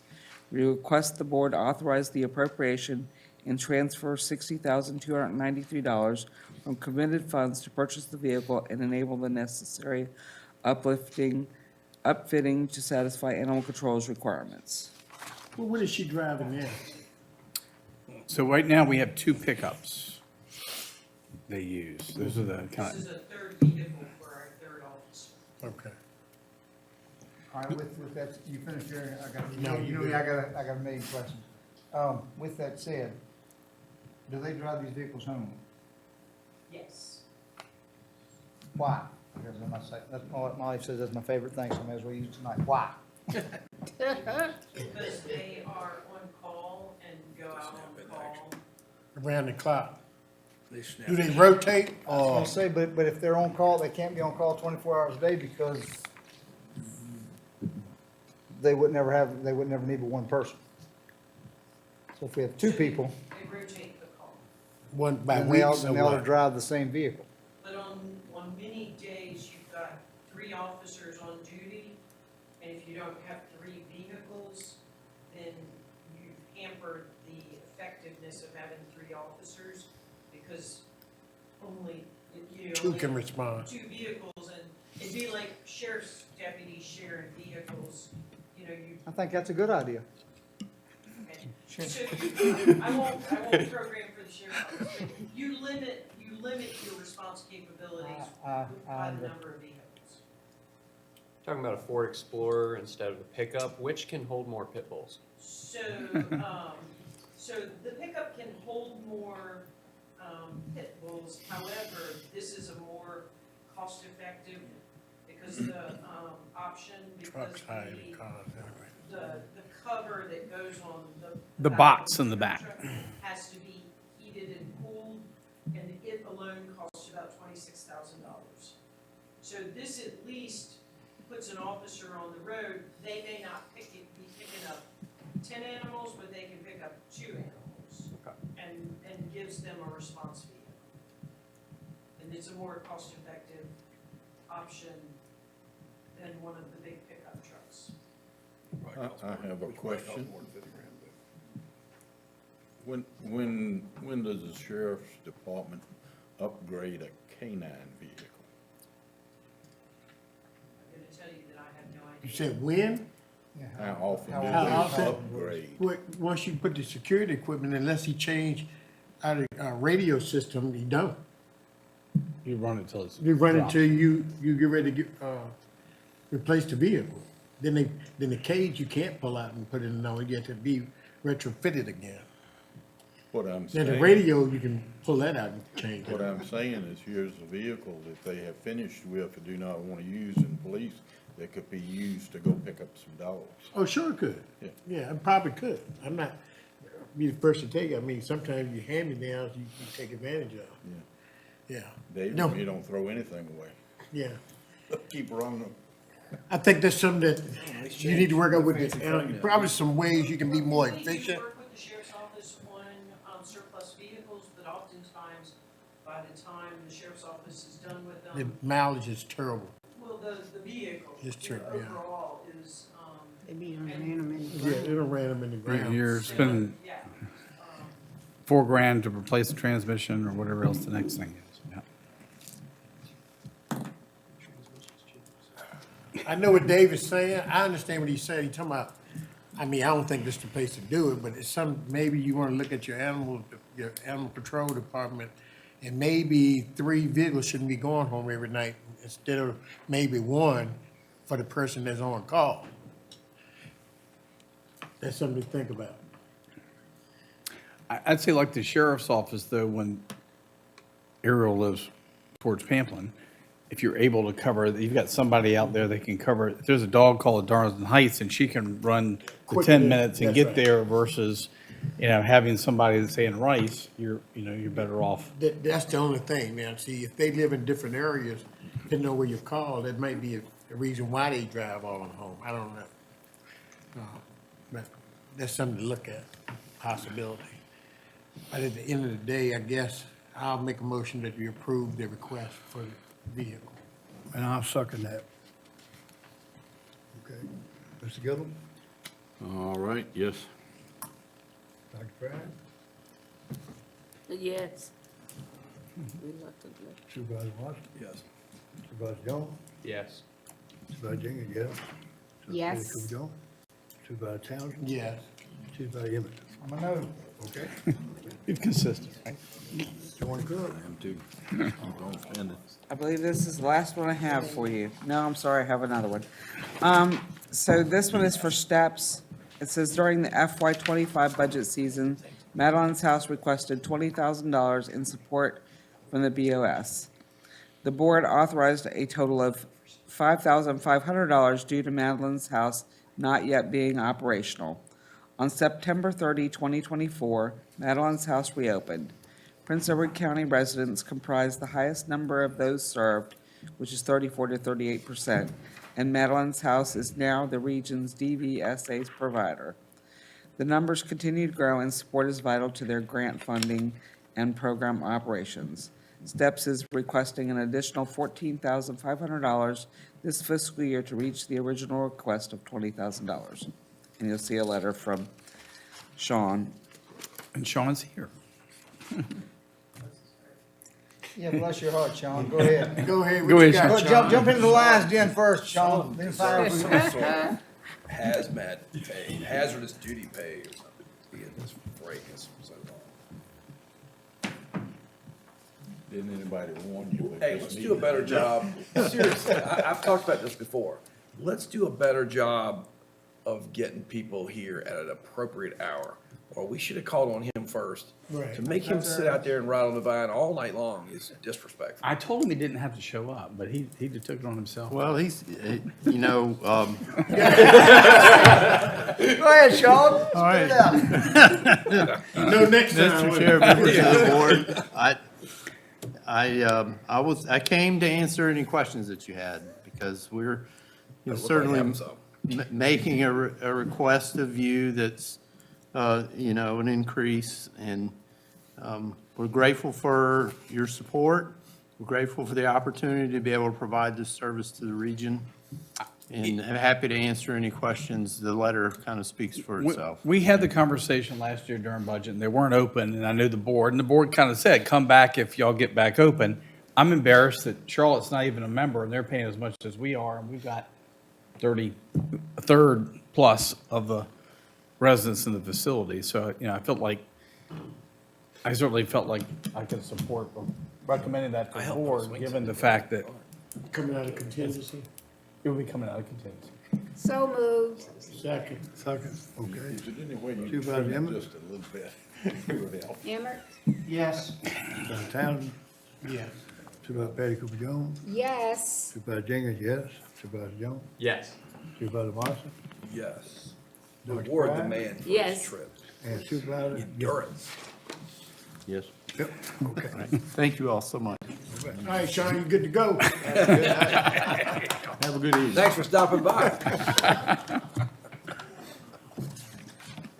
All right, this is my last one. FY '25 appropriation for the Sheriff's Department. Sheriff's Department has received a $500 donation towards animal care and $698.40 towards an asset forfeiture account. The board is asked to appropriate the funds as followed in the chart. So moved. Second. Supervisor Emmett? Yes. Supervisor Townsend? Yes. Supervisor Patty Cooper Jones? Yes. Jenkins is yes. Supervisor Jones? Yes. Supervisor Watson? Yes. Dr. Pryor? Yes. And Supervisor Gold? Yes. Thank you.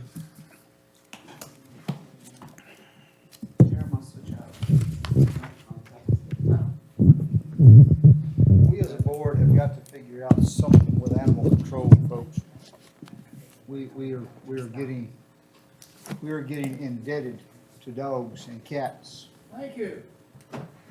I mean, seriously, we now have 3 animal control officers at their salary, 3 vehicles as of tonight at the upkeep and whatever else, the cats and dogs. We've got to figure out something. That's $250,000. That's $250,000. That's 2 cents taxes. And going forward, I'd like to, you know, I know the case for buying new vehicles, that it's less maintenance and less upkeep and slightly more reliable. But if we could look at used vehicles with maybe 50,000 miles on it, you know, that early used range to try to bring down some of these costs, I'd be very interested in seeing that. I mean, that's what I'd do personally. If I needed to go out and buy a vehicle, I wouldn't be buying new. I don't do that for the jail, tell you that. And the reason for that is reliability. When you transporting convicted felons, you don't want. That's different than transporting. Than a dog. That's right. I know. But at the end of the day. Can't fight. But at the end of the day, animal control, they got there 1, 2 o'clock in the morning, 12 o'clock at night. They need reliable vehicles. I can't go there. I travel more miles in 1 week than all three of them travel, and most of it is after 12 o'clock at night, and I don't have a vehicle that's newer than 2001. This is the earliest I've been anywhere close to home in a month nearly at night, so I disagree. I disagree with that That's fine. because I don't believe we need to be investing our money in used transport vehicles.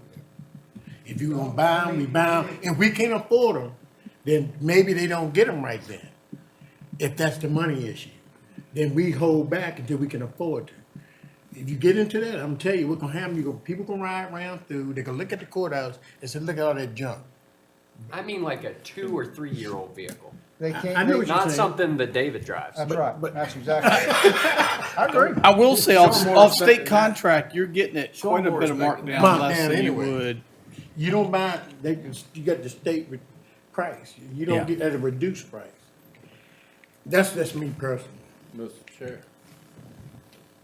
Yes, sir. I'm tired. And I gotta ask, because I can't think far enough to get to answer your question. But all of these animals we're picking up now, are we charging a fee per animal to recover some of this money that's being spent on vehicles? Yes, sir. Every month, there's an animal control report in the back of your What they found, $25 or $30. How much is it? There are a lot of court costs that are assessed that are never collected, but that's beyond the control of the county, so it is often in court. It is not a money-making business, but unfortunately, it is a growing business in Prince Edward County, and there are a lot of animals that, you know, are just, that, you know, people decide they don't want them. and When if they we decide they don't want them, they need to pay to get rid of them. If we don't accept them, do you know what they do? They go to the end of the first dead-end road and put drop that 'em off. animal out Okay. on the side of the road. I got a story for you. In my district, a man come to me one Sunday morning. He said, Bill, we got a problem in my house. I want y'all to come pick up my dogs. I said, how many you got? He said, 32. And I don't want them no more. Me and my wife don't want them no more. 32 at one residence. He let a dog come out that was pregnant, had puppies. He said, oh, it's wonderful. His wife says, wonderful. Over about a 2-year period, he had 32 dogs. And he said, y'all need to come get them. And I think our Where are you animal gonna take, control officers yeah. are still working with that. So right now, they're in court, they're not in court, you still ain't got room for them. So what do you do? Don't ask Dave. No, but you can't do that. But what I'm saying is, you have them situations. Yeah.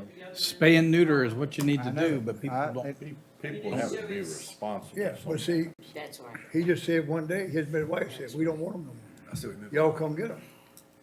All right, I got my remote out trying to speed this So thing a up. couple of times, they turned a couple of them loose, and dog had to go catch them, bring them back to his house, put them back in his pen.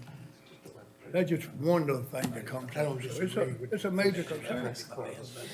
What we gonna do with it? But then you got people send their dog to the babysitter all day. And the babysitter bring the dog back to the house. But they pay for that.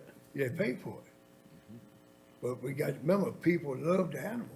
If you don't like animals, that's your choice. But if you love animals and you pay taxes in the county, they want their service. Is that correct? Yes. Okay. Good When they evening, come in almost and they good want their morning. dog to live in the county of Pennsylvania, they want a nice dog shelter for the dog. And they pay taxes. And we got to have somebody get money. The good news is there are no, as far as I know, pending lawsuits that anybody's told me about. That's the good news. You know, I'll just make this brief. We've had two other unclaimed bodies, so we do a petition in order for that. The conflict of interest, we've had a FOIA request, and worked on 5 Pillars Meet with a grant that both IDA and the county were on. And we won't talk about the review of the siting agreement for Gabriel Solar. But anyway, anybody have any questions or concerns? I appreciate the opportunity. All right. Thanks, Derek. Night, folks. Mr. Chairman, I'll try to make this quick. Delinquent tax notices have been mailed out for personal property and real estate. Our FY24 audit has been received, transmitted to all the required outside agencies. A copy is posted on the county website. Labella performed an annual compaction and life remaining report for the landfill. In 2024, we placed 34,631 tons of waste at a compaction rate of 1,948 pounds per cubic yard. That's the highest we've ever had. Congrats to Jeff and staff. The higher they get that compaction rate, the more volume we have for capacity we have at the landfill and the longer life we have at the landfill. The existing Cell E has a life left of 0.9 years. That's why we just finished Cell F, the new one. That gives us 11 and a half years. And we met with Labella to look at the next phase 2 would give us an additional 16 years, phase 3, 20, and phase 4, another 20. So Harrison, you still might have to deal with expanding the landfill one day, but It won't be me. the rest of us will be out. DEQ has also confirmed our recycling rate at 16.1%, which is higher than the mandated 15%. I know that Dr. Pride's got a town hall meeting coming up this week, the 13th in Hampton, Sydney at 6 p.m. And District 8 has one coming up, 19th. In town hall. And then breakfast with Friends of the Library on March 21st. And that's all I have, unless there's some questions. Two questions, Doug. She just brought up the fact that there's 2 more bodies, unclaimed bodies, is that correct? I think that's, I don't know whether I brought before the board or not. I told Doug about it. You told me about it. At our meeting with the town, of course, the town will not, cannot, whatever the word is, have the burial there at Westview. Prospect Community Cemetery said they will sell 1 or 2 graves.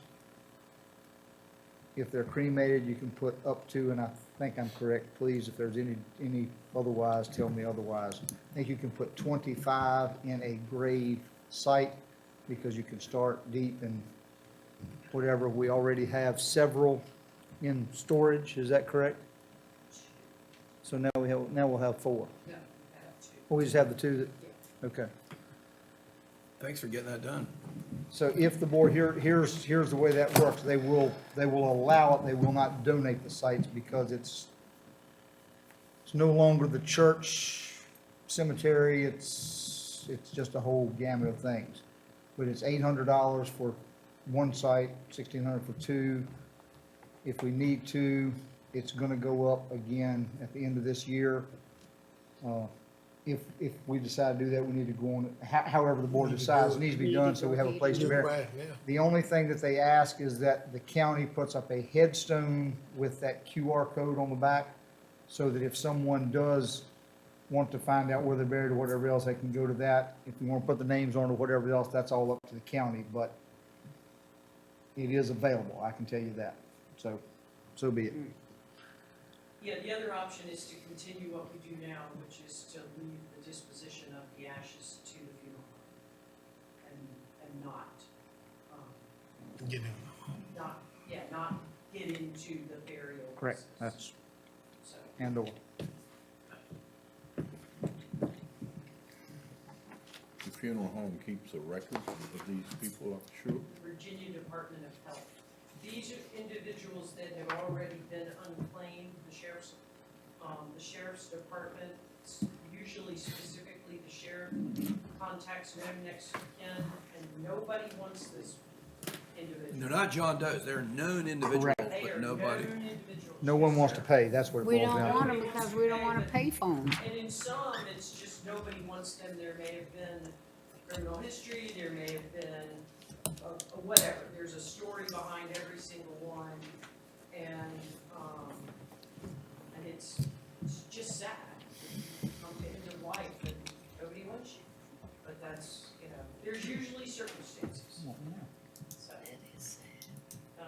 And we don't have to have an answer tonight, just think about it. It is. Maybe we'll bring it It up properties needs to be committee. We discussed that, Yeah. we'll see. The closed session item, I think if you bring that motion, you've got the motion for closed session. We don't need to go to closed session. I think we've got, this is having to do with Harold Collins and the next step, as we've been discussing. Do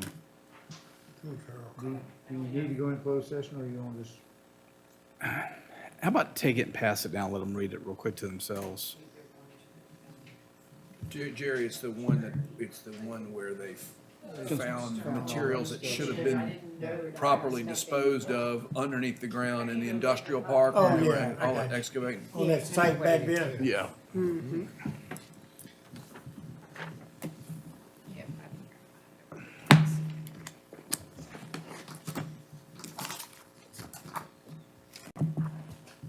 At a certain point, our statute of limitations will run out, but we want to make sure that placeholder is in place. So do we just need a motion to allow legal counsel? I think we're still hoping to be able to negotiate it, but I make a motion that we authorize them for legal counsel. Second. We got a motion, go. I'll read Well, the give paper. give Lou a minute to.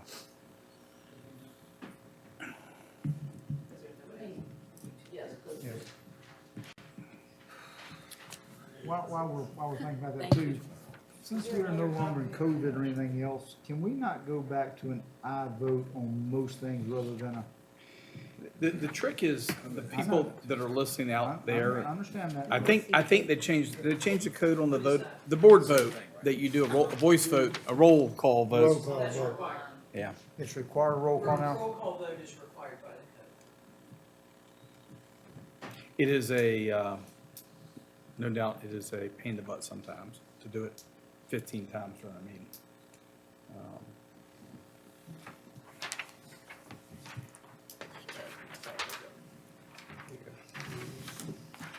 I knew it changed one time, I didn't know if they had gone back or not. Was that a roll call vote? So whoever, David, you want to make, it's the bottom motion down there, if you Yes, can I make. make, She already, I make the He already motion. made, Okay, and second. all right. he's We already have a said. motion and a second. Okay. Supervisor Dillon? Yes. Do we have, since it Dr. is Pratt? pending litigation, do we have the motion recorded as drafted? Let me read it, then David can That have is it. correct. All right. The motion is move that the Board of Supervisors authorize the county administrator to continue discussions with Mr. Collins and Harold W. Collins clearing and grading. If the county administrator believes that further discussions are not likely to result in a reasonable agreement, he is authorized to file a complaint through counsel against Mr. Collins and Harold W. Collins clearing and grading in appropriate court. So moved. Second. Supervisor Dillon? Yes. Dr. Pratt? Yes. Supervisor Watson? Yes. Supervisor Jones? Yes. Supervisor Jenkins, yes? Pass it Yes. for Jones. Supervisor Towns? Yes. Supervisor Emmons? Yes. Okay. I thought we were going to go to tomorrow, Mr. Chair. We might have to beat that Almost record. close. Yeah, almost. Okay. I think that's all the business we have. That's everything? We need a motion to Recess until. 2 p.m. on the 18th. 18. So moved. So that's the time. Second, We gonna get roll call on them? Mr. Emmerich, a yes? yes, Mr. Towns, yes? yes. Yes. You gonna stay here? Okay.